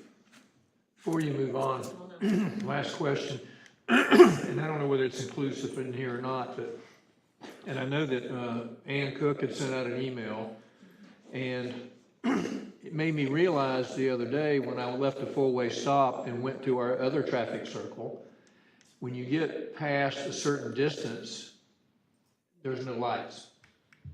There's no street lights. And so I think what I'm trying to get at is it's time, to your point with Ann, it's time to take a bigger holistic approach to the lighting situation that we need throughout the Old Town area, areas that it doesn't have it, and maybe like that's a gateway to us that doesn't really have any lighting. And I think it's something that would warrant it down the road at some point. And whether it's lighting, whether it's some sort of traffic control that like we mentioned with looking at Thomas Hayward intersection, looking at Wharf Street, I think it's come up a couple times, is having somebody come in and actually do an analysis and give us some recommendations on the best way to address the traffic. Because, like you said, because there's not a red light at the four-way stop and then you have the one at Parker's, because there's nothing to do timing. So, you know, if you had two lights, you could control the timing to ensure there was no cars moving so that people could pull in and out. But with it just being the one red light, it's hard to do that. But we would need somebody to come in and give us guidance and actually do that study as a transportation engineer and help us work through that. Do you want, if we have topics like under council and discussion that they fall under one of these, do you want us to bring those up now or wait? Yeah, you can bring them up now. Okay.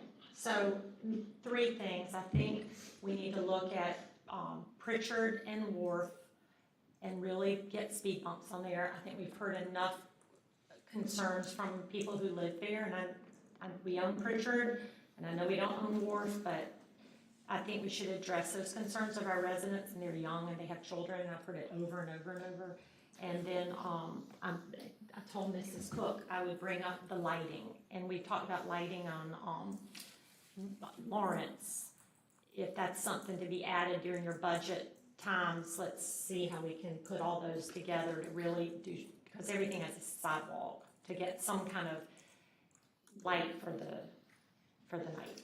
The other thing, I just have a question. I had a call from somebody who lived in Bluffton Park after the car ran into the house and read the stop sign. How can we help?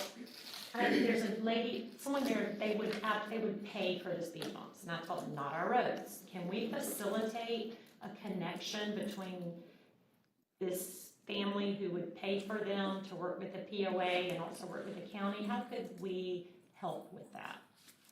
So if it's within, anywhere in New Riverside, Palmetto Bluff, pretty much all of those are private. Bluffton Park. Oh, Bluffton Park, sorry. Yes, we can help facilitate those conversations. Okay. If, they'll reach out to us, we'll do what we can. Kind of tell them what they need to do within their POA. Right, we can even share with them our policy of where they may want to go, that council approved, where they may want to go and get input from the community and get people to sign off and look at them and how we kind of do our process, and we can share that with them. If you want to direct them, yeah. What are we gonna do about the, parking space on, the road that's blocking those views from Wall Street? So Sarah went out and looked at that, you wanna? Well, me and Kevin we're supposed to meet down there next week, I believe, to examine that again and just see what we can do. And really, for that's on Councilman Hamilton, that's on all of the connecting streets to 46, because coming out of Girard, it's the same thing. If someone is parked in any one of those side spaces, it obstructs your view from those who are coming out. So you have to almost be in the middle of that road to be able to see who's coming from the opposite direction. That to do. Yes.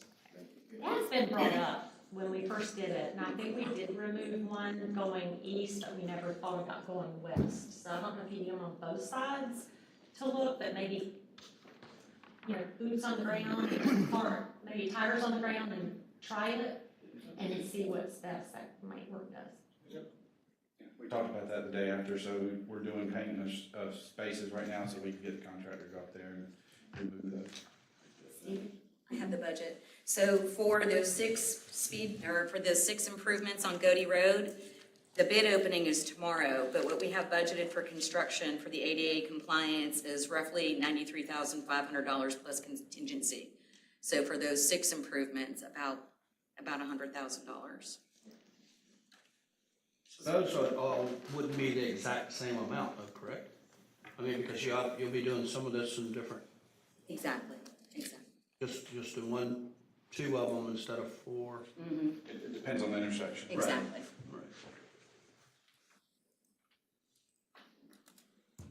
Right. All right, Chris. Yeah, finance. All right, so the first topic under finance is taking another look at our vehicle tag fee. As you recall, back in the FY21 budget, council adopted a $25 annual vehicle tag fee. In 21, that generated a little over $500,000. Subsequent to that, state Supreme Court heard a case that questioned the legality of the fee and how they were being used. So it put a hold on any municipality and county from assessing that fee. In the last session in 2022, the legislature addressed this and amended the law, which now reallows those tag fees to be implemented. Uses of those dollars can go towards road construction and maintenance, traffic officers and enforcement costs, public transportation, streetscaping and maintenance, and street lighting. Some of the needs that we've heard from council and others throughout the year related to ghost road acquisition and then the improvements and maintenance of those once we acquire them. Streetscaping costs, which a lot are in our current CIP. We also have had a lot of conversations around the Bluffton Parkway expansion, and also potential, if there's ever a need for debt service for new road constructions in the future.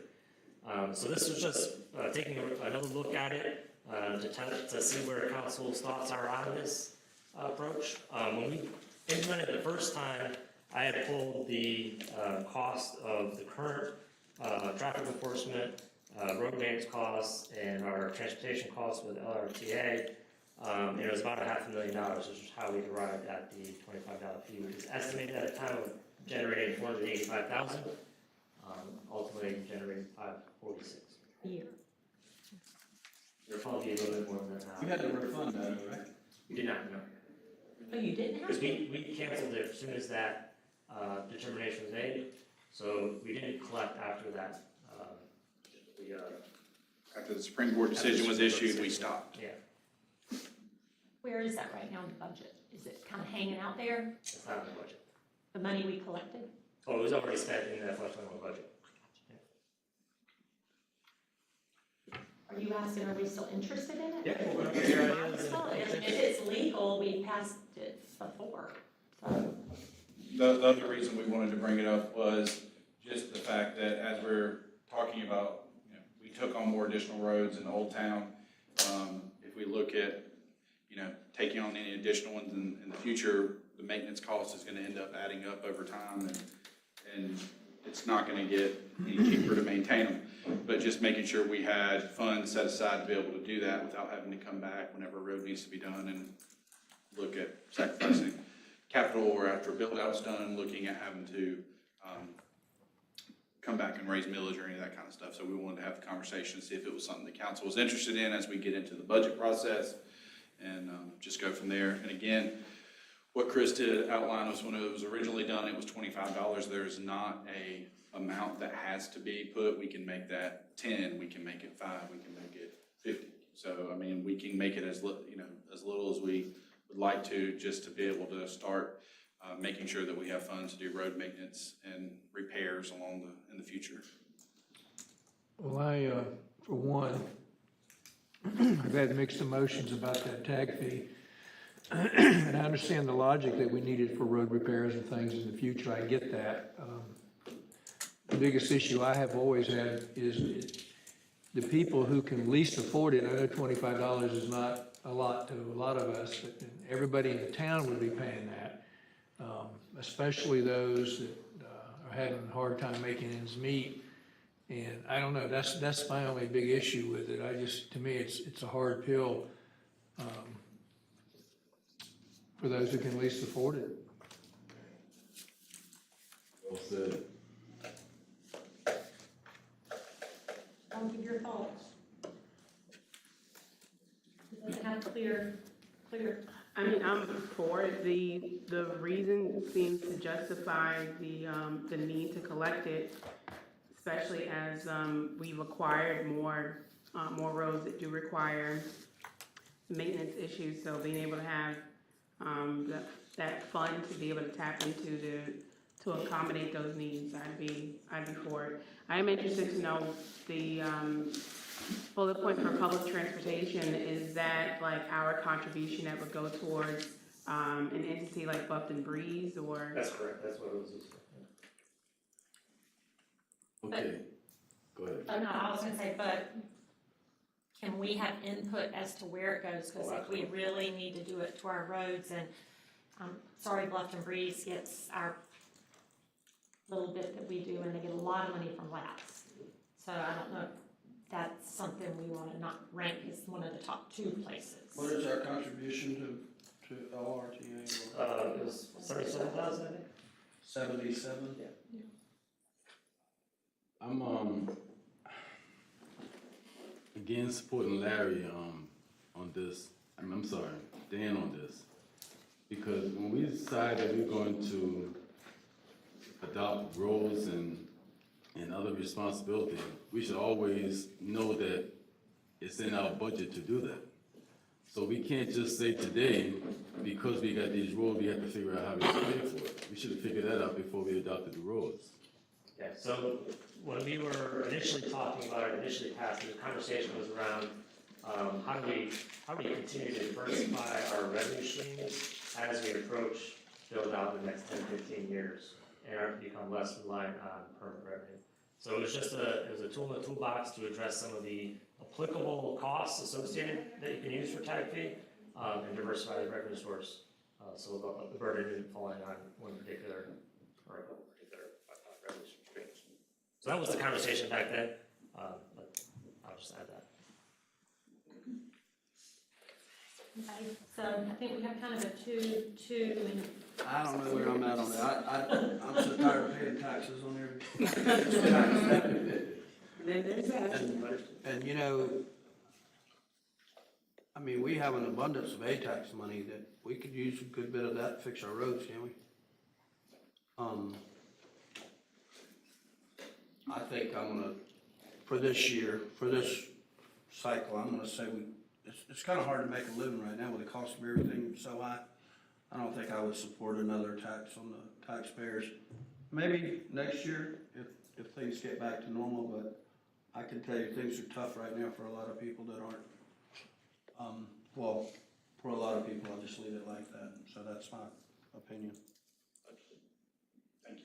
That's what, we just wanted to make sure as we go into budget prep that we're not bringing something that you are gonna be, why are we bringing this again? So I just wanted to make sure, thank you. Okay, so the next item is, this has come up a lot recently, is taking looks at our status on the Moody's scorecard. So Moody's is the rating agency, or one of the rating agencies that rates municipal debt. We are currently at AA1, which is right below AAA.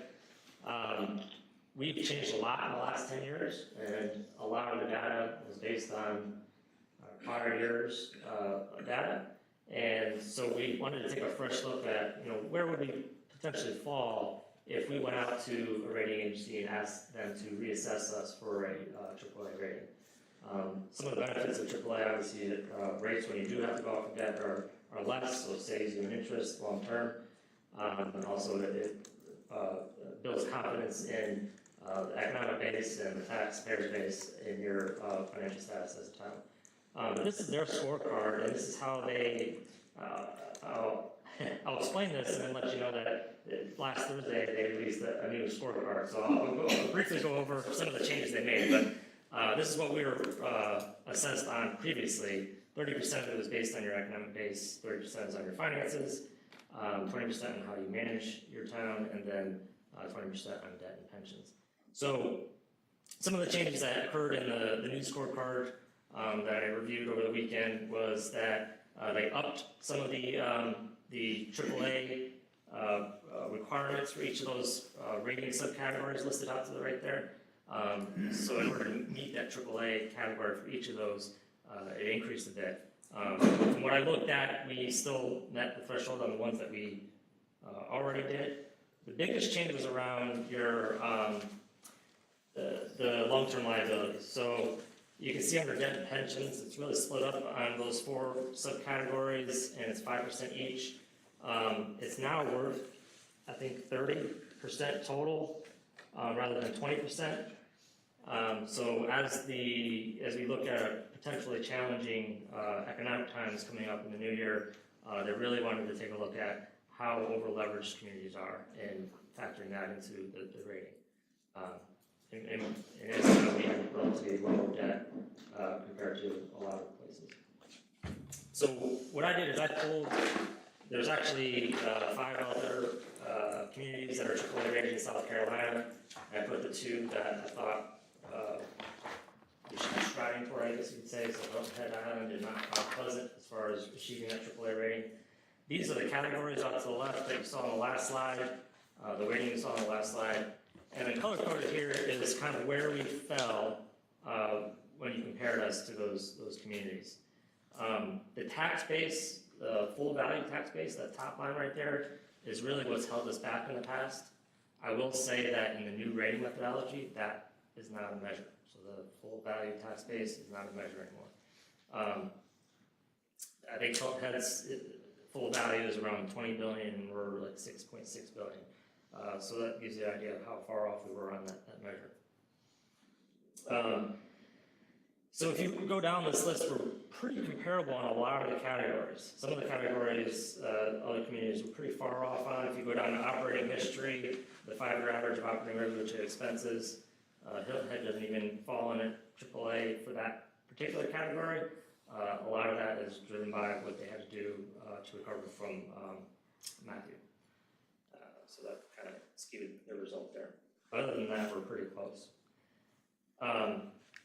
So really, after looking at this, staff recommendation, if council is willing, is to go contract with the rating agency to see if they could reassess us for potential AAA rating bond rating.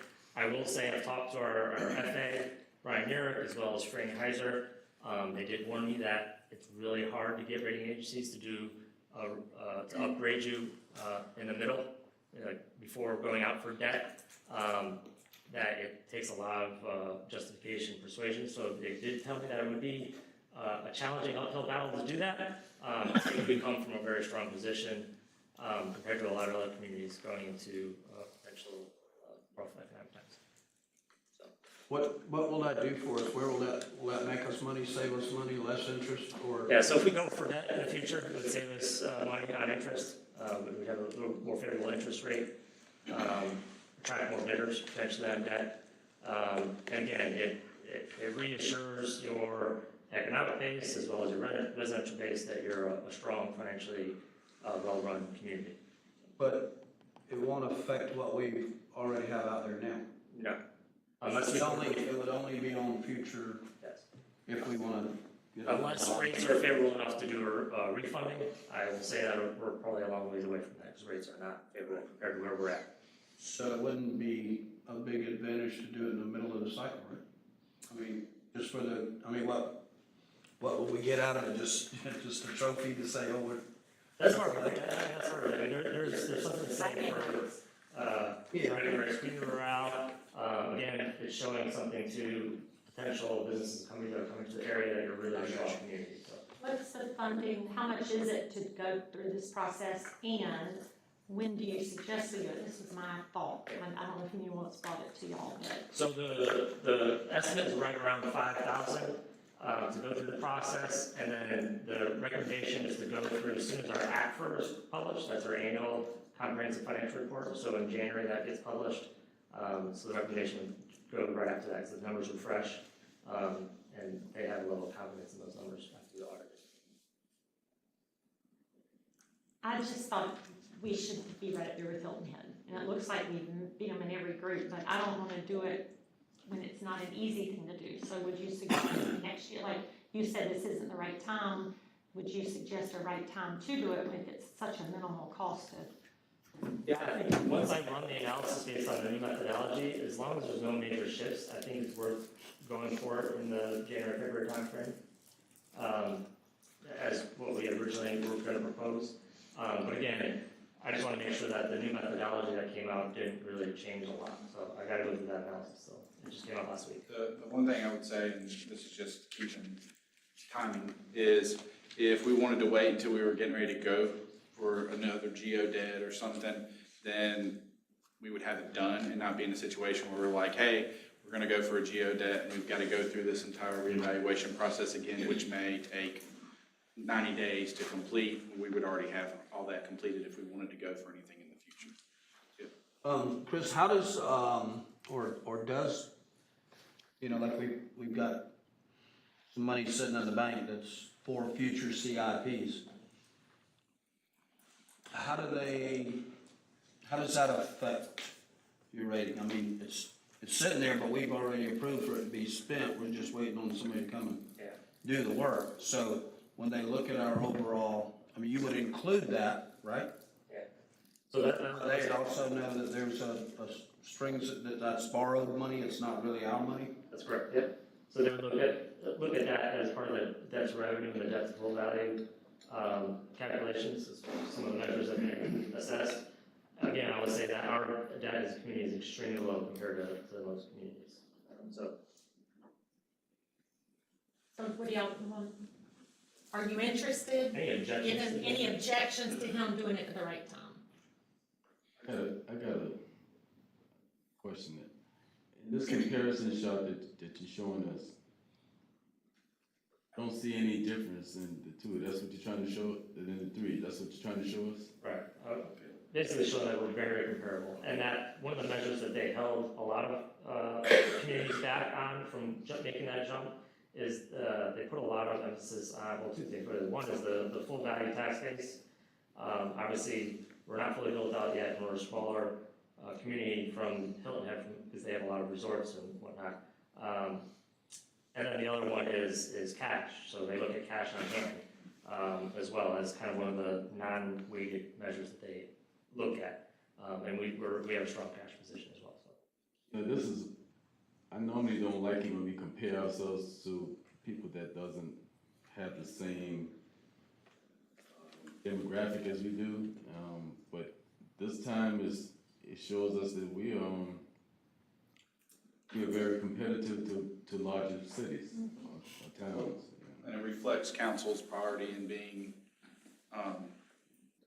responsible in how you've handled funds and tax dollars moving forward to be in a point where we can say that we would be one of only, how many are there in South Carolina? 10? We would be the 10th. I think there's only Five. So we would be one of a handful in the entire state that can say that we have done that well enough to qualify for this. So, like I said, it is a little bit of a, but at the same time, it also kind of shows, like he said, others that we are doing everything that we can responsibly to be able to have a group come in and say that we are that class of rating. So were there objections to him moving forward at the right time? I don't have an objection, but, Are there objections? so the 12 billion, tax base, so we're the same as both of those other places? Am I reading that right on that top? No, we fall in that 1.4 to 12 billion range, whereas both Mount Pleasant and Hilton Head are above that. I will say Greenville, who's not on here, but Greenville has, they fall in the same category as us, and they're still AAA rated, so. Well, you don't hear me. Okay. The next item under finance is, council had asked about taking a look at the DMO allocation from the local aid tax side of things. So just a refresher, state law requires 30% of state aid tax to go to a DMO. Our DMO is Hilton Head Island, Bluffton Chamber of Commerce. And then we also passed town ordinance many, many years ago that states the town may set aside an amount not to exceed 8% of local aid tax revenue for the DMO. So that's our current ordinance language around that. And down here is a history of the state portion, the local tax portion, and the total. As you can see, it's grown substantially in the past 10 years, from 85,000 to over $500,000 in FY22. So the question became, should there be a second look at the local side that gets contributed, because that is not required by state law. And some of the options, obviously we could continue it on the current methodology and not make any changes. The other is that the ordinance does allow us to adjust that annually as part of the budget process. So we could adjust that without any changes legally. So it's the amount up to 8% that can be adjusted based on annual estimates for the coming fiscal year. And the third option would be to actually update the ordinance itself, which is a little more binding. You could remove it altogether, or you could reduce the percentage, or you could add a dollar cap to what gets permitted. Can you go back to that screen? Yeah. I mean, I remember this discussion because I brought it up. There comes a point where the dollars, to me, exceed value. I mean, that's just me. I don't know how everybody else feels. Whether we decrease the 8% to 7%, or whether your other option about a flat amount, there's another way of looking at it. But we're paying. 2021 we were 2020 we were paying 177, and then 2 years later, and when I say 177, and combined with the state allocation, and then 2 years later, you're paying $539, and it's like, it just makes no sense to me. And a lot of what they're producing for us, which they do a good job, but it's digital. It's not like it's reinventing the wheel. And so I appreciate you bringing this into us today to look at. And so I do think that we need to do something to maybe lower that allocation that they're receiving to be the DMO. I would say for the state one, because you can't control it, in terms of they are our DMO, so the 30%, there's no way around that. But for the 8%, because that is something that we do control, I would like to see, or I think we could reduce that, as we've talked about other options that those funds could be used for in terms of going towards the projects like our Swire Hope and other things like that. So understanding and just learning some of that today, and just understanding that we saw such an increase with them because during the pandemic, us being a drivable destination for so many people coming and staying in our lodging facilities, that amount went up substantially. And so as the state requires them to get that 30%, It's not just in a fixed cost we're throwing out there. It's kind of like it is what it is. But for the 8% we do control, I don't know how the rest of the council feels, but I think we should be able to reduce that and use that towards some of the other things that we have.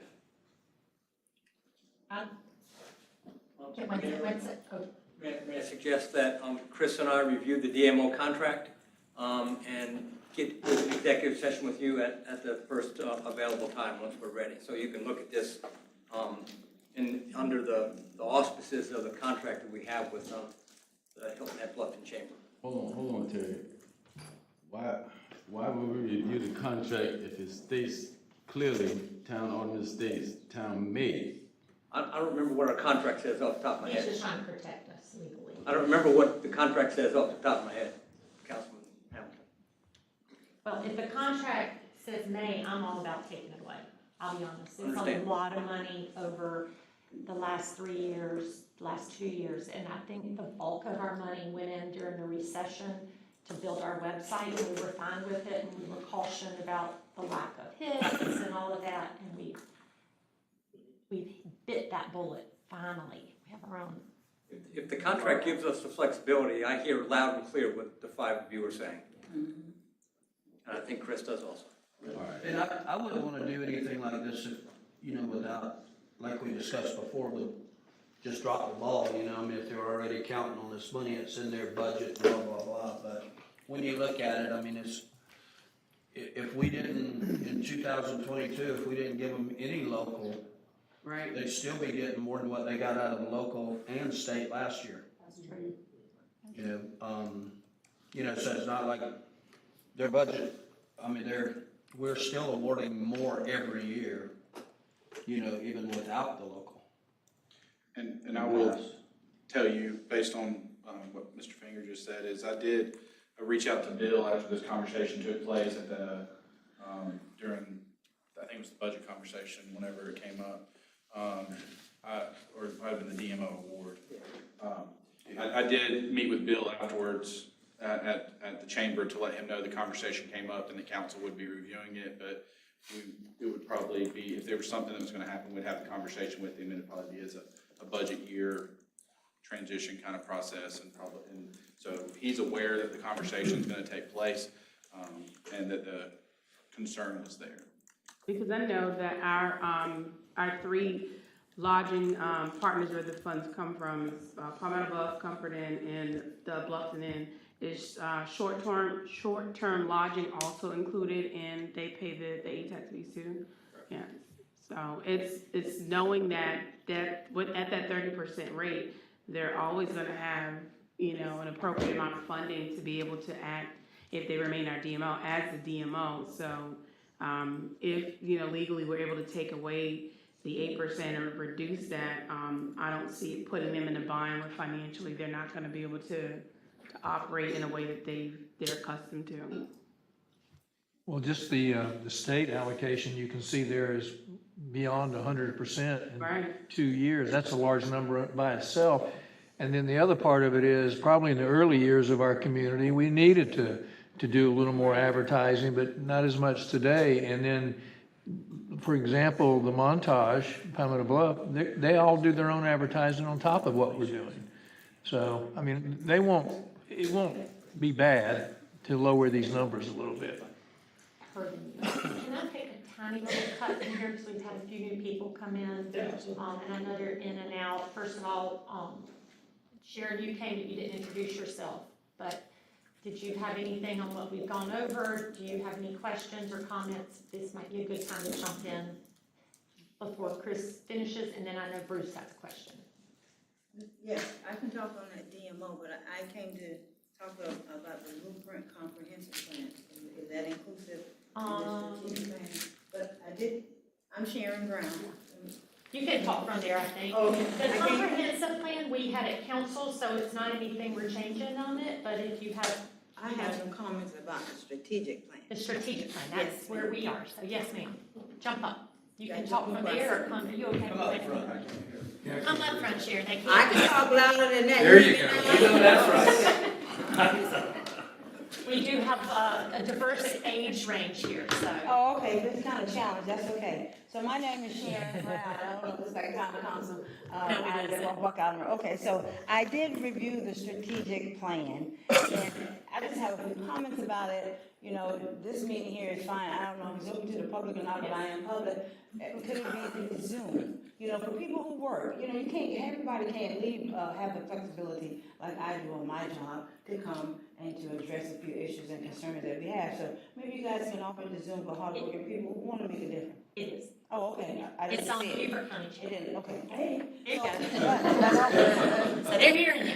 So also, when we talk about strategic planning, I just would like to know when it's strategically planned for the next how many years. And Dan, when you said the next 25 years about the water, I thought about the next 25 years in this community here, how will we be portraying people of color?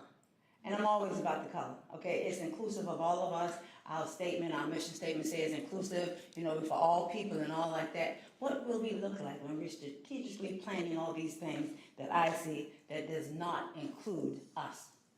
It does not. When you guys sit down, I'm certain that all of you guys don't think and say, well, what about the community over there? And if you do, it's not when it comes to putting in money, milking in a lot of money into our community. I don't know if it's because of the poor community or what, but this is some of the things I have because I just want to get it out of the way. So for the green infrastructure, you guys haven't gotten there yet. The preserving green space, me and me are talking about that for Buck Island and Centerville Road. We should have a park. You know, some people can't get to their location. So within that, what you guys have in place, I should hope that it does include us. We need a park. We're begging for one. We need that. And sometimes when people are in place with things that can't happen, they've been there too long, change never comes, okay?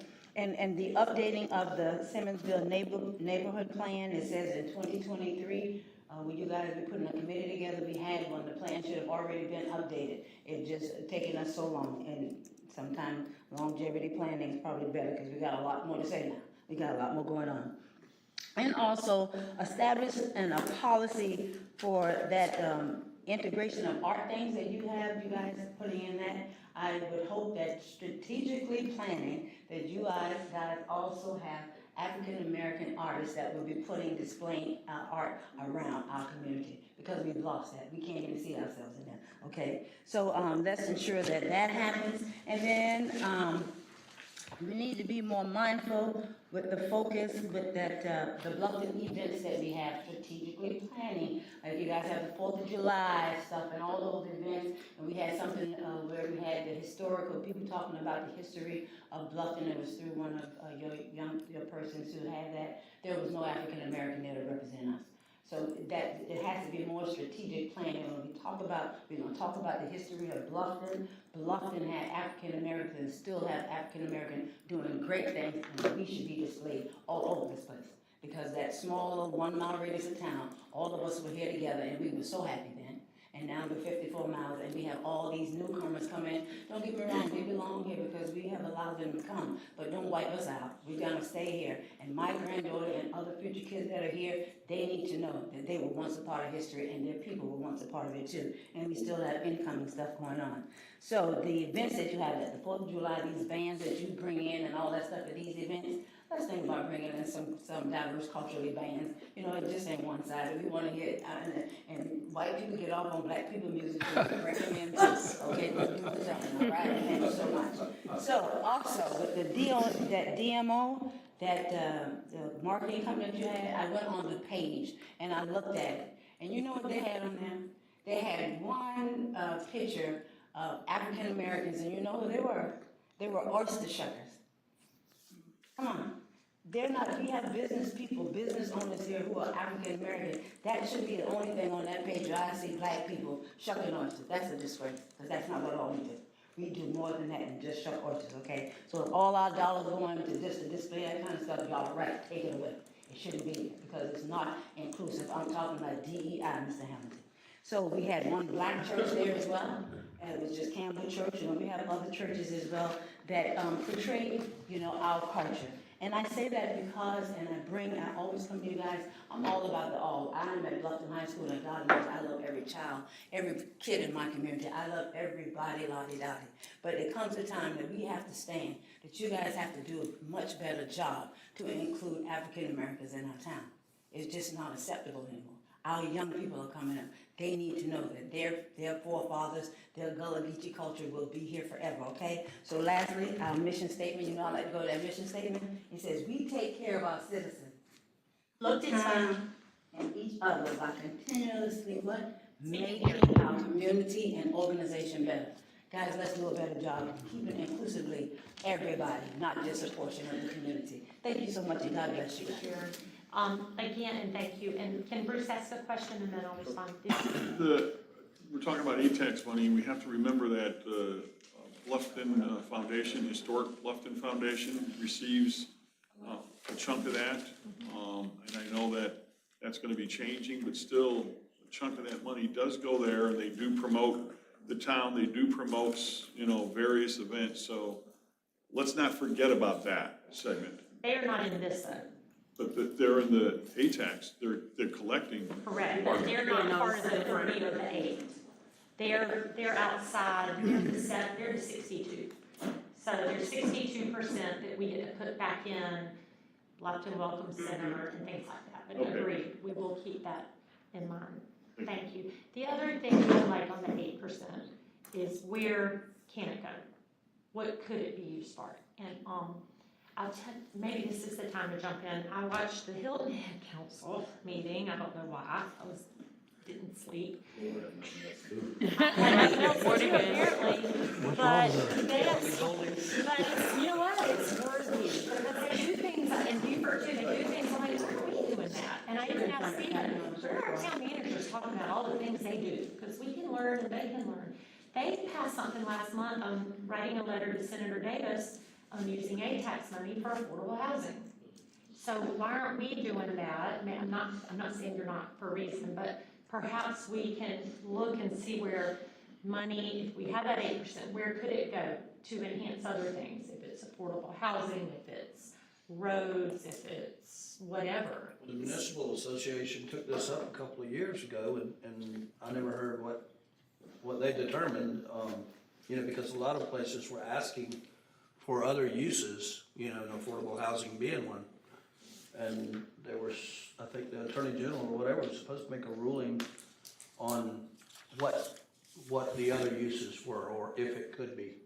Remember, because we tried to use it for sewer, and stuff. Well, they voted to agree to have their town manager to write a letter to Senator Davis, which I'm not sure why, to ask that be added. So maybe they're off, but I thought that was interesting. And that money, so maybe see all the places we can ask, get with the Municipal Association, and see where we can spend it. So. Well, let me ask you, Mayor, since you bring it up, I mean, is this a good opportunity? Like, if you remember the business license, I should say, that was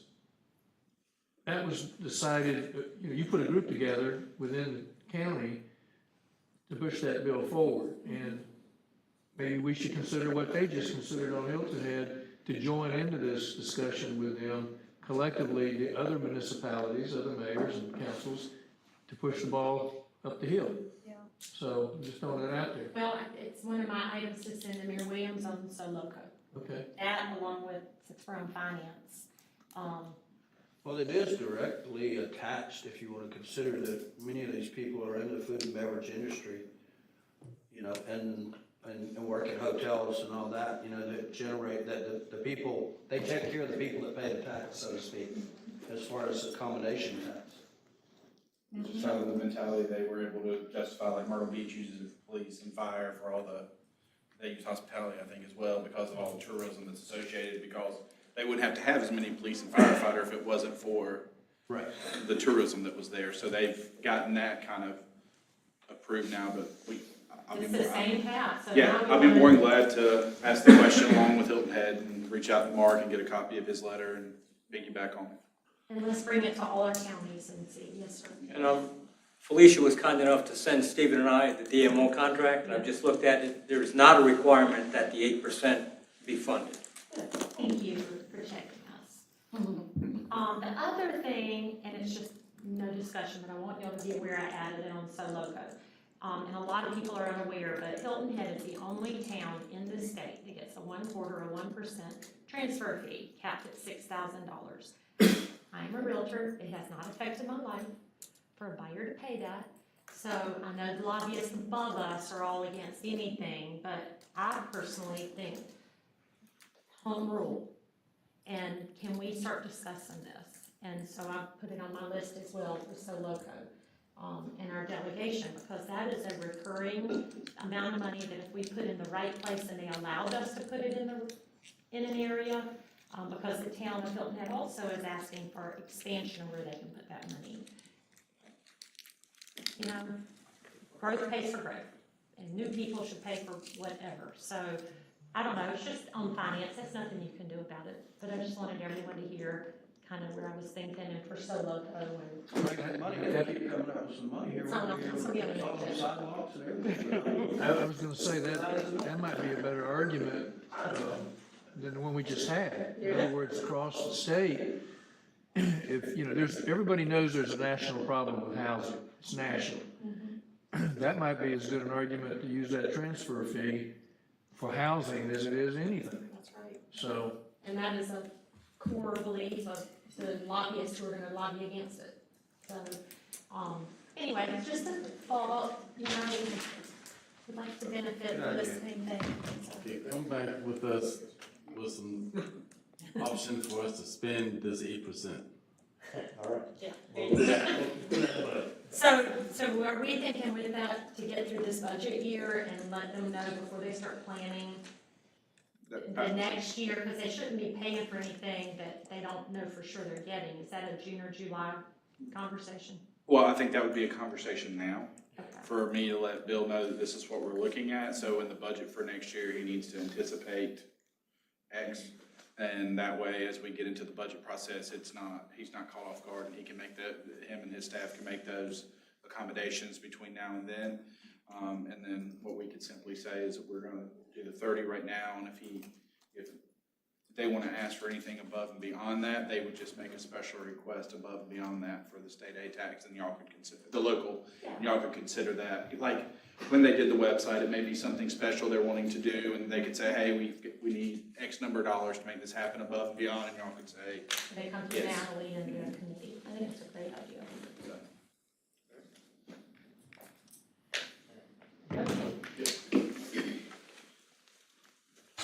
So as you're seeing, we're tag teaming this, so I'm gonna start on historic preservation, but we got Glenn and we've got Kevin in the back to help with these conversations, because we've had a lot of this come up with council talking about this. So I wanted to go through a few things that we have heard.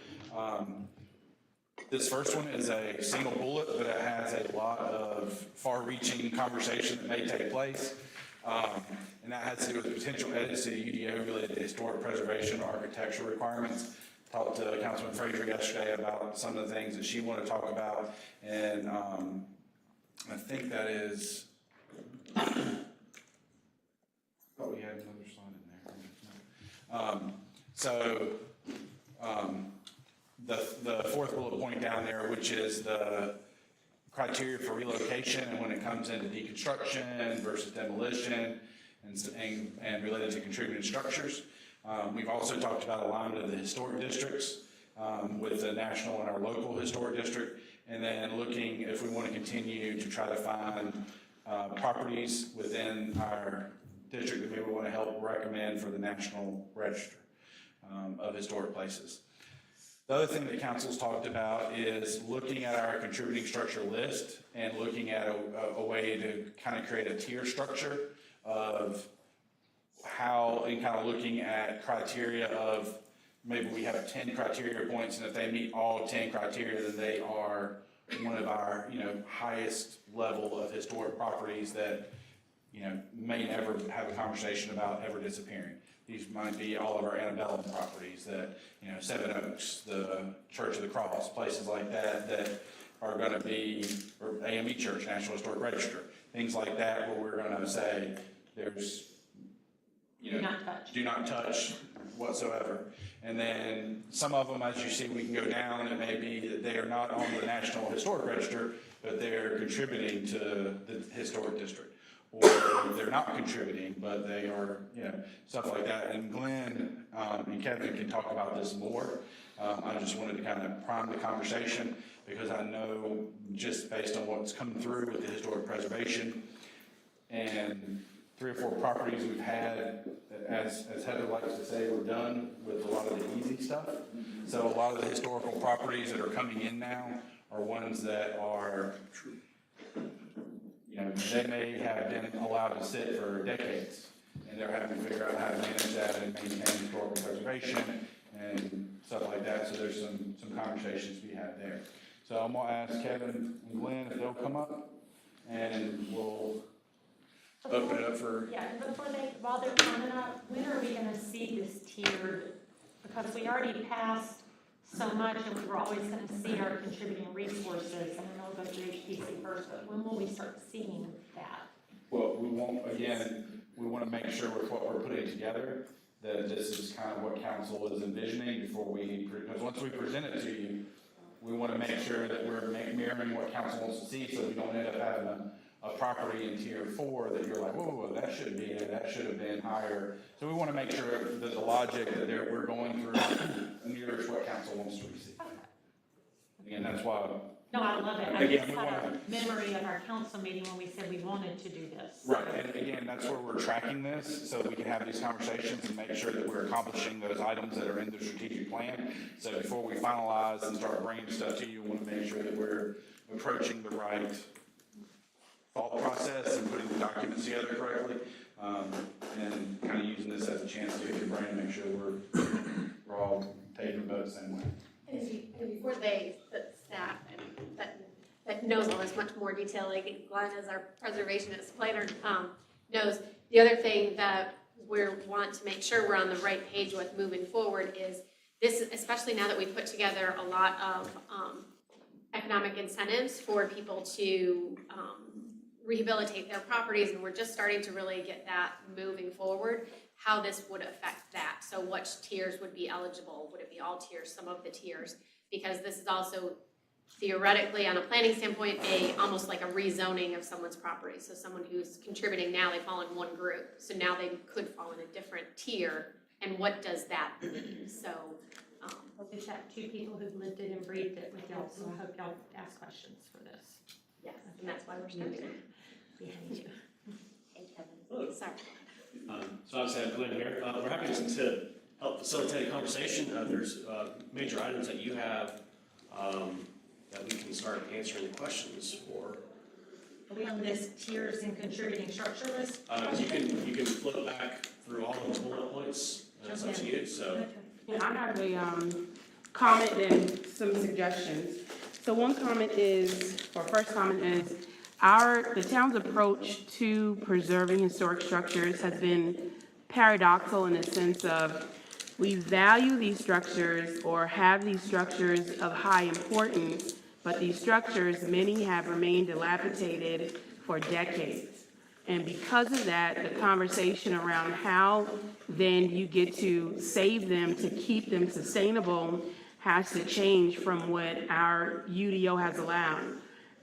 In the sense of we put certain barriers and restrictions on some structures that we haven't on others. And so we saw the Joyner property recently, when it came time to the barbecue structure, the structure and the crane were both sinking in the ground. When it came time to deconstruct, I'm not sure the method that was used, the particular home, the home was then seen, left in shambles. And so it's difficult to just have a one-size-fits-all approach without being able to say, we might not have had reconstruction as an option in the UDO. And so if the board gets kind of stifled in how they vote or address those, we need to go back and make sure the UDO is able to identify the needs in a modern time, because things are different. And owners who inhabit these structures now are gonna be burdened with those responsibilities, and if the town isn't putting up the finances to do it, and we don't have the space for everyone who wants to donate contributing structures to us, how do we address that without people being deterred from purchasing properties with those structures? And then if they're ones we're gonna keep, like a Sarah Riley Hooks project or whatever else, what can we do to mitigate these things ahead of time to be able to actually work on them? Because if that house sits any longer, it's gonna, end up in rubble too. I know it's a lot. That was a lot. Experience on it. There is no but one period. So I think we'll kind of tag team on this. I think some of it has to deal with the review criteria for like relocation and deconstruction. Like right now, I think we only have 2 of them listed of the possible for the reconstruction. One. Okay, one listed of the possible 4. So I think expanding on that, that's one thing. That's definite, and that's become apparent. We've realized that. So that's definitely something that we're going to work on. I think a combination with that and the tiered system would be helpful because then you're setting a level of importance on each of these structures and then what you can and cannot do with each of them. I think part of my challenge is we had a list put together in 2008. The methodology they use is probably not what I would use today, but they're on the list. So because they're on the list, they fall under the UDO requirements under that section that says you can do this, you can't do this, you can't do this. If they were not on that list, like the Joyner House, for example, if that was not on the list, we would have treated it differently in front of HPC. So because it's on the list, we're forced to use the criteria that the UDO specifies. I think now looking at a tier system or expanding some of those guidelines in the UDO, that's going to mitigate some of that, some of those issues. Well, I think on that, I'm all about the tier, and I've been waiting for it. So I didn't know we were waiting until now to look at it. So I think however we want to do it, we need to really vet each area and get a car or a golf cart. It's not very big, it's a square mile, and ride around and look at these things. I know Dan and I kind of split up the list and have done a couple of them. Stories are important. I really believe the house lives, not so much because its rafter was designed in 1752, but that along with the story, going back to what Sharon even said, I heard Joni talk 50% of this town was black, not that long ago. So the stories are super important. What are the fines associated with it? Someone who buys it needs to make sure they can sure darn well reconstruct or be bold enough to say they're going to demolish it. Because I think there should be some fines associated with that, and I've seen a lot of tears this week over some that maybe went another way. So, yes, and ditto. And I have 2 questions too for Glenn on the first one. Would it be something to consider in the current UDO or the current policy that you or someone from staff is present when this process starts in terms of deconstruction to make sure people are actually following through what they said and for what to have happened won't happen? Yes. So someone was present for the recent or no? No. Because we haven't. Because for someone who observed it, it did not follow what was stated they were going to follow, and it was a nightmare watching it. And now we're having this play on the back end to catch up and find out exactly how they're going to comply with what they said they were going to do. That's right. So what Bridget said, and I kind of just assume is never good. What do we need as a town to make sure that did happen? Are we missing something? Fines. No, but what should we all know? And we all have our rule book. I love we follow the rules, but for Glenn to know that was his place to go out there, was that something? No more than this happens, in my opinion. I mean, it's not like we have 3 going on a day. When the permit's issued, why couldn't we add something in there that the demolition must be observed with somebody from our building department or whatever? And if you see that they're not going by the book and what's written in the permit, stop work. You know, I mean, just like we would if someone was building new construction. I mean, if we can wax them, we ought to be able to watch one every 6 months or a year or whatever, you know. That'd be the only way to stop it, I would think. Well, Glenn, if it makes you feel any better, the reason that we've been asking for the tier system is because of the conversation we're having right this moment. We realized years ago, council, that we can't save everything. We may want to, there may be people think we should, but we can't. And we don't want to put an economic hardship on those just because it's on the list. It just says you're here as a contributing resource, blah. So that's why the tier system is extremely important to us. The other part is the historic component of it all.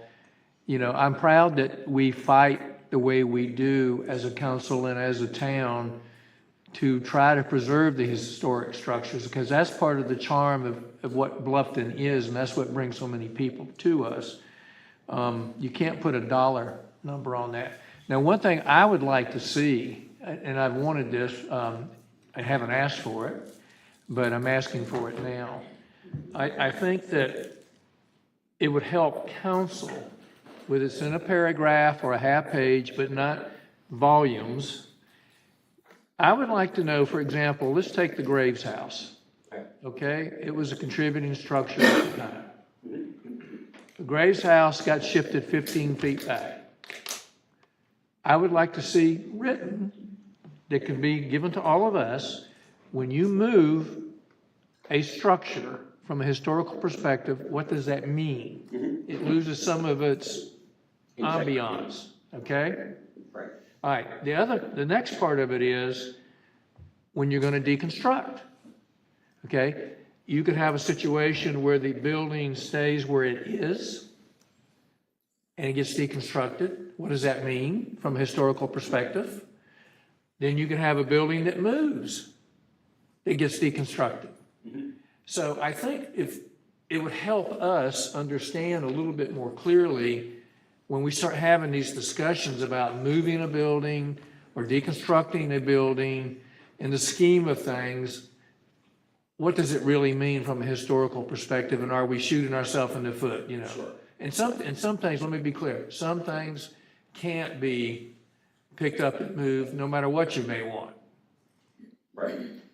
That one comment from the chair, so y'all take notes, Chair. I've heard one comment from one of the staff that said, you know, the easy ones are done and we're gonna be doing harder ones. And we do have to keep that in mind, is the harder ones, if we put so much restriction in not allowing any developer, any owner to do anything with that property, it's gonna end up melting the ground and become a termite hole. That's number one. Number two, I heard a comment being mentioned about the Joyner house, and I thought, if I recall, the motion that was put required that all these check marks were being looked at. What happened if do I hear that that wasn't done? Because that was the motion that was put in place, but wasn't it the town's responsibility to kind of check on those check marks? If I'm on the HPC and we're passing these motions, what happened? Right. I have to ask the staff, what happened? Right, and in this particular case, you know, I, as staff, went past the building, I think it was Monday after being gone the week before, and it's standing without the siding, which is fine, they were allowed to remove the siding. And I thought, oh, this is a great opportunity to go photograph the building without the siding, to see how the two pieces were put together, because I'm always interested in understanding how the structure works. And then to get a call, you know, 2 hours later at my desk saying, we're getting calls that the building was demolished. I'm like, that's news to me. So sometimes it's a reliance on, does the applicant actually doing what they're supposed to be doing? Or is it sometimes just I happen to be out and I see something that's not quite right. Or somebody calling me and saying, oh, were they supposed to do that? And then we're playing, catch up. And I think that's where we can go and fix, to make sure it states specifically that they have to coordinate through us to make sure that we're on site when they do work. Because right now, once they get the permit, it's not required, it's just, anyway, sorry. But the motion included that.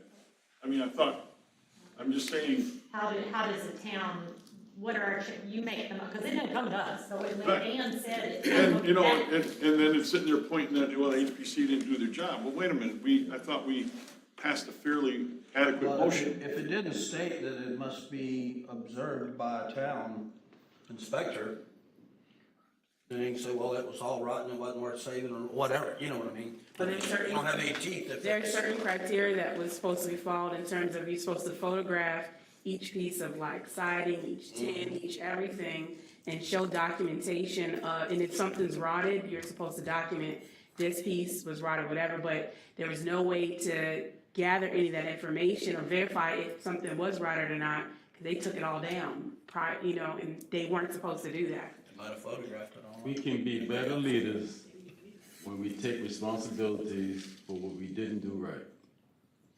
So let's just own up that we didn't do it right. We can't keep looking like we're kicking it under the rug. We didn't do it right. That's the only way we're gonna fix it, when we realize what we did wrong, so we don't make the same mistake again. And if something was done in violation of conditions, then you can issue them a citation. Invite them to come see Judge Bush. $1,000, $1,078 for each violation, might be each court, I don't know. I'm happy to talk with staff about that possibility if need be. And I think that's good, but let's not put something where other people will say, oh, it's worth the $20,000 to just demolish it. So I agree with Fred, we know better, so we do better. Does that not work in but let's do better. Yes, I agree. Yes, to Bruce, he's getting the heat. His commission is getting the heat, and I'm sorry, because you don't get paid to do that. But how do they do better on the conditions right now, immediately, to add that language? And this Sign was off very- on each condition, that the conditions must be met before going to condition 2. I think that's something you're gonna have to do. Yeah, well, everything does that when you're building an initiative, you get 19 inspections building a house. Right. So you And can't I go have down to the point without getting. So I guess that goes along with what Fred's saying, is we need to make sure that if something like this does occur, this was the first one, let's face it. And we have concepts made and spelled out, so if it does ever reoccur again, hopefully we could bank on our attorneys and everyone else and say, hey, remember, the staff, remember, when a condition is made. Also, I know, you're saying you don't want to deter people from following the processes, Mayor Selka, and make them think it's okay. It's easier to just pay a fine or whatever, and be done with it. I think it should be some type of, penalty in not following the conditions that were set, just for those who do the right things. And I think for the most part, you do and will have applicants who follow the processes and are doing the right things, and financially, they're paying to do the right things and meeting with staff to abide by those policies. So someone who violates that should definitely have consequences to those actions. On another note, with the tiered approach that we're going to take, I would like to see that we have some considerations for residents, and not, that's going to be different from the commercial uses of historic preservations, in the sense of, I know a great majority of them are still owned by Gullah natives who are in the area, and a lot of them will not be able to meet the financial requirements that come along with preservation, in terms of one of the first things is the requirement of a structural engineering report. And so if they have a resident that they're trying to bring back up to those standards, they're automatically going to be intimidated because they don't have the funds. And how are we going to approach or address that? Because for me, it's near and dear because that's something on retaining that population here and not making them feel like, well, I might as well sell it because I financially can't take on the responsibility of bringing it up to code, because it is strenuous. Sure, and I think in that case, the town now has the historic preservation grants, both for the residential and the commercial side. One of the things we did not look at when we built that program was, can we use, residential grant money for, structural analysis or engineering or something like that? We can, come back to you with those changes so that someone in that situation can get a grant for that money, grant money for that project, to help, them stay in that house and maintain that house. And that'll be great, but in addition to the grant, if we could do like a hand-holding process, because policies might be something that, they will not grapple with. So in the sense of, we're talking about the structural engineering report, but then you're also asking them maybe to catalog this piece, or they're expected to, have an architectural drawing of something, or there are other things too that are just foreign to them, and you can't just give them an application and say, hey, do the 30,000, come back. It will be something where they will need guidance in doing that. Bruce and then Amanda. I know that you have the grant money, but let's face it, in order, and I'm with Bridget, because there's gonna be, and Heather was the one that said these are, the easy ones are done, these are gonna get harder, and they're gonna get harder and harder, folks, let's face it.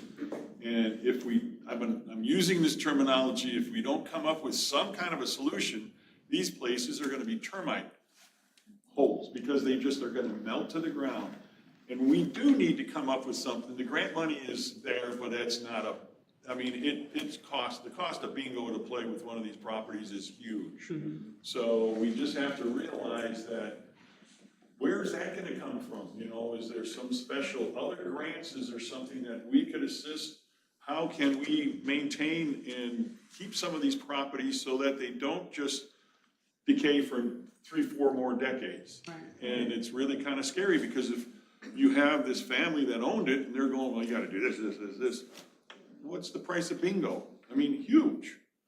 So he's taking that note, and then Amanda's gonna chime in, and then Kevin and Glenn can answer. So, I thought you had something to say. Yeah, kind of what you're saying, and also to include that with the grant is great and all, but there are upfront costs, like the engineer, you have to pay him now, you can't wait. The architecture fees, you gotta pay him now, you can't wait. So how can they afford to do that and say they might get money back? They can't do that, so it's not helpful. Okay. 2 comments, y'all can take notes or address so we can keep. Yeah, I think to maybe kind of summarize all of this, just so I think we're hearing you loud and clear. So we'll go through the tier system, we'll get with the town manager, he can start bringing this forward. And then it's also sounding like, maybe the grant program, looking back at that and seeing, is there a way to maybe increase potential funding, or if there are certain aspects of it, the structural report that could be taken care of for a project. Those are things that we'll start doing the research on, as well as the UDO edits as it relates to the deconstruction, reconstruction aspects to that. Will you get us that, are you gonna give us your thoughts of tier 1 through 6? Are you gonna do that before it comes to council? Because I'd really like to take the time to ride by and look and talk to people and get planning and. We'd be happy to sit with you kind of like one-on-one, so that way we can go through and explain. Because like right now we're just like looking at it, it's just like one sentence, but like go into a little bit more detail on it. Give it what houses you think fall. Yeah, there was actually a methodology I used to come up with these 6 tiers. I'd be happy to. I don't mind, I trust your method to your madness, but when you get 22 Smith Street and 84 Sound Street, I'm not using little names, that's where I'd like to see where you see they fit in your tiers. Sure. That gives us a basis for saying, well, we don't agree, or yes, you're right on. I think that would help us. Well, is he gonna have a chance to look at it? With this tier system, would this be the time to address a percentage of, if it's 100 years old and 80% termite eaten, rotten, expired, beyond reasonable affordability for repair or reconstruction, it's not worth it. I mean, Well, that's Yeah, where I mean, you would be able to list that as tier 6. okay. And yes, Well, but then you have to have it removed from the list. well, if we're in charge of that. Well, planning, yes, it would go to HPC. Yeah. I think it'd go to HPC with a recommendation. But I mean, Is that what you're asking? but I mean, what determines it? I mean, are we, if it's 50% rotten, is it still say, you know, I think is it 40 or 60? You know, I mean, I would think that we need to come up with some type of, That's what I asked him, could he put the addresses to each of these tiers and let us look at it? And well, then but the sit and ask condition of questions. those addresses may change over the next 10 years. Right. When we're gone, this And rule remember is too, still this gonna can be on the change. books. It changes This every changes. year. We can, right, we can even write something in the code if we want to, Every 2 kind of like the years. comp plan, that we're going to Yeah. revisit this every year, 2 years of policy, so it definitely is something, as we can see from 1996 was the first list, 2008 was a revised list, and now we're back here because Right. obviously that 2008 list isn't quite working, as we've heard, so. Yeah, I just wish we had a way of measuring, you know, what is exempt from all this extra structural engineer inspection and all that, you know, all that money that has to be spent for something that is just expired. We all expire someday. You know. Actually, let me, if I Can can. Amanda ask your question? You can answer that too. I'm just thinking like with, I'm just gonna throw something, like with Glenn's credentials. You know, is it something if someone wanted to have, to do something to their home, and he could actually walk in there and make a determination if it's beyond, I mean, you're smart enough, you have the background in this to say it's beyond repair, or like, we have a project that has a lot of rot and damage, and it is on the list, and it's going to take a lot to make this a thing, but this person had to spend money on engineers and architecture and designers before they could figure certain things out. So is there a way that the town could help by sending in the expert to say, okay, there's like, you know, this one's not good. It's gotta be a tier whatever, or it needs to change because being able to see the conditions now. Cause like from 2008, there's a lot of things that have changed and are not good. But I think this council that appoints that HBC needs to be the public entity to take it off the list. I don't Yeah. want. No, I'm not staff saying- in the heat from people to say, they said, oh, I took it off the list. Well, No, I don't say that they're the ones responsible. I'm just saying go in there and give an opinion from, you know, this level. I mean, A professional opinion from historic preservation standpoint. but I think that's what I had mentioned. You give us where you think all these homes fit on these tiers. He's doing that. Yeah, but some people aren't gonna let you in right now, but say in the future, someone says, I really wanna get my home done, then could he go in and evaluate? That's what we're talking about, reevaluating the list on an ongoing basis. They're not on And I think what Amanda's saying is somebody physically has to go into the interior or something. You're gonna have to do a real hard review to determine whether the building is salvageable or not, to Larry's point too. You know, that's where we're getting, or what percent of it.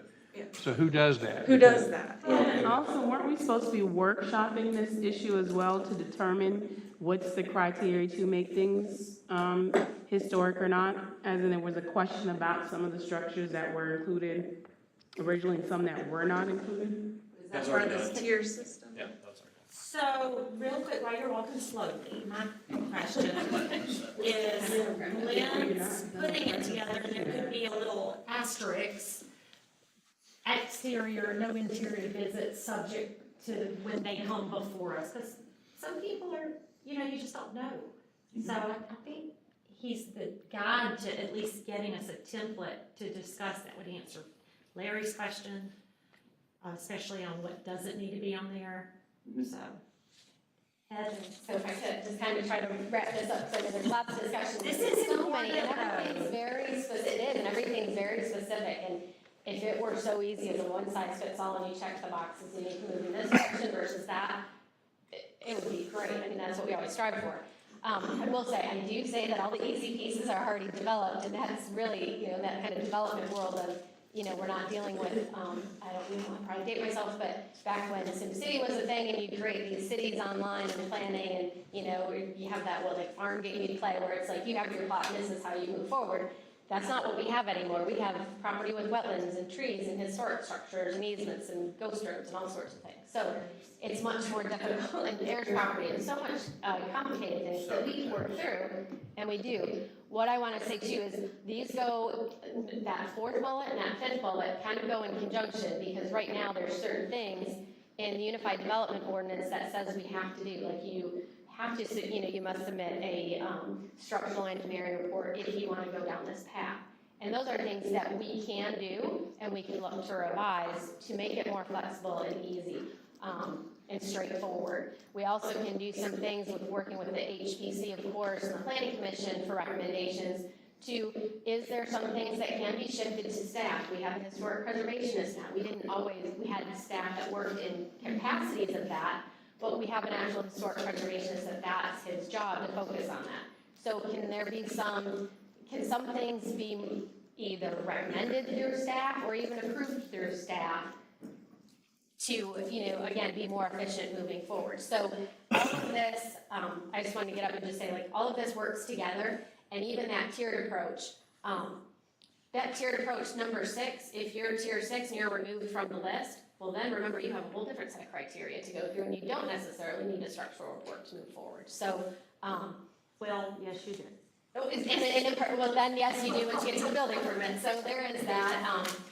But I'm saying, like, what we can do is try to make it more efficient, and maybe to have like that initial step, and we have talked with staff to have like the preliminary, you know, almost like the preliminary development plan, and not to belabor the process, but to make it more clear, because regardless how many meetings you have with staff and it's clear, you still have to meet the UDO and go through HPC. So if we can make that more efficient, if that makes sense, and clear with support in the UDO, the same with the conditions that HPC or Planning Commission puts on permits and approvals. If we can get those conditions codified in the UDO, it makes it real easy for us, and then there's, so all of this works together.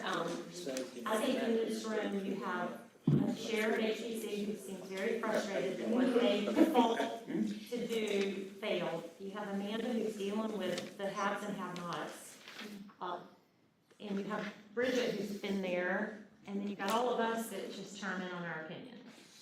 So I think we can make it better. I hope there are some immediate, I want to see I'm going to look at the conditions. I'd like whoever didn't follow those conditions to provide them, and the pictures and all that. That only tells other people they can do the same thing, and that is not acceptable to this little one at the council. Right. In that situation, we're still doing our due diligence and working on making sure that those conditions are met and have been met. HPC should ask for that at their next meeting, honestly. So, anyway. So sorry, I just wanted to kind of help. So all of these work together, and we're on it with more UDO amendments to So what come are your forward. thoughts from all of this? So, did we hit the edits, or you're gonna get that from the people who have suggestions? Yes, I think what I've heard is UDO edits to make it clear the reconstruction, deconstruction, what you can do those, that one Secretary of Interior standards to the 4, to get that in the UDO, and then bring that tiered approach to you all as well. And then also what I've heard is we will invite you all either one-on-one to with us to go through a golf cart ride with Glenn and give you examples of what he envisions would fall within each of these tiers. And a definition of historically. Yes, a definition of what it means. What it means. Demolish, relocate. Yes, what are those unanticipated consequences possibly, or whatever. Well, here's, and a reminder of what you had mentioned it at one of the HPC meetings, maybe at a council meeting. A contributing structure is up to us.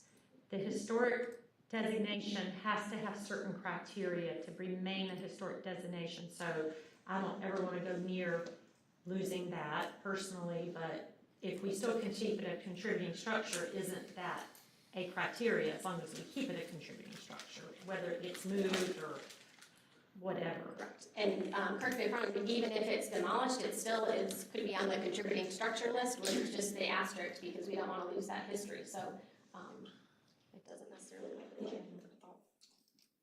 I know this is getting off, but if you're gonna rewrite the UDO, please review a whole bunch of other stuff, because the materials have changed, technologies have changed. Our UDO was written for when we were approving Lowe's plastic shutters. We don't have Lowe's plastic shutters, so there needs to be a lot of changes made. So if we're gonna have a rewrite of the UDO, could we please make sure we're including other things that have been recommended prior and other things that could be recommended to make our job a lot easier? Because we're always having to do exceptions and this and that, and, you know, because the UDO was not written for today. And also talk with the building department more, because there are things that they require that changes everything from HPC stuff, and then you have to resubmit and go through processes that I think we could probably clear up faster. Can we put a deadline where the UDO changes to be made, like May? Yeah, let's get a timeline. Fred had a question. When would this workshop? I don't remember. We had a workshop and we actually approved some changes to the UDO last year to change the criteria for contributing structures. One of them, if you remember, there was a list of, I can't remember, 10 criteria. We took it down to 4. And we removed the ors to ands, because in the past, if you just meant that you were 50 years old, you were a contributing structure. I can help change that. Didn't you change the name also to contributing resource? Contributing resource. Kids wanted to take on their house. Remember that, the old structure and, our, oh gosh, what's her name? She was here. That was staff. Erin was. It was before I started, because right after I started was whenever they approved the definitions and changed to the criteria was, y'all were doing the first and second reading right as I started. I wasn't here at the time, but I remember going to Fred's question. There was supposed to be one also on, because there was a lot of confusion around properties that were designated and ones that weren't. And it was supposed to be, whether it was a workshop or a meeting to like streamline that and address like what really is historic and what isn't by our designation, since it's not like wasn't a national based thing, it was ours. And here we are. So let's get a timeline on it, because I'm really. Because I would really like to see what we have by pictures and the story that they're supposed to tell. And because I still don't feel like we want everything that's someone else might think is contributing may not be contributing to council. We can certainly get you all that information and present it in whatever form. We can just share that with you, or would you like that workshop at a quarterly meeting, or? Because I think we have it in a document that we can share with you prior to doing the one-on-one or 2x2s to go look at the tiers and kind of do the tour of the properties. Yes, and include that. And let's get a timeline on it, and let's figure out, I mean, if it's in the criteria of relocation, where do we fit in, and where are the stop work orders and penalties and reminders? Because we sure stop housing. He's right. You know, I see a lot of past failed inspections, so, okay. I'm sorry, Terry. Mayor, I always look at things from a trial lawyer's perspective. And I look at these 6 tiers, and I'm not sure I could stand up in front of a jury and say what all these meant. So I've just handed Glenn, kind of my thought is, tier 1 is if you're on the National Register or the Bluffton Register. Tier 2 is y'all put them on as contributing structures. You all make that decision, and tier 3 is you're not contributing. And I could explain that to a jury. Yeah. This would be difficult for a trial lawyer to stand up in front of people and say, well, this is really a tier 4. And I'm going like, and they look at that and they go, I don't know. So I'm happy to work with staff and our office, just tighten it up as much as we can, and then give the ultimate authority, if it's not on the National Register or this 1996 Bluffton National Register, and maybe we don't even need tier 2. Maybe it's just tier 1. Tier 2 is what you put on it as contributing structures, and tier 3 is not contributing. might be that simple, I don't know. I'm not a historic preservationist, but explaining things to jurors or to people who don't understand this complicated thing, you either are or you're not. It's kind of like being pregnant, either you are or you're not. So I think we should tighten it up as much as we can. Okay, let's use. That's my thought. I'm not pregnant. This role, and I'm doing agree with this, HBC in Washington, it's very, you already have 25 standards of the interior, I mean, let's keep it simple. Yeah, that's good. Thank you. Okay.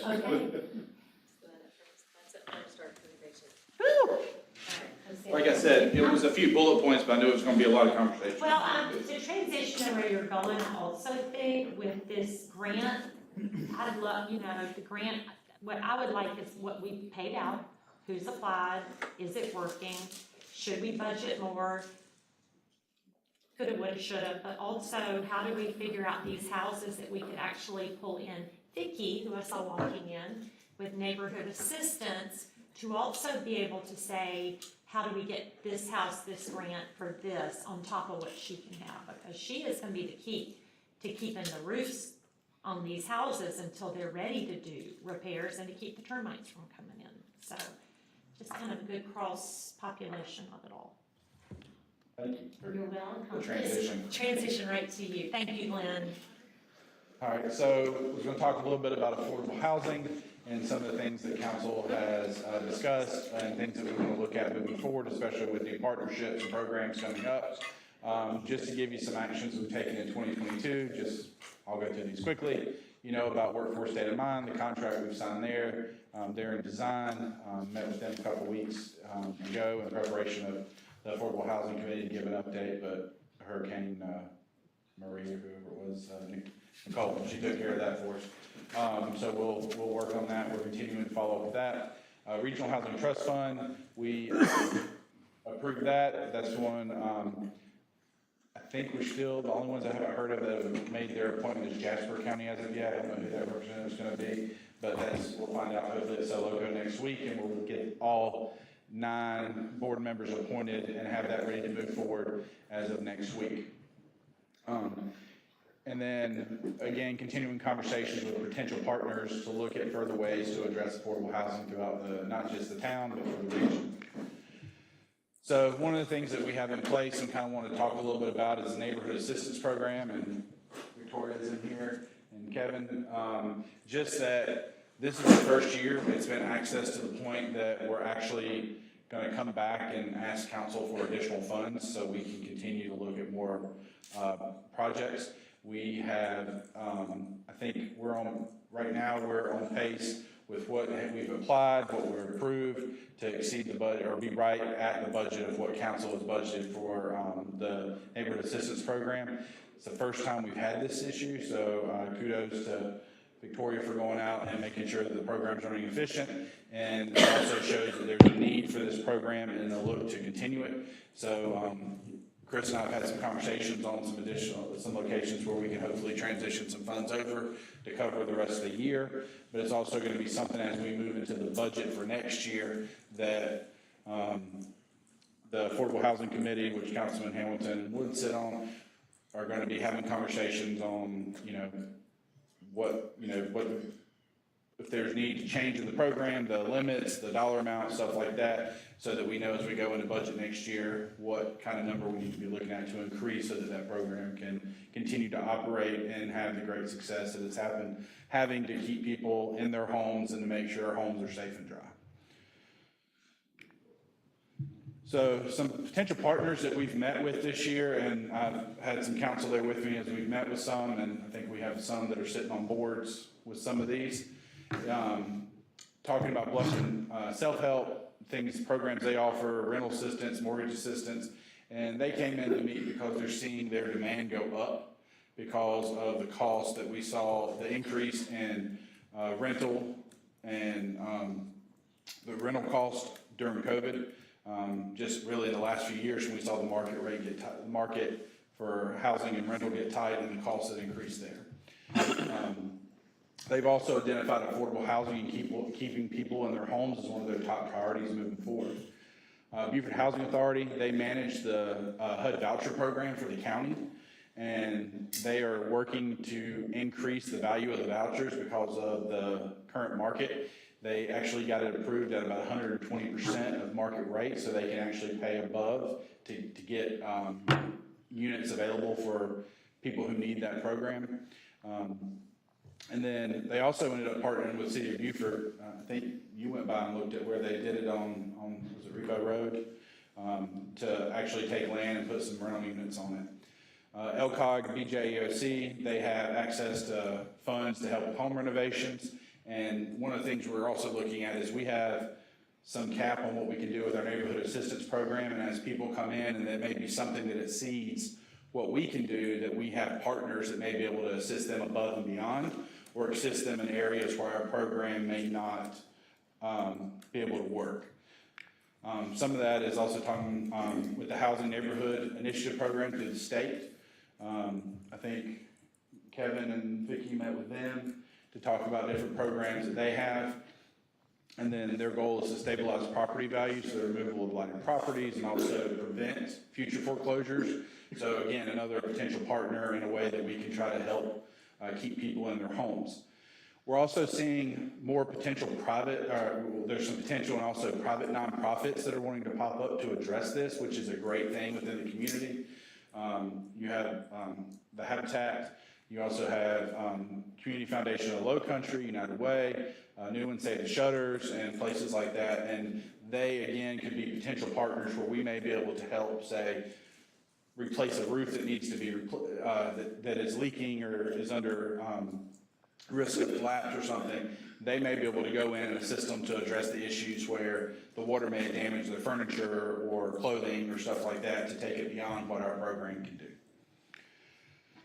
So, one of the other partners that we have is the Regional Housing Trust Fund. And one of the conversations I wanted to have is to look at some potential programs that we may want to tell the Regional Housing Trust Fund we want them to focus on as we move forward. Because as they start meeting, they're going to be setting their bylaws, their priorities, things that they're going to want to focus on. So as we have some partners out there, they need to be working with those partners as well. But as this being a regional housing trust fund to address affordable housing regionally, a lot of the things they need to be, or they can go after grants and programs that we may not be able to do by ourselves. So one of the things I wanted to kind of have a conversation about is, as we are sending our representative to the board and they're getting ready to, the steering board committee is starting to form, is some programs that we may want to request that they make priorities for the Regional Housing Trust Fund. So we talked a little bit about the home renovation grants. Those are what come through LCOG, and they can use those to renovate homes. They can actually go above and beyond what we can do. They can do, I think they were capped at somewhere around $30,000 per home, so they can spread that out over the homes throughout the community. Regional Housing Trust Fund may be able to go after and apply for some of those funds as well. Secure rental units, one of the things that we heard from the Housing Authority when we met with them is trying to find partners that are willing to work with them on their voucher program. So we may have apartments that are there, but they can't get them to come along and say, we're willing to take your vouchers. When the market is as demanding as it is, we don't need those because we're at full capacity and we have a waiting list. So it's working to try to find where those rental units may be throughout the community so we can have enough units to cover all the vouchers that are in place. The other is the voucher program itself is to make sure that we're supporting to make sure that they're worth enough to cover the true cost of what a market rent is right now. And the Regional Housing Trust Fund may be able to support that. One of the conversations with Beaufort Housing Authority is that they may be able to go up to, say, $2,000, but the rent may be $2,200. So they need help covering that difference to secure that unit. It's something that Regional Housing Trust Fund may be able to take the funds and help figure out how to support that program to ensure that, again, that there's a unit for that voucher to be good for. Another program that may be beneficial is a down payment assistance program. we're working on our first, or not first, but the May River Road, the 14 units there, coming up with the amount of money needed for a down payment is going to be a struggle, especially as we see interest rates going up. They, we may see the down payment requirement go up as well. So if somebody's got to put 5% down, that's a lot of cash they have to have up front. So that may be something we want them to consider as well, whether it's $1 for $1 or whether it's 100% or whatever that looks like, some program to be able to assist. The other thing is and this is one that I think would be a great program, but wanted to get council to see if it's something that y'all would want to help or want to see them address, is looking at an interest rate reduction program. Just kind of throwing up what's happened with interest rates over the last year. The beginning there is, you can see it starts November 16th. So from a year ago until now, interest rates went up from about 3% to about 7%. That's more than double. And I think when the last I looked, they were about 7.25 earlier this week. So as that happens, the amount of home that people can afford is decreasing significantly. So just to kind of show you back here, if you were looking at what somebody could have got the first of the year at, say, a $390,000 loan, $1,750 at 3.5%, that's what your payment would have been. Now you're looking at that same payment at a $250,000 home at a 7.5% interest rate.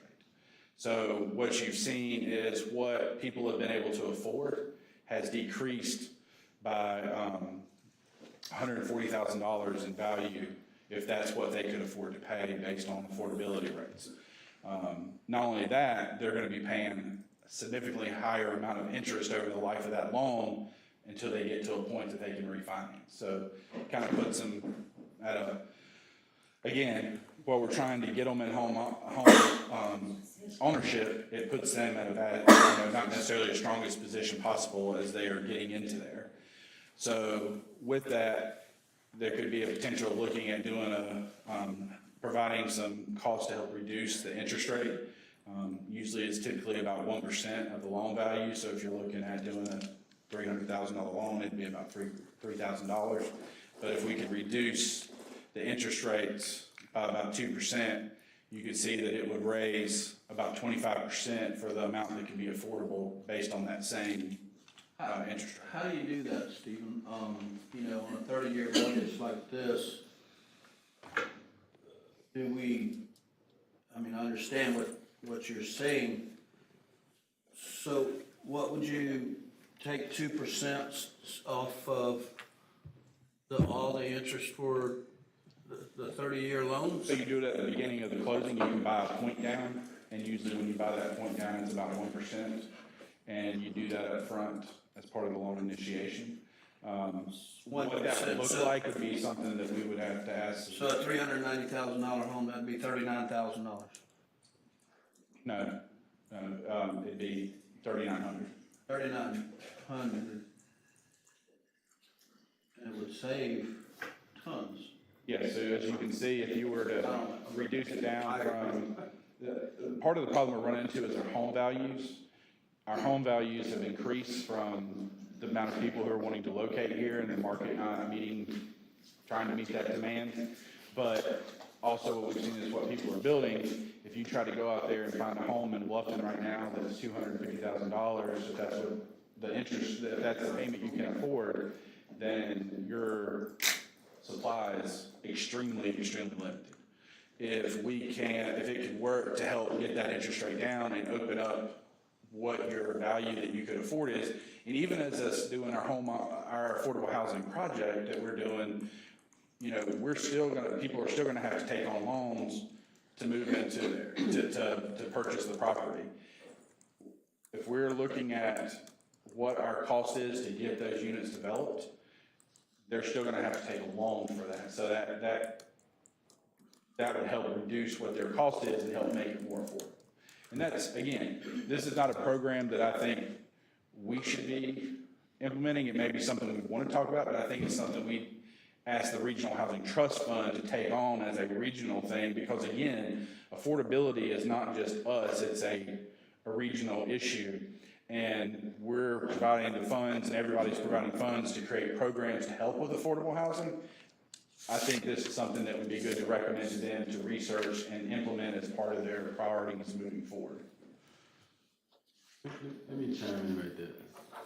For this exact reason why I've been preaching and trying to get us to understand the difference between saying affordable housing and workforce housing. Because if we're really trying to help people and diversify our community, workforce housing is these numbers we're looking at right now. Affordable housing gives a whole different definition to why Bluffton has changed and why we need to change with it. I say we need to change with it is that we have to make sure that we can accommodate a housing component that diversifies our community, keep us diversified, if you will. And as long as we keep saying workforce housing / affordable housing, we're already building workforce housing. And we're going to keep missing the mark because we're afraid to use the term that is going to make us Bluffton. We're going to lose our identity if we don't value the fact that there are still people who need affordable living for their quality of life. Thank you. See, I'm trying to remember the interest rate buy down. I talked about so many things. I can't remember where that came from.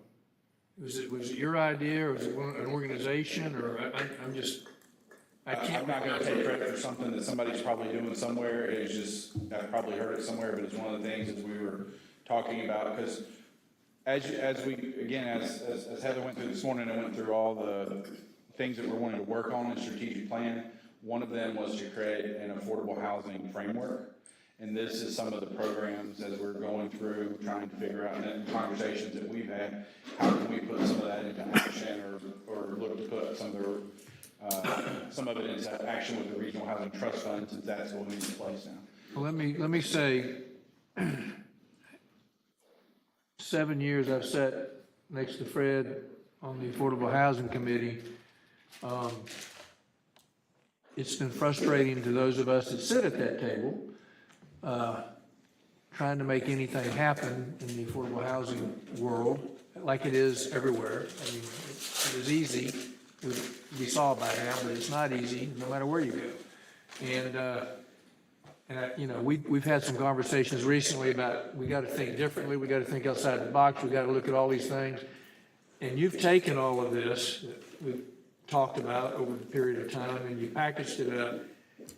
So whether it's the Regional Housing Trust Fund, or whether it's vouchers, or whether it's interest buy down, or whatever it may be, these are things we were not talking about just a few months ago. So I feel like I feel more excited than I have in a long time about the opportunities that we may be starting to develop to help us solve some of these issues. They weren't on the table 2 or 3 months ago. Now they're on the table, and we're discussing all kinds of factors. And so I think the opportunities lie ahead of us, and so I'm glad to see all of this packaged the way you packaged it. Well, and I will say this, one of the things that I would like to do, and we've had some conversation internally, but it's just been very recent, is affordable housing is one of our key priorities in strategic plan. So right now, where affordable housing is kind of being handled is it's kind of a certain percentage in this job, a certain percentage in this job. I'm kind of doing some, Chris is doing some, Victoria's doing some, Kevin's doing some, is to look at taking all of that and finding somebody that is their primary focus, and looking at that potentially within the staff to say we want somebody who's going to spend the majority of their time focused 100%, or not maybe 100%, but focused on affordable housing, to make sure that because as you saw, there are tons of partners out there that we could work with, but where that's going to fall within, we really need somebody I feel that's building those partnerships, keeping up with what units are out there that are affordable. You know, we have requirements within our UDO that, you know, we have apartments that are built that have to keep affordable units. We have May River Crossing that's getting ready to go over there. New Riverside Village. It's going to have affordable units.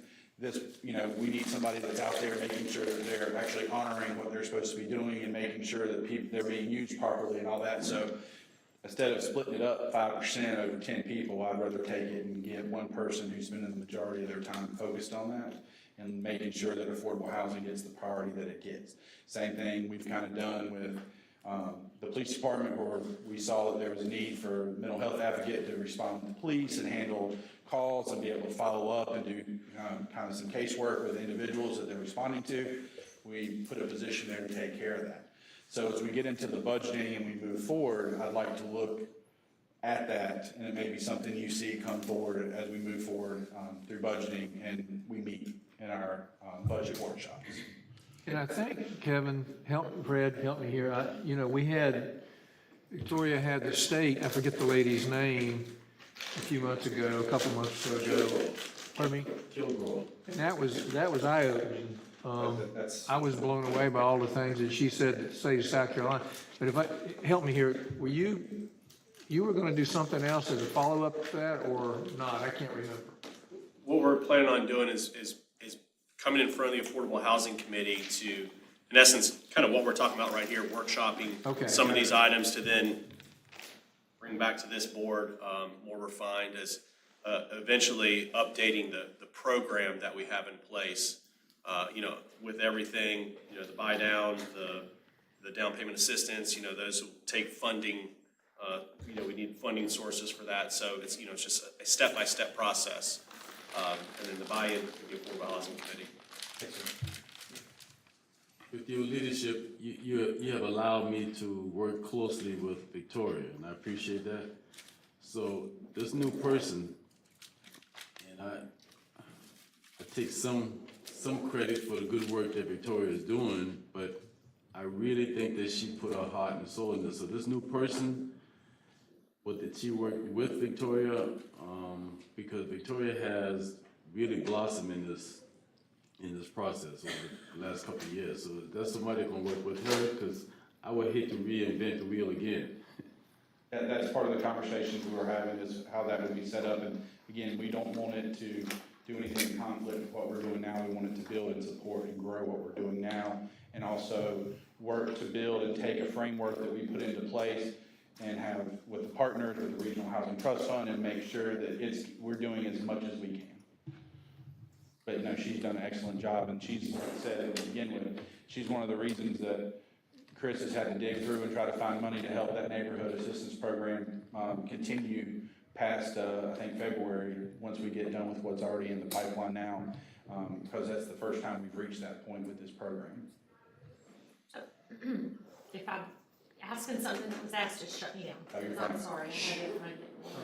But you said now so many people are kind of touching it. Isn't there a short term, when you have two deputies, isn't there a short term to figure out who that point person is until you do it? So it's Chris digging up for money. I don't know who it is you would even go to unless you want us always go to Victoria, which we kind of always do. So maybe that's a suggestion.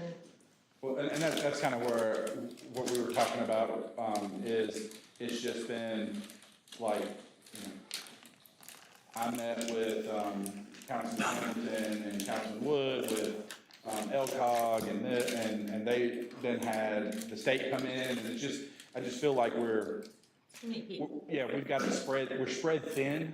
So one of those things, this is my opinion, and you know, council will tell me whether it's right or wrong as we move forward, is that when something reaches a certain priority and we have it spread so far over that at some point in time you need one person that's their primary focus, and not just we're going to address this for the next few months. It's a project we're working on, it's going to check off, and then we're going to move on. That's something agreed like you can do in the interim. But moving forward, I feel like if we're going to take all these programs, we're going to look at making this as as big of a priority as I think council would like it to be, that you're really gonna need somebody serving as that point person who is, like you said, who do we call on affordable housing? You know exactly who to call on affordable housing. If you got too much on your plate, you can't do anything good. Well, and those, Barely get by. When you get overloaded, that's right. get rid of some stuff before you keep adding on. And that's, yes, and you overload them, and then if you try to tell people to do 20 things, 5%, they're gonna be done 5% good versus putting their time and energy and focus. Kind of like the job of a town manager. I don't know that it's 5% good. Depends on the day. So that was really part of the conversation, was really to talk about the potential partnership and really kind of outline between what we have with what Regional Housing Trust Fund's going to do, with kind of the vision of moving forward with that through the budget process, is really creating kind of our affordable housing plan that we want to put together so we can bring that and say, here's our plan, our partnership, here's the person to lead it, and kind of take that into the budget year and really push forward into next year. Anything on affordable housing that we did not touch on before we move on into green initiatives? Let's go green. All right. Speed tournament. Getting hungry. The rest of the days is equally as important. So, green initiatives, this is a couple conversations that I've had with Councilman Frazier and Councilman Wood. We've sat down, we had, I'll say it was a couple hour conversation and talk about everything, and I tried to lump everything up into about 3 categories. Those categories have to do with operational, communication and outreach, and partnerships. So I'm gonna start with operational footprint, and where this comes from is, call it green initiatives, but it's really a way of how we can be better stewards of the environment. You know, as we talked about this morning, as frustrating as it is, we're moving forward with the sewer projects, and we're working to protect the environment that way. We have WAPAC, and we're trying to protect the river, but this goes beyond just the watershed into different aspects of the community. So, talking about some of the things we can do operational-wise, one of the big ones is what you're seeing is a transition into electric fleets, whether that is electric vehicles, electric hybrid vehicles. But one of the things that we need to do is to kind of look and say, okay, what is that going to cost? What's that going to look like moving forward, and almost create a way to kind of determine the value for transitioning to an electric vehicle. We were looking at that this year for purchasing 2 for, I think it was inspections. And right now, there is not an electric vehicle that we can, the only way we can get an electric vehicle is to go on to a lot somewhere and buy it. The ones on the state contract, they were looking at trying to order them, and they can't. How long did they tell us? It was like 12 months? Yeah, there's no time frame on state contract for an electric vehicle right now. So we can try to go on the market and buy one at a market rate, but the difference is we're looking at getting a small SUV for like $28,000. We're trying to buy one that's on market rate that may be $50,000 or $60,000. Now there's a reduced cost because we charge and I have to buy gas, and there's some reduced maintenance. But it's one of those things where if we're going to look at it, we probably need to make a plan in the next 3 to 5 years of what we want to look at transitioning. And we may be ordering vehicles a year or 2 ahead of time if we're going to try to make that. But not to say that that's a bad thing. It's just that right now with batteries, with the as you saw with vehicles over the last couple of years, we're trying to get new vehicles. It's just not there right now. Hoping that changes, but right now it's just not there. But that is something that we want to consider. As part of that, we got to have places to charge them. Right now inside the town of Bluffton, there's not a single public electric charger. The closest one is at Tanger. So one of the things that we've talked about, and I've sent a couple emails, just keep it on your top of the list, is meeting with Dominion to talk about a pilot program with them. They're working on their regulations to the state right now. Once they get done with that, they're looking at pilot partners, and we should be one of them. I've bugged them enough. And the goal is they would treat them like they do the street lights, where we pay them a monthly charge and they would place them. And then if somebody goes and uses them, they would run their credit card and they would pay for the charge on it. And then we would have a monthly cost associated with it. We can actually even put an extra few pennies per kilowatt hour. We can put a flat charge of like $1 for use and help offset our cost that we would have for that monthly rental. Who pays for the electricity to run them? They do. Or, well, the person would pay it whenever so whenever you go up and you plug into it, it's just, you run up and you put your credit card and you have an account or whatever. I know, but there's gotta be a meter that they're hooked to at some point. Correct. There'll be, it's inside the machine. The end user pays it. The end user pays it. No, we're talking about the flat rate that Or he's charging all of us a little bit more to pay for it. the monthly rate, flat rate that we would have to have, just like you would do it any. Like we would do with the street lights.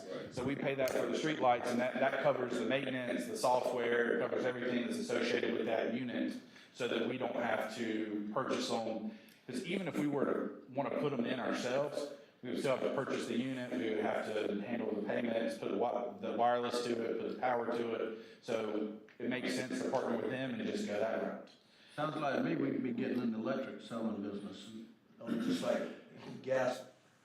But they don't need to meter each one of these, because they're just tapping off the line. Yeah, so Off of their line. yes, so their location has to be somewhere where they have a box that they can tie into.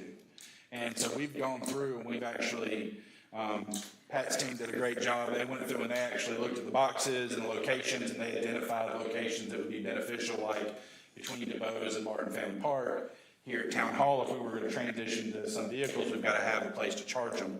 So we could look at Town Hall parking lot, we could look out at Mellenchamp, we could look out at Buckwalter, and places like that where we can make sure that with the transition to electric vehicles, it's almost becoming a service, and if we're going to provide them in the public right away, if not, it's going to be left to be put in the public or the private parking lots. But as you can see, there's zero right now. And this would just be a way to provide people an opportunity to say if they want to transition into electric vehicles, that there is a place to charge, because right now there's not. And we're not managing it, they would be managing. Well, just like the light poles. I mean, you said between Du Bois and Wright Family Park, that's where the people park to go, that's where moms park for their kids to play on the playground and stuff. Right. And then But you also have might people. want to draw traffic to there for somebody just charging there. Well, but you also have people who may park there and walk across to Marsh on May. Is that what's called, Marsh on May, May on Marsh, the one right next to your house? Or you may have someone who has an electric vehicle who, That's a busy place. and if they're popping into town or popping for an event, it's just about having the convenience to offer it. As to right now, we don't have any options. And again, it's one of those things where, like I said, as we talked this morning, I've met with 2 council members. It's something they would like. If it is not something the council wants to pursue at this time, then it's something that I'll take guidance from there. Let me jump in. The conversation is definitely needed, because if everybody pays attention to the news, by 2035, a lot of the car manufacturers will not be producing anything but electric. So this is not going away, it's only going to become more pronounced. Another thing that I'm curious about is, you've got the fossil fuel people, like Parker's and any gas station, and you don't have those facilities at the gas stations yet. So, I can't wait to see what their plans are, and it might be something we ask at some point. They've got to be doing something, because they're not going to be selling gas in 30 years, more than likely. Or not a large volume gas. Well, I've got a lot of questions on this. I think we have a lot of things we gotta do that we went over earlier before we added 20 more things on this poor staff that's working night and day. I personally think you need a 5-year plan or a 10-year plan, not go buy an electric vehicle when we have nowhere to charge it. Why don't we do some pilot in a couple of years for charging stations? But I would also ask you to look at the places that have them, and I never see cars there charging, ever. Tinder, I never see a car in the charging station. Because they're charging up at night. Or they charge at the rest stop or something, so. Tinder's free. So, no, you might wait, so maybe look at places, and you talked about Buckwalter. Well, Dominion doesn't serve Buckwalter, Palmetto Electric does. So are we bringing in that utility company? They're not looking at it yet, so. Well, Dominion can't put it at Buckwalter. So I think you need to get a plan and a budget, I don't want to spend $60,000 on a car that might run out of gas in the middle of Palmetto Bluff. I mean, electric gas. And there's no chargers in Palmetto Bluff to charge, and then they gotta let it charge for an hour, and they're not back in their office because they're having to charge their car. So, I wasn't in on the conversation. Again, that's why, I'm here for two. I want to make sure that I have support for majority. If not, it's something that we can hold off on. You're a wise man. When we Not had- let Dan make the decision by himself. When Dan and I presented this, because both of us were having conversations around green items, and it's not just limited to electric vehicles, but it's more so addressing not where we are, but where we should be going as a town. So definitely staff has enough. We're not saying like, let's go out today and do it, but as we're looking at being good stewards of the environment, just as the push to protect the May River didn't start today, that's a conversation that's been going on. And it's similar to this. We have to start getting to a place where we do realize that CO2 emissions and other things or whatever's going on is not the most eco-friendly thing that we're doing to the environment that long-term could have an impact on the river and other things. So definitely having some type of, plan to roll out over the next few years would be good, but it's not something that we should just eliminate, like we'll never be there. We heard a conversation today about the potential of a drone launching pad. So we do know that this isn't where we thought we were gonna be 20, 30 years ago, but that's a good thing about being proactive. We should be planning for the foreseeable future. We gotta build a charging spot for him too. But, so why does government have to do it? I'm just gonna bring it up. Tanger did it because the county required them. Why aren't we requiring gas stations and hotels and businesses to provide these things? Can't we do that now? Well, my understanding is it's regulated at the state. Well, we can't require that. The Tanger had to do it. We could have a UDO amendment to require that new developments install an EV station. I will say, my past lives, there was a neighboring jurisdiction that did require it for new developments. They got them at the Huddle House in I Hartford. think that's the way to test it. And why are we spending money on things when we can have it for people hotel people, they're gonna charge their cars?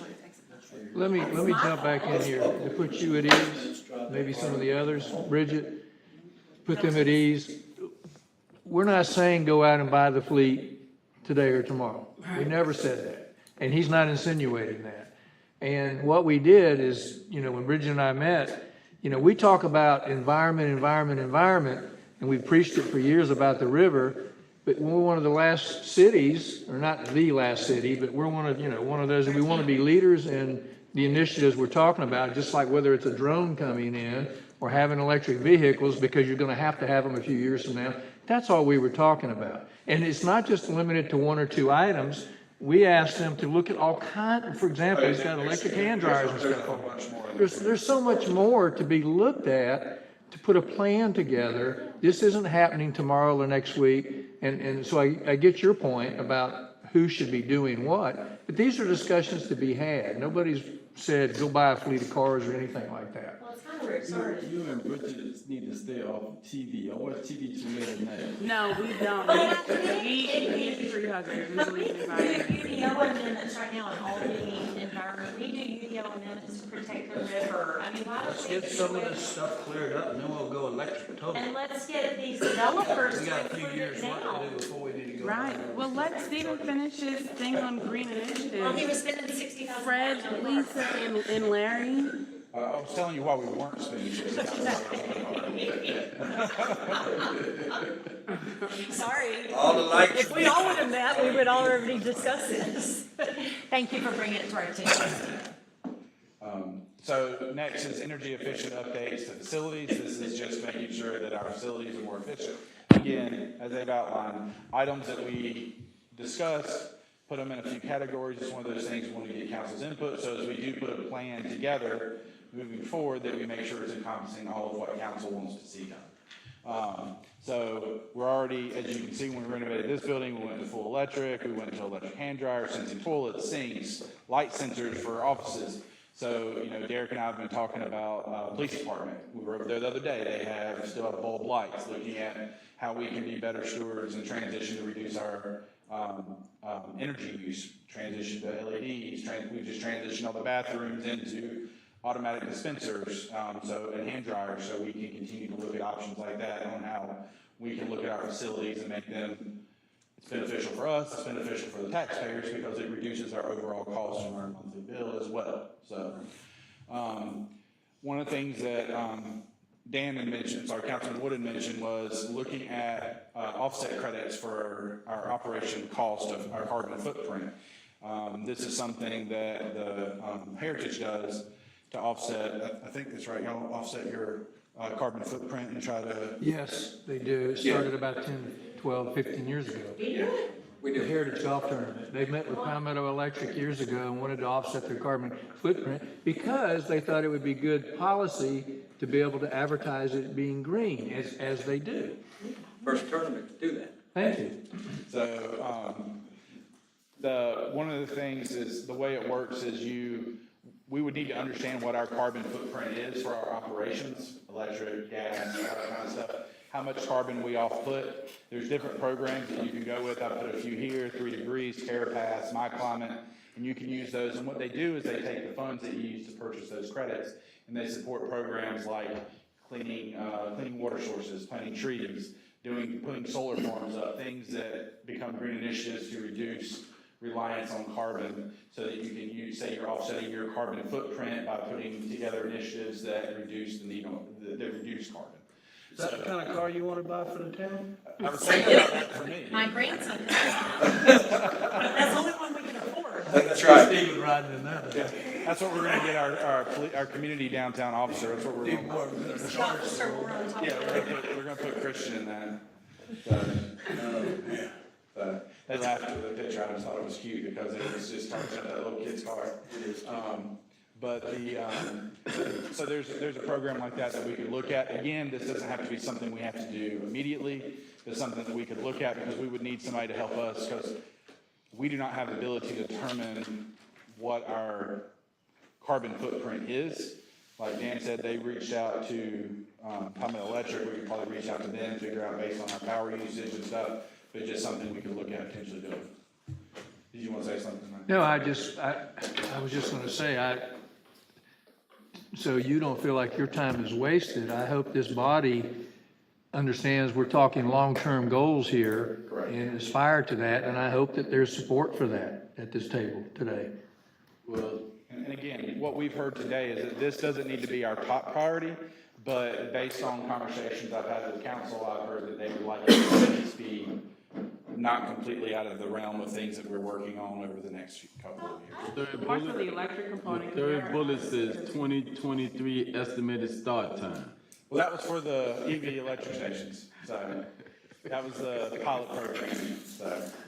Well, that's 2 months from now, so, or the next fiscal year. I think we should start celebrating also, in addition to this, that we are doing it. When our former town manager redid this, everything was sustainable. When stormwater was involved in all of our projects, everything was to protect the river. And I don't think we brag about it enough, what we already do. So I think we're there. That's the next one. And I can't urge enough to let's get the private sector to encourage them to do these electric things, and let's see how it works, and then maybe plan and budget that out and make Dominion pay for it, not charge us in Palmetto Electric. Also, going back to your previous slide, Stephen, Marisoka not to be limited just on, you guys definitely are anti-electric vehicle, we see that. But on one of the energy efficient things that he talked about that wasn't noted, that we weren't doing before, that should be commended that the town is doing now, is moving from the paper dispensers that we had in our public restrooms to going towards the electric hand dryers, knowing that those are being clogged, people are stuffing toilets and stuff with them, so we're wasting those products and causing, hours for them to have to come out and repair those. And so it's little things like that when you're talking about being green and being efficient that seem, minuscule, but over the long term, they are saving, they are better, more environment friendly, and a move is to, again, not where we were, but where we should be headed, like where we're going. Totally agree. Yeah, I agree with you. And And I'm totally not different. spending And totally $100,000 on different. a car, so when they get. That's one thing. And totally different. You win that argument. So Huh? You win that argument. But that's what I'm saying, green is not just going electric, it's like, we better be there. Okay.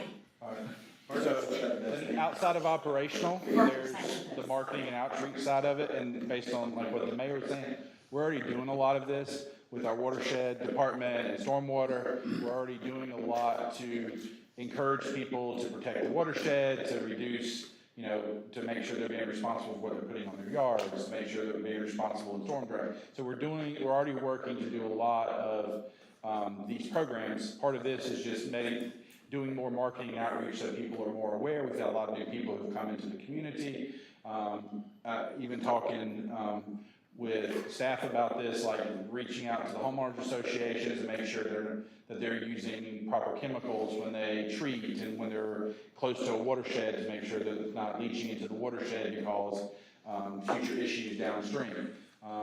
Again, making sure we're using chemicals that are proper whenever we're operating close to a impacted watershed or anything like that. So it's not, again, some things that we're doing, but also making sure that we're continuing to market and do outreach to encourage people to continue to do that. One that you've heard before, we're still working with them, is like recycling education. We're pushing that as well to encourage more people to recycle. They've been coming to our mobile town halls and handing out the recycling stickers for cans. They're supposed to, hopefully, I don't know how many times I've been told, hopefully, start putting the stickers on the trash cans. They put them, they leave them on your door. Are they leaving on your They door? didn't put it on my can, they stuck it in my door. Okay. And I threw away the first one because I thought it didn't look like a sticker. Oh, just a piece of It paper. looked like somebody left When it did you get one? 2 weeks ago. I Yeah, haven't seen it. So, and 2 of them. Not that I need them, but. but we're working with them to try to get that information out so people are recycling more responsibly, so it's actually being recycled and not making it to the landfill. So, and then again, we have our reforestation program to do more education on that and make sure we're actually implementing it more.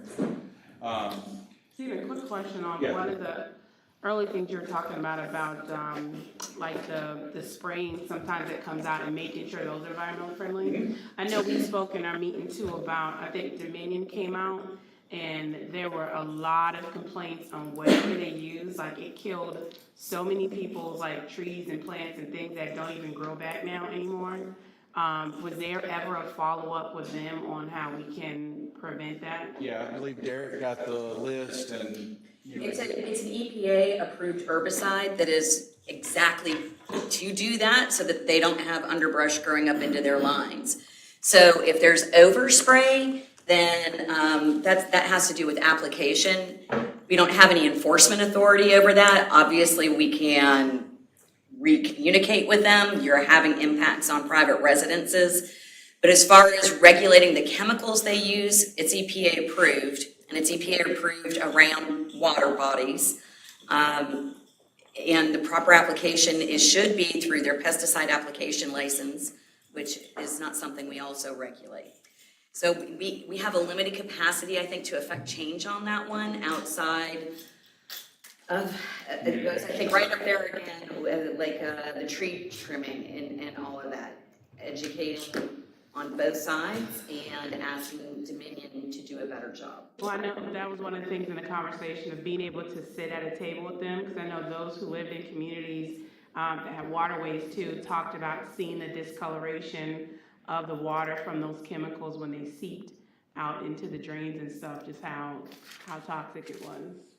Well, I'm gonna say that, my friends where I came from would probably shoot me, because I used to have sprayers and tree trimmers and et cetera, and I understand it, but the one thing in today's world, I really have a hard time getting my head wrapped around, and I think I sent out an email to everybody on this comment, didn't get any, but I don't know why they spray in urban areas. I mean, I know that they don't wanna have to recycle their 5 or 6 year period of right-of-way cutting But when you're in an urban area and we're such a beautiful location, and we talk, again, environment, then you got all this dead debris everywhere that's there for years, I have a hard time with that. So I think at some point that we might have to bring them to the table and have that discussion. Maybe it's more policies. Yeah, Discussion. I just don't think I don't think it fits. Would it have to be, limited to their utility right away as well? It is, but like where they might have a pole in Old Town, they'll roll and spray around that pole and kill everything. You can see it at the corner of Bridge, and you can see at the corner of Pritchard down here. They just go and they spray everything around. And when that happened, I did reach out to our counterpart, Blakely, there and express how it looked horrible, and we actually had some residents complain because it overflowed into their plants, their personal yard, and got her in contact with them. But once it's dead, it's Can we get the timing and when they have it scheduled, like we do the 5-year cut? That's what I think we need, and then we all need to take ownership and have someone, a committee or something, be with them, because they spray. And I'll be honest with you, they're very rude down Buck Island. They spray, they just spray, and it goes 20 feet into the easement, and I just think that's not acceptable. Not on our part, I'm not mad at us, but, so could we get a timing? Do they do it every 2 years, every year, every 6 We reach out months? and get that, but whenever they do tree trimming, they come in to meet with the board and do the same thing on spraying, have them give us a time and work on that as well. Like a map, because they give us a map of tree trimming. All right, let's get some underwater power going on. Yeah, thanks. Yeah, let's get them to bury their power lines. Well, that's part of what we talked about this morning, get those right away, so we're working on that too. All right, other one is just some community partnerships. If we want to look at doing something like a rain barrel program to encourage people to recycle their water. As we heard this morning, they can use it for gardens and stuff like that, and not necessarily have to use the water first thing in the morning to water gardens or plants or something like that may help. And I think we did. We've done it, program like our this in first the past. 319 grant, we gave out over, I think, We 150 rain did it, we barrels. had a lot of extra, and I had people that ended up getting 2 or 3, but I don't know that that was as popular as we all wanted. It was more popular than installing rain gardens, I can tell you that. That was not worth the effort. The other thing is to think of is that we also have, I don't know how long ago it was, but just in the last 2 years, we had 4,000 residents move here, and they may be more interested in it than it was. So, not to say that just because it wasn't successful before doesn't mean it won't be. But And I will piggyback on to that again through our Low Country Stormwater Partners partnership for MS4. One of the initiatives that Clemson Extension will be rolling out is a community-based build your own rain barrel. And so she'll hold Ellen Camo, Stirrup Camo is our agent. She'll hold several building events, and we can ensure, obviously, we would have one here. So for folks who are interested, we can get it done that way as well. So, and the e-waste recycling, the county does that, is just more encouraging because people always want to know where they can dispose old monitors or TVs. And actually, the state just passed a law this year that said for, I think, the next 2 or 3 years, they have to be able to take them because the state legislator was getting complaints because they couldn't take them to landfills or anywhere. So they kind of put that burden on the counties. So I have a feeling we'll probably see it more frequently now. Again, we talked about the safe chemicals and partnerships there. And then one is looking at ways to encourage more biodegradable products, whether that's, we went through the straw stuff, but this would be more about encouraging people and to go and stuff like that to use more biodegradable and reduce the amount of space in landfills that our restaurants may take up. All right. And again, these would be things that we would be looking at, not necessarily immediately, but looking at the plan. So that's anything additional there that may have not beat to the ground or talked about? Okay. I think a lot of that that's already being done, and I'm glad Debbie's still here, is just making sure we post the county things they're doing already and get some freebies, just to get the message out. And she does a great job, but just keeping lack And what I've sort of found is, after we met and started going back and putting some of this information together, and talking, we're doing a lot of these things already. A lot of it is, like you said, marketing them and letting people know what's there, and we can, a lot of that may just be more communication, marketing, and making sure we're capturing our audience. I don't want that to be a pass for us not to be on the plan of looking at ways we can be more efficient, because there are things that we are doing, but there are also things that we're not doing, so. And I would add to that, obviously, with the Blueprint Bluffton Comprehensive Plan and the Resiliency chapter that's in there, as we start to look at that and implement portions of that, that'll come back to you in future strategic plans as well, workshops for discussion. Thank you, Bridget. Actually, I don't think we're taking that seriously enough, but we I'm should be. very serious about it. I just jumping into something in 2023 and we don't even have numbers, I think. we But have you're to going be back to ahead. electric vehicles, I mean, I'll take this basic up things after like the meeting. recycling, We'll fight after the biodegradable meeting. stuff, Fighting. it's not very costly. Okay, Chris. All right, so this item was on our strategic action item, probably before I even came here. So we took a shot at it, during the transition of town manager, Lisa, after different things, Lisa Cunningham, she kind of led the effort of collecting a lot of proposed KPIs from the department heads at the time. Did a great job, and so we moved it forward, and, this is the plan for rollout. November, obviously that's right now, we're getting feedback from you all. The hope is to have the KPIs developed with the current measures and goals for each KPI in January, with them published to the website on a dashboard in February. The hope is to have this on a quarterly update, so we get updates on each KPI quarterly from senior staff and update the website. Some of the measures would be annually, but most of them hopefully will be quarterly KPIs. So I'm going to go very briefly through this. I'm not going to go through each of the measures because of time, but they're in your packets, and if you have comments, suggestions, additions for me, you know how to reach me. We grouped them based on the strategic focus areas. So we have the affordable and workforce housing focus area. And again, when we're developing the KPIs, it's what do we want to measure to present whether or not we're achieving our goal of implementing all these different programs that we've been talking about all day today. How do we actually measure if it's successful? You can say that we've done it, but is it achieving our desired outcomes? And so that's what we, all the directors looked at when proposing their measures.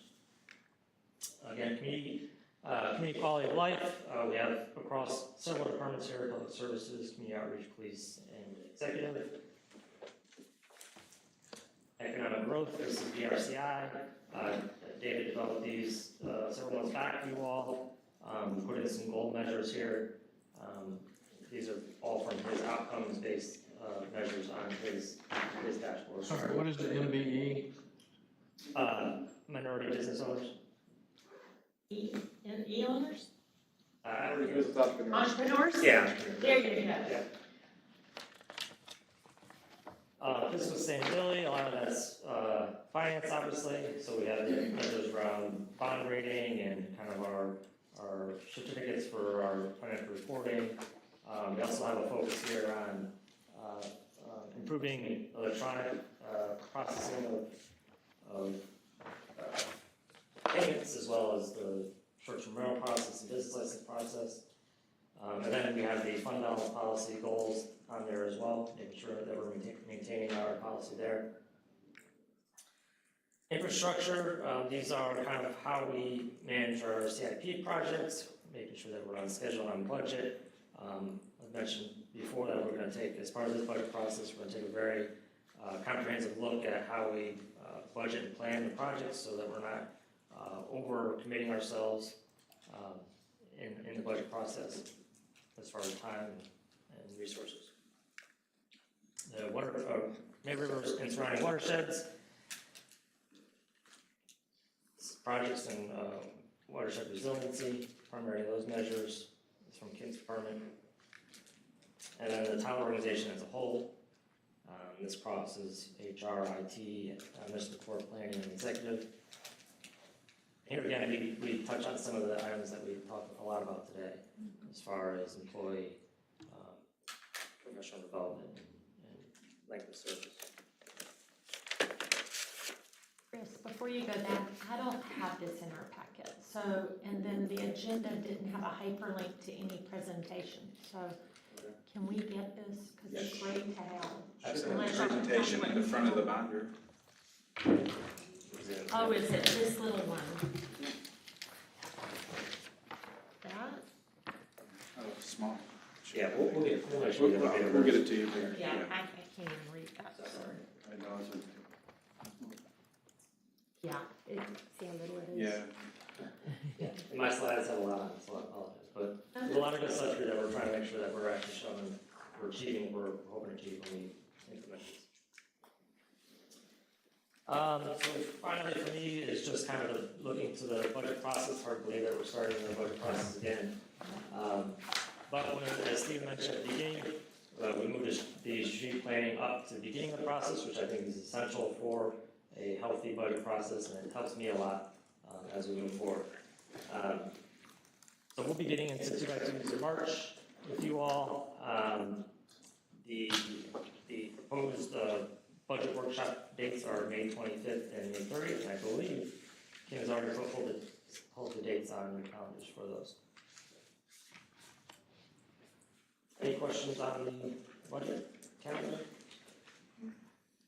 That's tab 9, that sheet.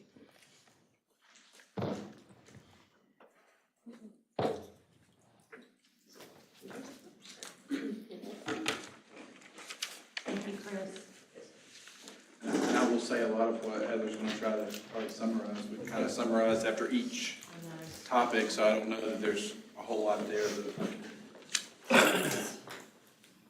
So I will, well, if you want, I guess next on the agenda is town council discussion. I know you've just been discussing all day, but if there's anything else you want to add, or I'll wrap up with the. Where do we see what comes from today? And do we have any new, and I really caution too many new items be put now when we have a lot of carryover?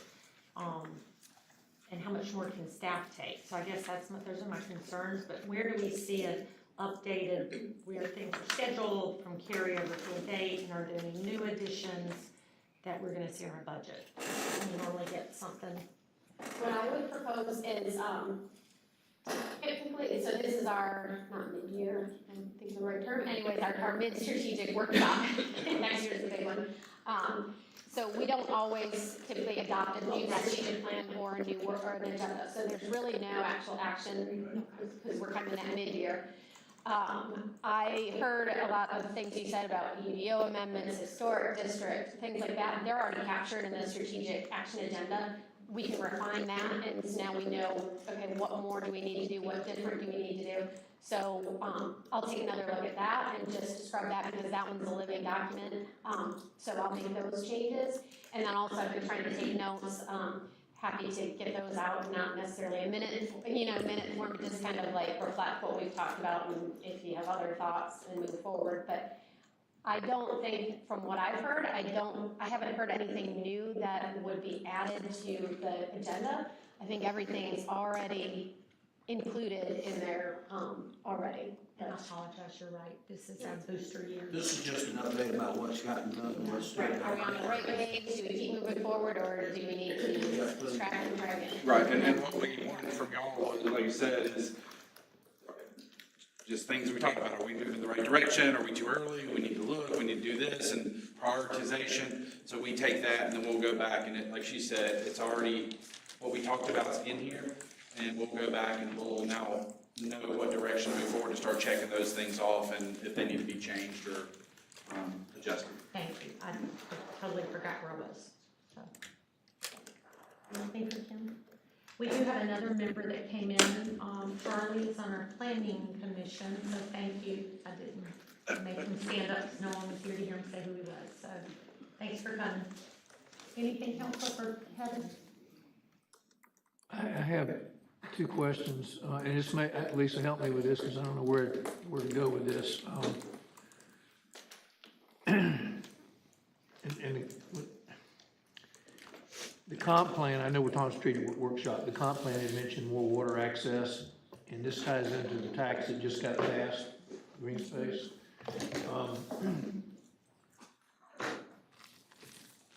Also, you know, we're talking about the fact they're already making moves to buy development rights in some locations. Is there something that we need to be doing more on our side to talk with the county? You know, for example, maybe another park, it doesn't even have to be in the town, maybe the county would buy a park on the water somewhere for all the citizens of this area, the town and the region right here, like we have at the Wright Family Park. And then the development stuff, how are we gonna hear from them? I don't know, they got this money, where do we go from here? Where do we fit into their pie? And I don't know how to go about that. I don't either. Well, but, you know, still, you talk now before they get it, and before they go spend it. Well, they're already, they passed the bonding it, and then collect, and going in and getting a bond, and then paying the bond with the penny. That was on the ballot, so they are gonna get the money pretty soon, right?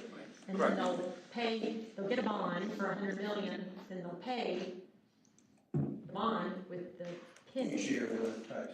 Yeah, I don't know. I was kind of Stephen, like, where does the town fit in? It's clear the town isn't gonna have a member on the committee. It's gonna be their districts are gonna pick somebody, like Mark would have someone from our district, is the way I think they're gonna do it. What are your thoughts? You talk to your. Well, I've emailed, I'm gonna try to find time to touch base with him and about a couple of things that we've talked about today. But, right now, the question I kind of had for him following up with, so what, Councilman Wood's referring to is during their, one of their committees, they made the recommendation to purchase the development rights of the Tarver Tract, which is 100 acres just outside of town on May River Road. So my follow-up questions I had to him was like, what does that mean for the track? Are there any, can the owners do anything? Is it gonna, you know, what's that gonna look like moving forward? Is there gonna be any covenants on it, stuff like that? Because I think Rural and Critical Lands are buying the development rights. So I'm gonna find a time to sit down with him and figure out what this is gonna look like. The other thing is I wanna know how much they're paying for them, so we can get an idea of what they're willing to pay or what the development rights cost, so we can start looking at other property. And we've identified property that we may be interested in purchasing for some of these like we keep a running list of property that we may be interested in purchasing. Maybe something we can pass to him and say, hey, we want to purchase this for it to remain green space. Use your program to do so and have those conversations. Should we bring, not just, it's a question. Should we bring our 2 local representatives in and have a conversation with them instead of just having a conversation with the administrator? To be sure that message doesn't get lost, maybe? Because our two representatives live in this area, and their heart should be where our heart's at, as far as the discussion we're having now, whether it's another water access for the residents of Beaufort County, no boats, just access, and all these other items we're talking about. We actually have 3, because I think Miss Tabernick is this north side of May River Road, right there at New Riverside. I think that's where her area is. So we have 3 She represents you, right? representatives that represent some part of Bluffton. And then you also have the chairman. That was the new area that was created. You and the town manager and. Yeah. Or we can bring them in and have I think we can figure out something. Maybe they could come to a workshop that's just, I don't know, maybe it's a good joint meeting. Right. Just to chat kind of like this, no official, just to hear their thoughts and our thoughts. Because I'd rather y'all be. No, I mean, it would be best if all of us could sit and hear all this together. I agree with you. We'll also have our monthly meeting coming up with them shortly, and we can have that conversation with them and see what may be the best way to. I'm fine for just an added workshop somewhere. It doesn't have to wait for the quarterly one. I mean. No, let's do that. I think having them, I think bringing them in. I think so too. I think that's. Well, we got a sewer issue with the Stony Creek thing too that we need to get them to help us with. That'd be done. In January? We have a quarterly workshop in January. As long as it's just not tagging on to other things and all of a sudden it's long, you know, if it's, let's look for maybe that's just a good meeting and we can public, I'm fine with public homes. I mean, they're representing all of us, we just represent the town portion of all of us, so. January, I mean, they won't even have their committee put together before then. Well, they don't need it. I mean, we're just trying to lobby our 3 representatives to get them on the, hopefully they'll get on the same page with us. Okay.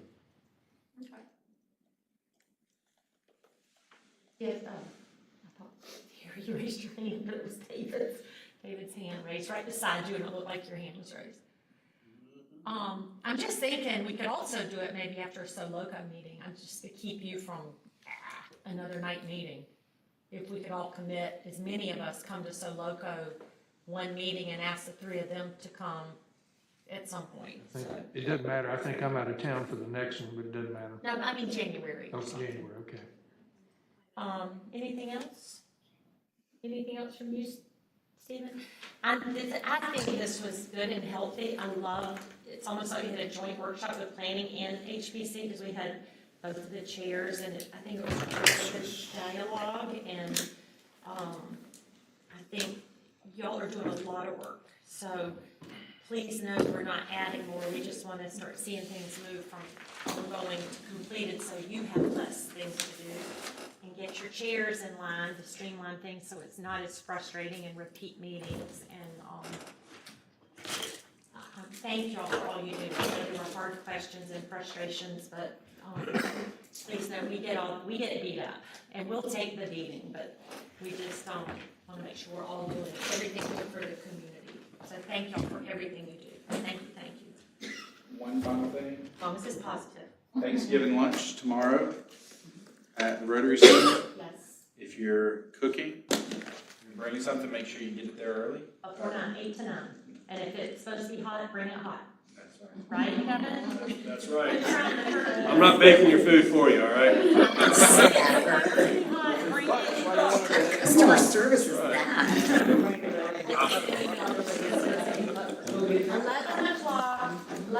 11:30 to 1. 11:30 at the Rotary Center, but if you would volunteer to bring food, it needs to be there before 9 a.m. Between 8 and 9. If you didn't volunteer to bring food, bring your appetite, because there will be plenty of food to eat. And desserts. I just want to say what the mayor said, because it's a good time to do it. And I know we try to do it throughout the year. We do appreciate y'all very, very much. We know that you're the best of the best. You know, I tell people we got the best team anywhere, probably the state of South Carolina for sure, maybe beyond that. We know that we throw a lot on the table. We have a lot thrown on our table also. And, but we do appreciate you. Y'all have done some great things this year, like you do every year. I'm really, really proud about the mobile town halls and the newsletter, and they've been well received so far. And, you know, so all I'm saying is thank you, thank you, thank you. The mayor said it, but I'm just piggybacking on her that we do appreciate every one of y'all very, very much, even the town attorney. Love the town attorney. Especially